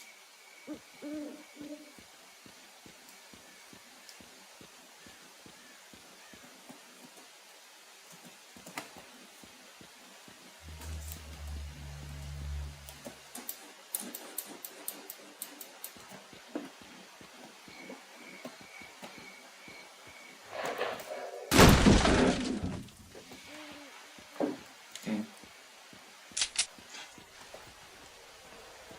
619 bullets. Okay, I'm gonna use the pistol for a while. I'm gonna keep using the pistol for a bit.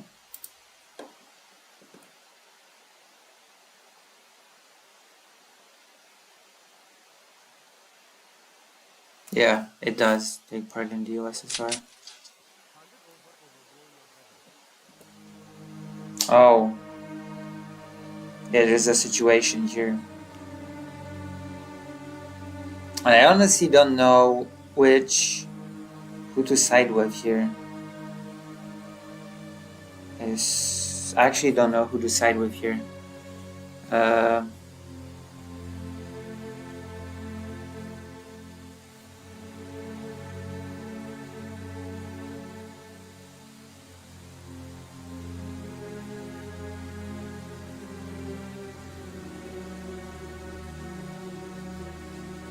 Lucy, what type of song do you want for your new intro?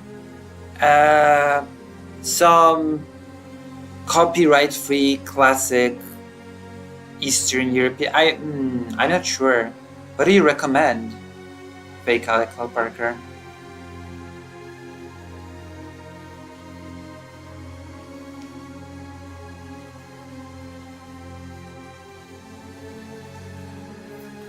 What do you recommend? I'm not actually sure. Oh yeah, we're gonna save. Stream save 5.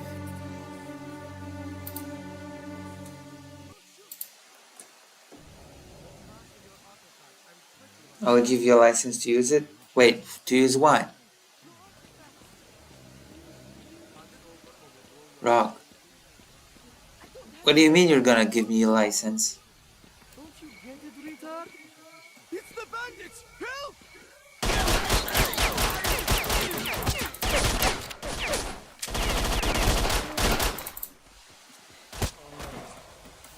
Well, I guess this weapon won't cut it. Good to know. Hey, can I talk to them, actually? Yeah, but how are you gonna give me a license to use it? Are you gonna buy it? Or what? You're gonna buy the license? If you're gonna get the license, then I leave it in your discretion to choose a track. Your cars and your artifacts. I'm quit, you asshole. It's the bandits! Help!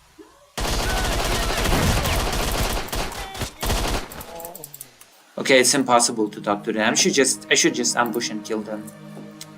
It's really silly. I managed to defeat them once off stream. I'll link it to the channel. What do you mean? I've got no money, no artifacts. Hand it over or we'll blow your head off. Hey guys, I've got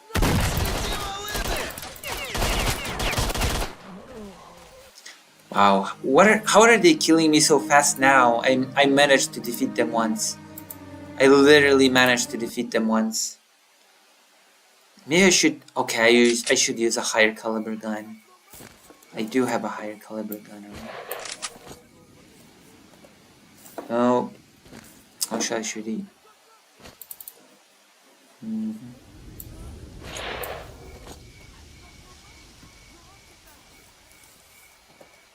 Oh, I'm out. I'm out of ammo. Oh, no good. Don't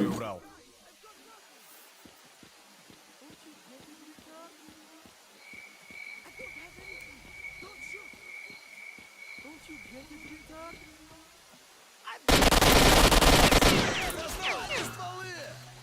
That's how you do it.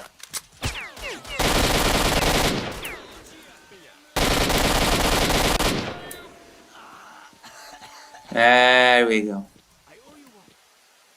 Welcome. I was a bit cowardly and low. That was very dishonorable, but you know what? I did it.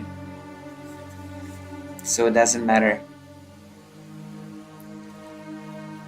Yeah. People, Cool. this is the commander of the neutral squad. We've kicked the bandits out of the derelict machinery scrapyard, expecting counterattack. We're low on numbers, so everyone's welcome to give us a helping hand. Oh. I'm over encumbered again. Oh gosh.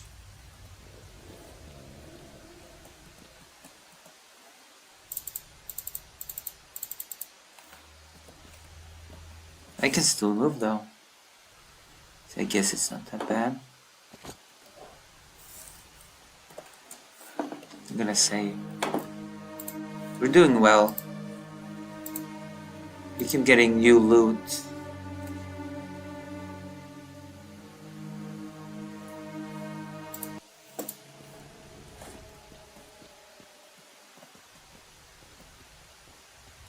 Oh.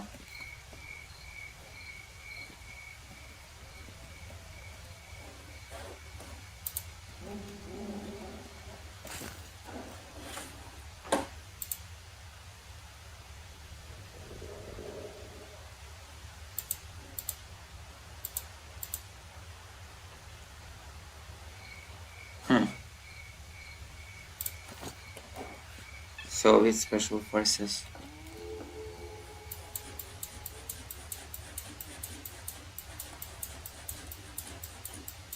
Okay. Talk to Bess.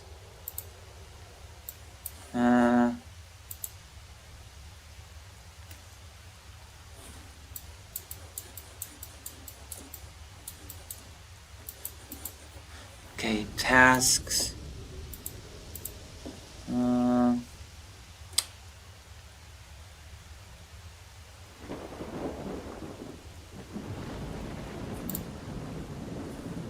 Whoa.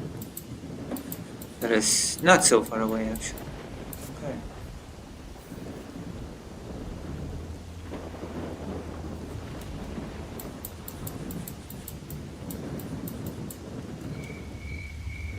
It's not as far away as I thought.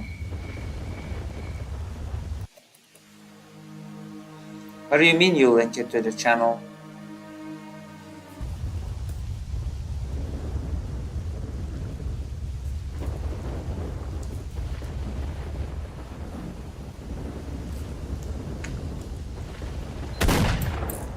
Oh, I did not mean to do that.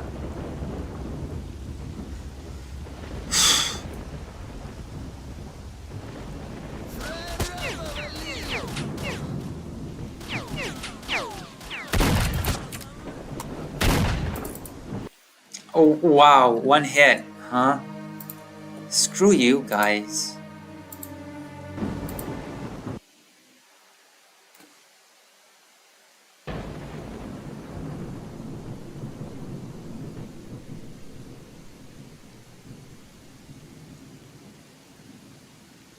Okay, okay. Thank you. Can you show me the intro after stream?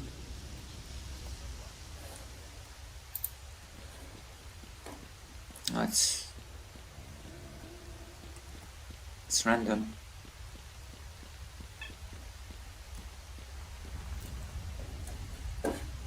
It's random.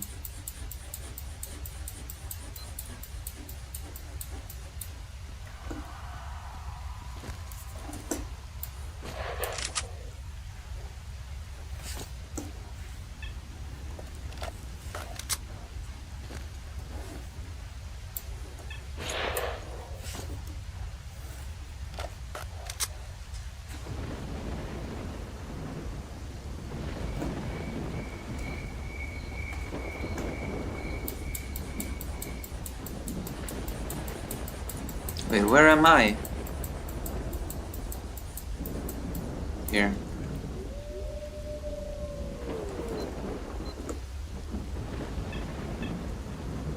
There's still enemy guys in here.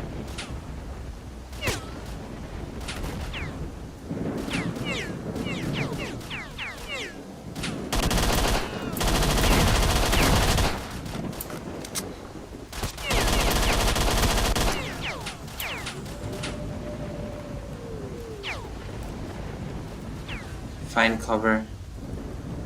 Find the tree. And heal.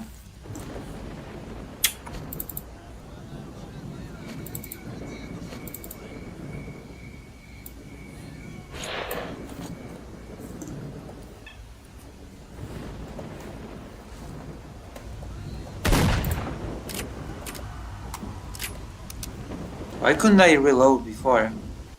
Wait, what the hell?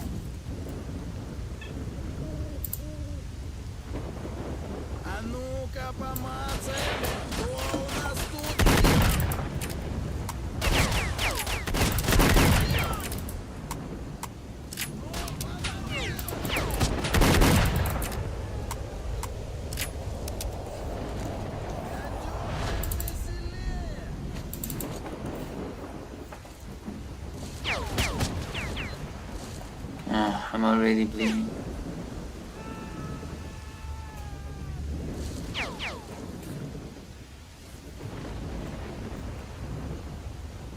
What is this? The bodies are being flown in the air. It's pretty silly.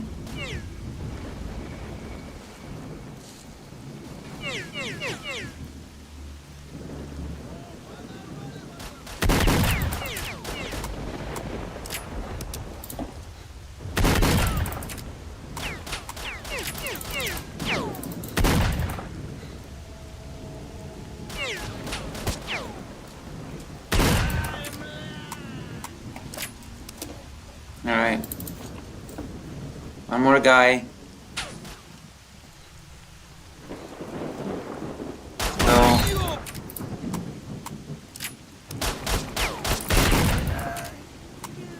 Right.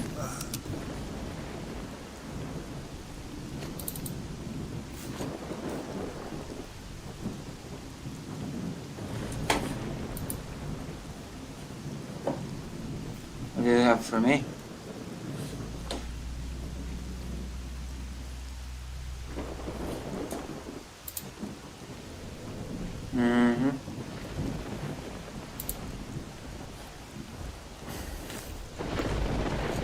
I don't want to be too over encumbered, so I think I'm gonna skip the pistols.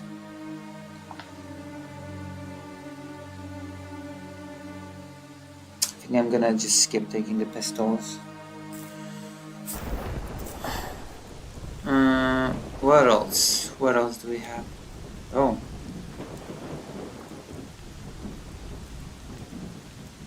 Lots of ammo. Lots of ammo, huh?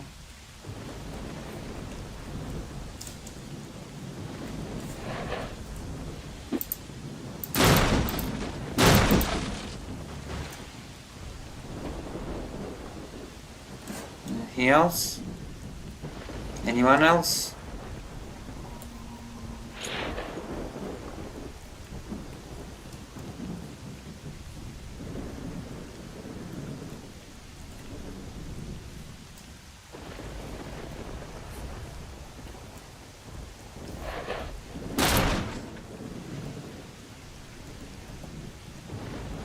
Cool. That alone made it worth it.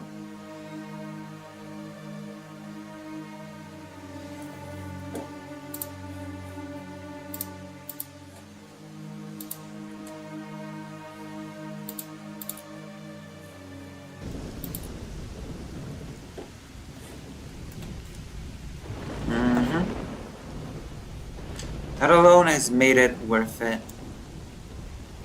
Let's go do the quest. We've got a quest to fulfill.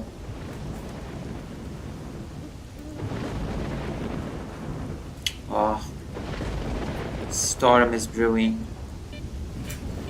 Whoa, I'm heading towards an anomaly. Whoa.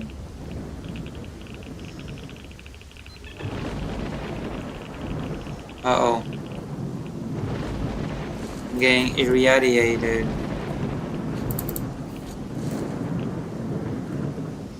Need more vodka.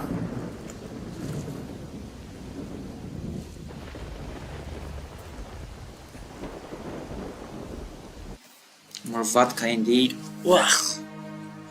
Shadow of Chernobyl.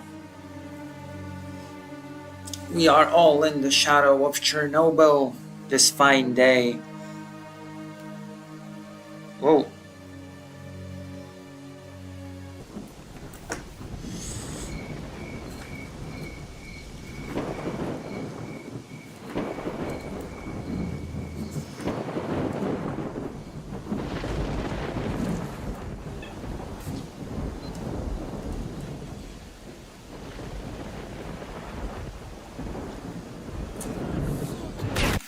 Oh, the moment I grabbed a drink, they're starting to shoot at me. Do you come across anomalies in Ukraine as well? Of course, every day. They're called Russians. I'm kidding. Where am I?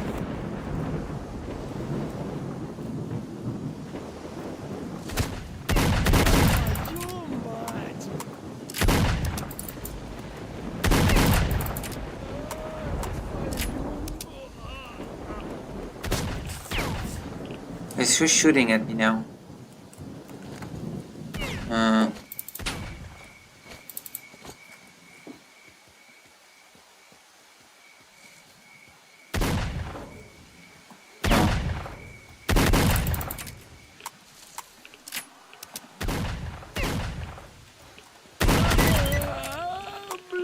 Whoa, macro reward. Cool. Where's the... Oh my god, I'm too heavy. And I'm being reactivated. Oh, how unlucky.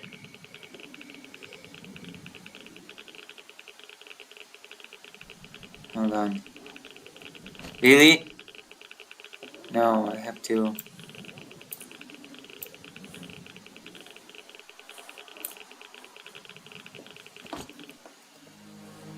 This sucks. Oh my god, this sucks so much.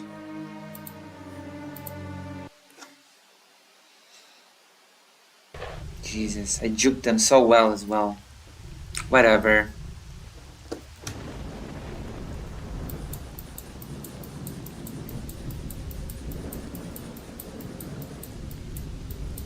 God, I hate being over encumbered. Oh, I'm going the wrong way.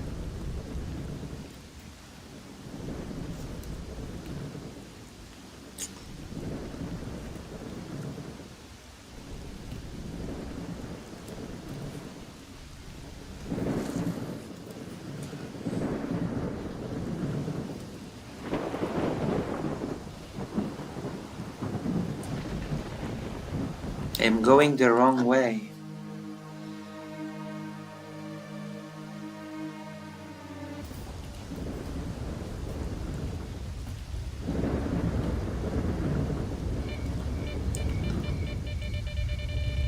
Uh-oh.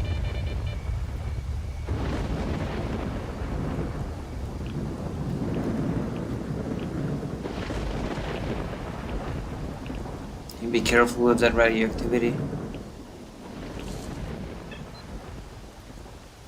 Oh, found him. Gonna kill him. No, it's not. Оружие убрал. Is it? Оружие What? убрал. Oh, Ты ствол-то убери. where are you?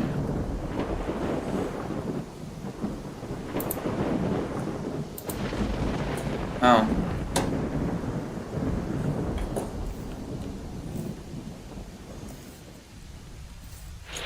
Оружие опусти, мужик.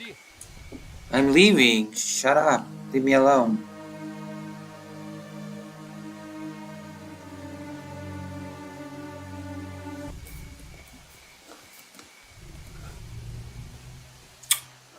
Where am I?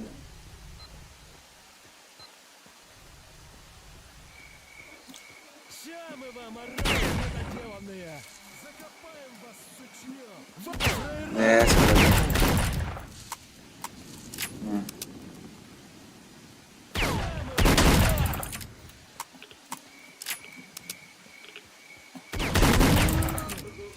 One down. Where are you?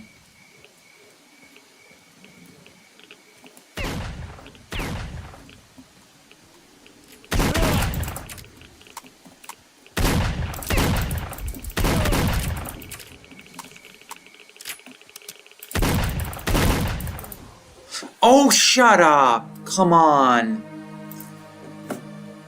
What happened? I got him. Dead to rights.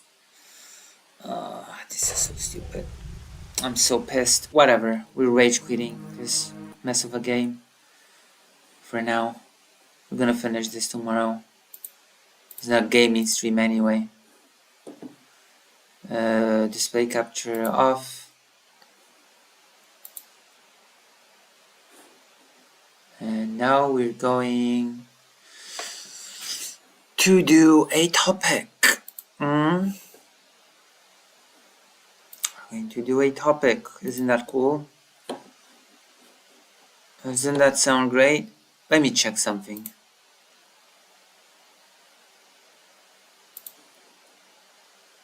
Let me check something real quick.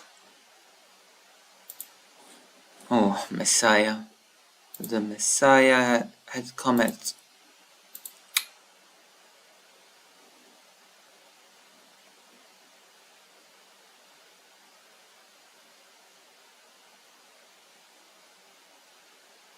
RegCon.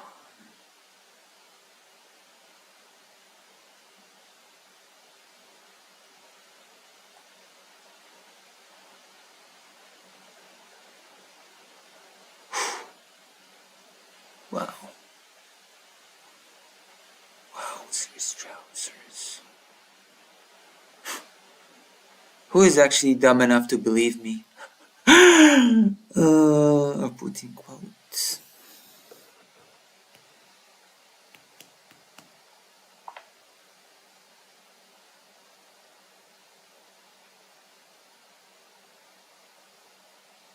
Alright.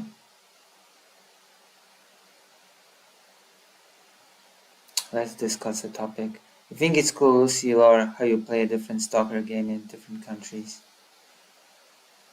True. I'm forced to. I play Stalker 1 in Ukraine, and I'm gonna be playing Stalker 2 in Poland. Lucy lore called My Laptop Sucks. But it's okay, we're gonna use it to our advantage. I'm gonna be talking now about Russian bases. Is that gonna be cool? Although half my audience has left. I'm surprised I managed to get over 20 viewers, concurrent viewers tonight. What a happy day for me. Over 20 concurrent viewers. Now we're gonna be talking about briefly about Syria. Isn't that cool? Isn't that amazing?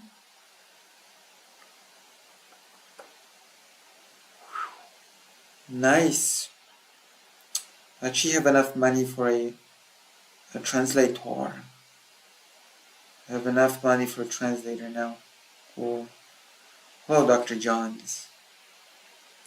If you enjoy what I do, if you enjoy my little rants, my little angry rants, if you enjoy my outbursts of emotional thing, and you know what you should consider? You know what you should consider really hard?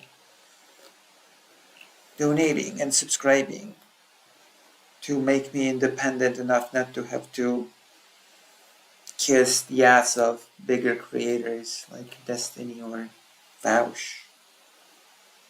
Help me to keep being an independent voice among the voiceless. It's almost 5 a.m., which means that in 7 hours I'm gonna have the interview. I should sleep a little bit, probably. Something.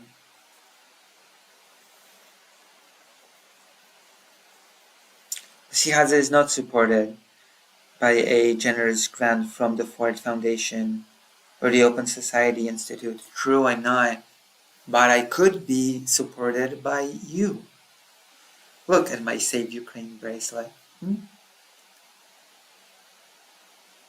Save Ukraine bracelet. Oh, I'm actually wearing it backwards. There you go. Save Ukraine bracelet that I got from the org. The org that represents saving the kidnapped children.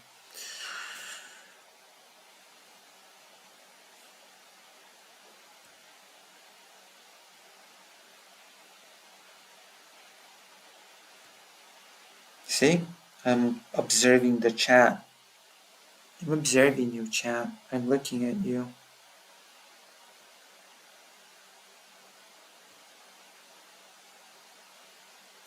Lucy is not an imperialist astroturf fake like who is, and what do you call him? Truly independent. Wait, who's the astroturf? Who is who? And what do you call him? Call him. I don't know who. Who's the imperialist astroturf? Who? Who are you talking about? Nobody. I see.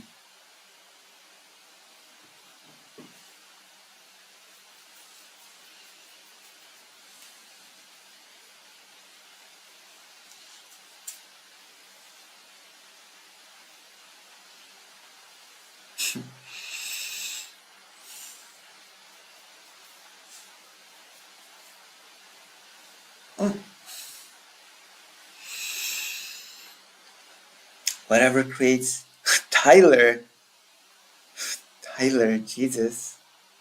It's like no, don't speak about Tyler. I managed to stay out of Tyler's mouth for so long now. Oh, should I watch the preview? Okay, I'm gonna watch the preview to the new intro.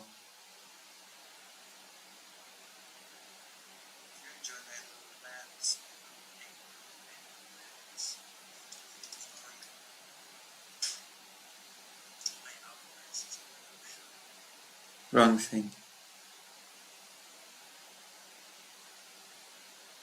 Wait, that's the intro?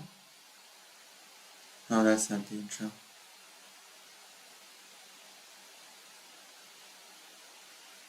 Wait, what's the preview? It disappeared. The preview disappeared. You deleted it? You deleted? Oh, okay. Thank you. I was like, what happened? What has happened here? What has transpired? And then I was like, oh, I see.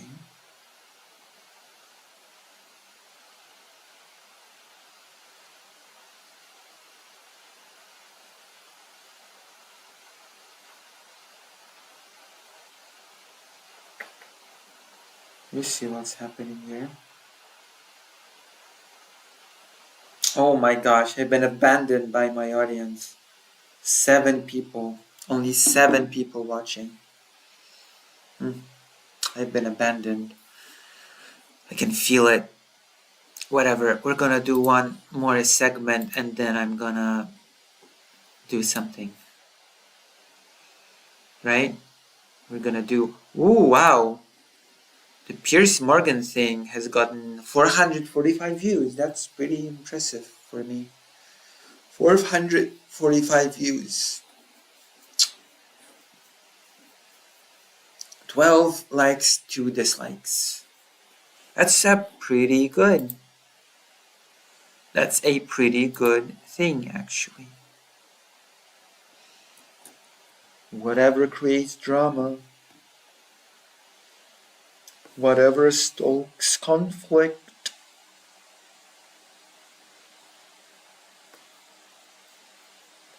we've been doing pretty good over here. Alright, let's go. Let's talk about stuff that I want to talk about.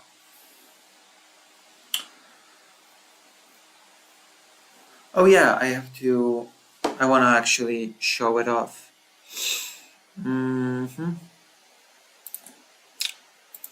Google.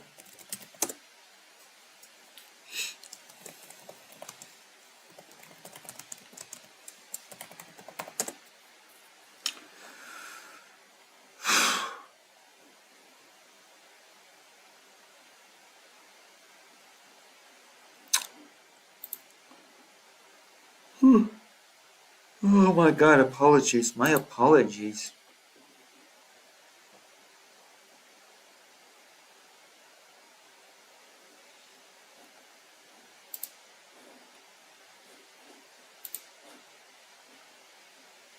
This is perfect. This is what I needed actually. I want you to see this. Khmeimim Air Base, base of Russian operations since 2015. Tartus naval facility used by Russia to service naval vessels. Perfect. This is all I need for this segment to make it viable for consumption.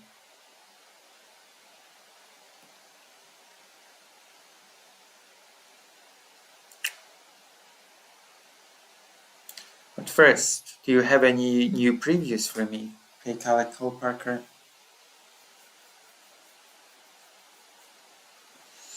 It's 4:24 a.m. I think we started streaming at what? 10? No, 11. A little bit after 11, I believe we started streaming. We've been streaming for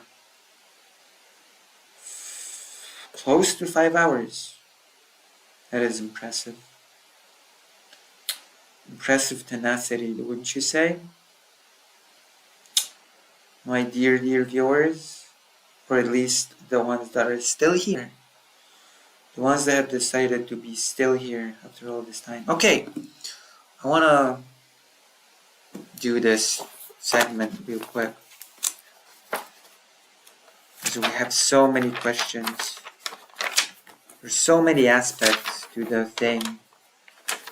Now that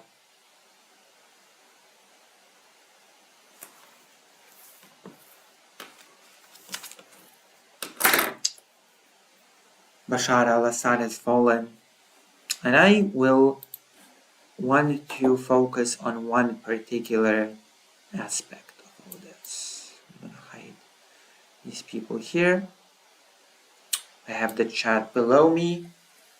I have the perfect map right over here. So, we're going to start with the fact that Russia has already officially announced that it has given asylum to Assad, an asylum in Moscow, along with his family, and he has been in long talks with the opposition, and he has announced that he's retiring as a politician, and all he wants is a peaceful transfer of power. That is all that Assad allegedly wants. And maybe to restart his career as a medic, as an eye doctor.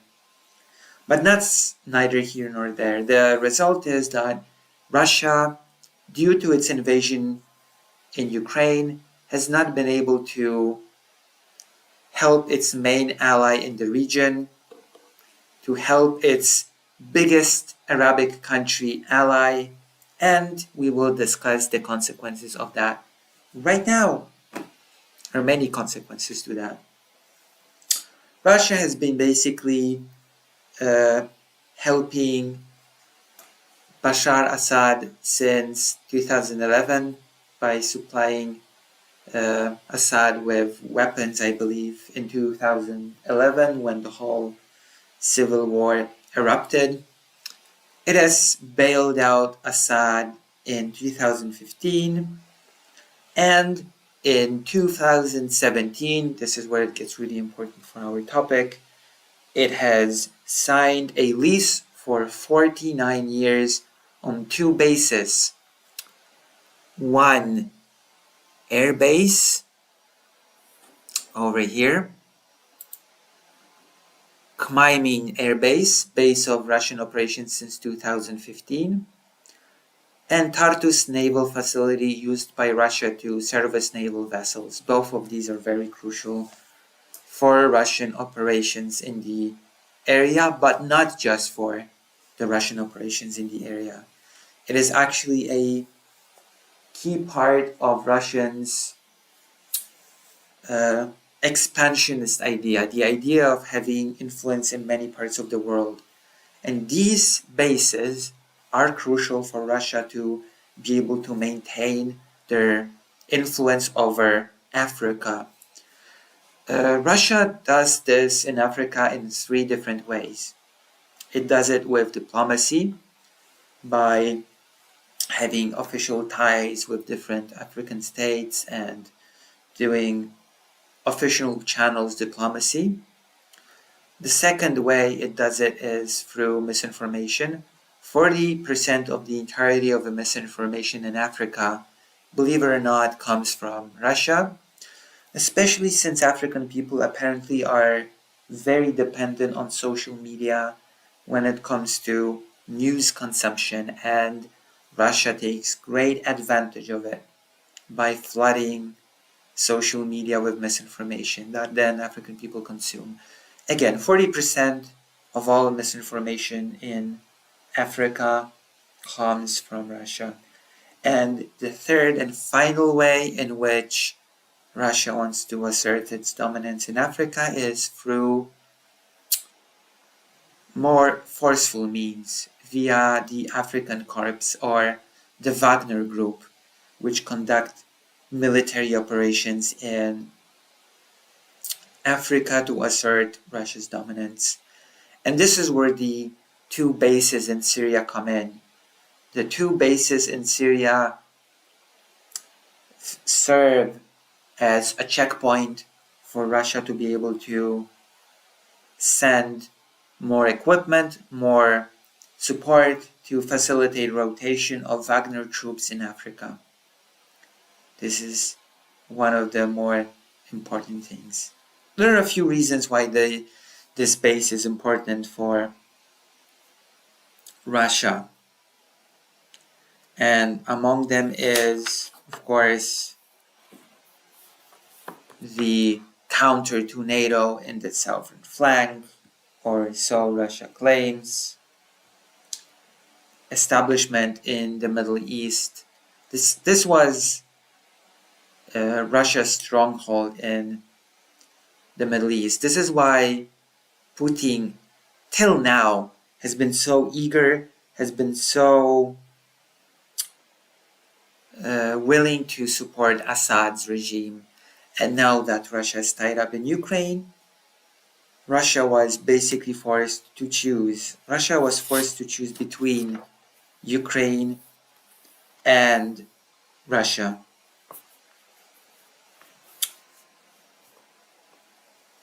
But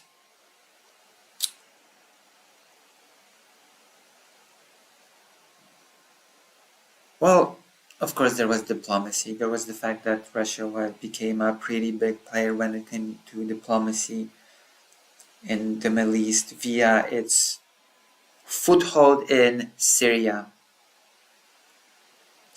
But now we're getting to the interesting part, because now that Assad's gone, now that HST is in charge de facto of Syria, I almost said Iran, while Iran was actually the supporter of Assad, but that's again neither here nor there. The organization that's in power right now is the biggest faction of the rebel armies, Hayat Tahrir al-Sham. And let me see here. This is where it gets interesting, because depending on how Russia plays its hand, depending on how the US plays its hand, and depending on how the rebels will treat Russia, this could turn into a huge loss for Russia in the region, in the Middle East, as well as in Africa. And it could turn into a huge win for the United States, and possibly a bigger vigor when it comes to supporting Ukraine. But unfortunately, Trump has given a message that the US should not interfere, should just let it all play out, which means possibly, although many people say that this is actually a very unlikely scenario, that the US might wash its hands completely off of Syria, in which case Russia would once again try to swoop in and fill the power vacuum by making a deal with the new government that will form, by making a deal with the opposition forces, and most importantly, by keeping a hold on those two bases that we've been discussing, the Khmeimim Air Base as well as the Tartus Naval Facility, which would allow Russia to keep its foothold in the Middle East as well as to keep trying to influence Africa more and more.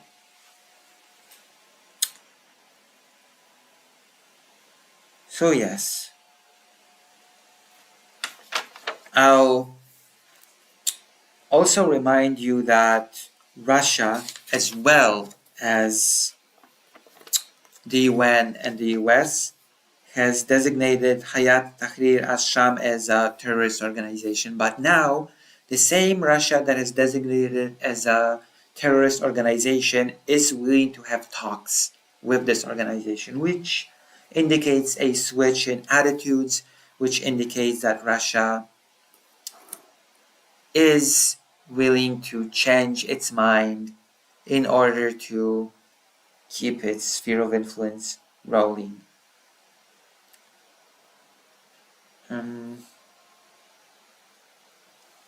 There's a quote here that I've got from the Business Insider.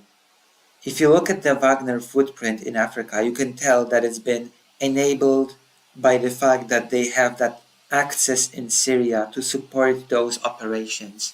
So these bases are absolutely necessary for Russia to maintain its wider policy of having influence in many places in the world. Without it, a lot of Putin's successes as the leader of Russia would disappear. Which, of course, there's speculation that this will just make Russia more hawkish in Ukraine to salvage the loss in other places. But there's a possibility that Russia might strike a deal with the new Syrian government that will be forming, and that Russia might just keep those bases and keep business as usual. For example, losing these bases would undermine, but it would immediately disrupt Wagner operations in Africa. It would disturb the means of resupplying them. It would disturb the means of rotating them. Right? All that's clear. And there's a lot depending on what the US will do when it comes to the topic.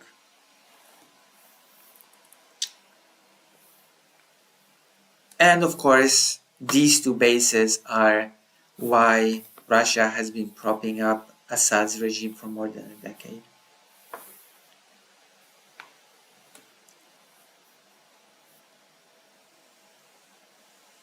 And now, let's see. This is not important. Oh yeah. We're going to discuss this. But then again, the US has a vested interest in diminishing the Russian influence in Syria. And a new Russia-backed government could give room for ISIS. All that, we all know that. That's pretty obvious. The US should be interested in keeping Russia out of Syria. The question is, will it under Donald Trump? That's the biggest question. A lot of analysts say that it's unlikely for the US to just completely wash its hands of Syria, but we will have to keep observing. We will have to keep monitoring the situation, so to speak, as it unfolds.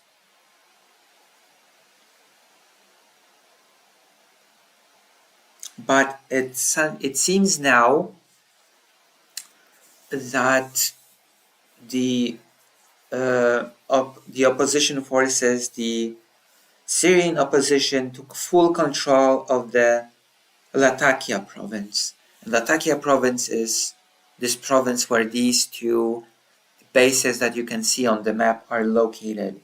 And the interesting part is about the opposition taking control of this region is that the fighters did not enter or threaten the Russian bases. The bases allegedly operate normally right now. They operate as usual, which could mean two things, which could mean that the opposition is waiting to, for example, to consolidate its power. Maybe it fears Russia a little bit, even though Russia has not supported Assad in his moment of need. Or there's also a possibility that this shows a willingness of the opposition to talk to Russia and to strike a deal. And I must admit, I'm not really happy about this possibility. I'm not thrilled by the possibility that Russia might just be able to continue business as usual, but this time with the people that Russia has been, well, bombing till now. Because Russia has been a supporter of the Assad regime, so naturally it's been, thus far, the enemy of the opposition. But now it seems like once the opposition have won, they might be giving room for Russia to strike a deal, which baffles me a bit. I think the opposition and then the new forming Syrian government should absolutely purge Russia from the Syrian borders. But again, we don't know what will happen. We don't know what the policy of the new ruling force, of the new ruling group will be in Syria. We just don't know. We just know what their attitude towards Russia will be. So again, we will just have to wait and see. And we don't know what the US will decide to do in Syria. Those are two very important factors. The worst case scenario that can happen is for Russia to be able to just retain its, to not commit any forces to support Assad, but still be rewarded by being able to use their bases, their two critical bases, as if nothing had happened. That would be, in my mind, the worst possible scenario. Especially, okay, the worst possible scenario would be Russia withdrawing military forces from Syria and sending them to Ukraine, and at the same time striking a deal with the Syrian forces and being able to use the bases. That would be the worst possible scenario. But we'll see. We'll see what all the players involved will decide to do. We will see how the political landscape of the new Syria will shape. Thank you. Okay, this was not super long, but I feel like I've given you a little bit about those two bases. I think I could have said more, but you know, it is what it is. We've been streaming for quite long. 5 hours, 11 minutes. That's a long time to stream. All right. I think I sent the finished thing. So I think we'll be finishing stream. So I guess I'll be just raiding somebody small as always, and it's gonna be great. Okay, let's see.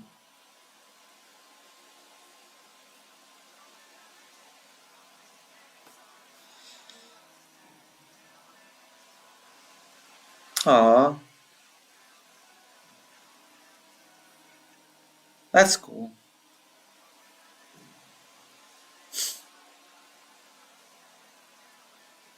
That's cool. How cute. Thank you, Ecological Parker. We'll be using it for... Can you use it for the next segment? Is it possible for us to use this in the next segment, in the upcoming segment? This is cool. Thank you. Yes, I'm really grateful for this. Thank you. Very cool.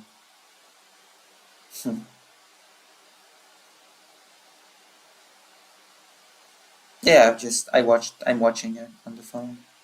Very cool. Let's use it in the newest, in the moving forward. Let's use it in segments. All right. So I guess I'm gonna be finishing the stream for tonight. It's been 5 hours, 11 minutes, or something crazy like that. So we're gonna be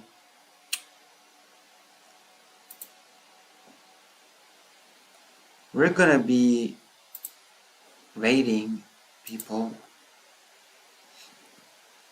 If anybody wants to do a last minute donation, now's the time. I'm looking at you. I'm looking at you, Philip August, for some reason. Okay, VegCom. We're gonna be rating into VegCom. VegCom always feels like a person that needs more viewers, even more than me. VegCom is in need for viewers even more than me. Good night, Dr. Johannes. Good night. Okay, we're rating to VegCom. Is that okay, Philip August? Great stream. Thank you. Thank you very much. I hope to see you tomorrow. I really hope to see you tomorrow. Okay. Good night.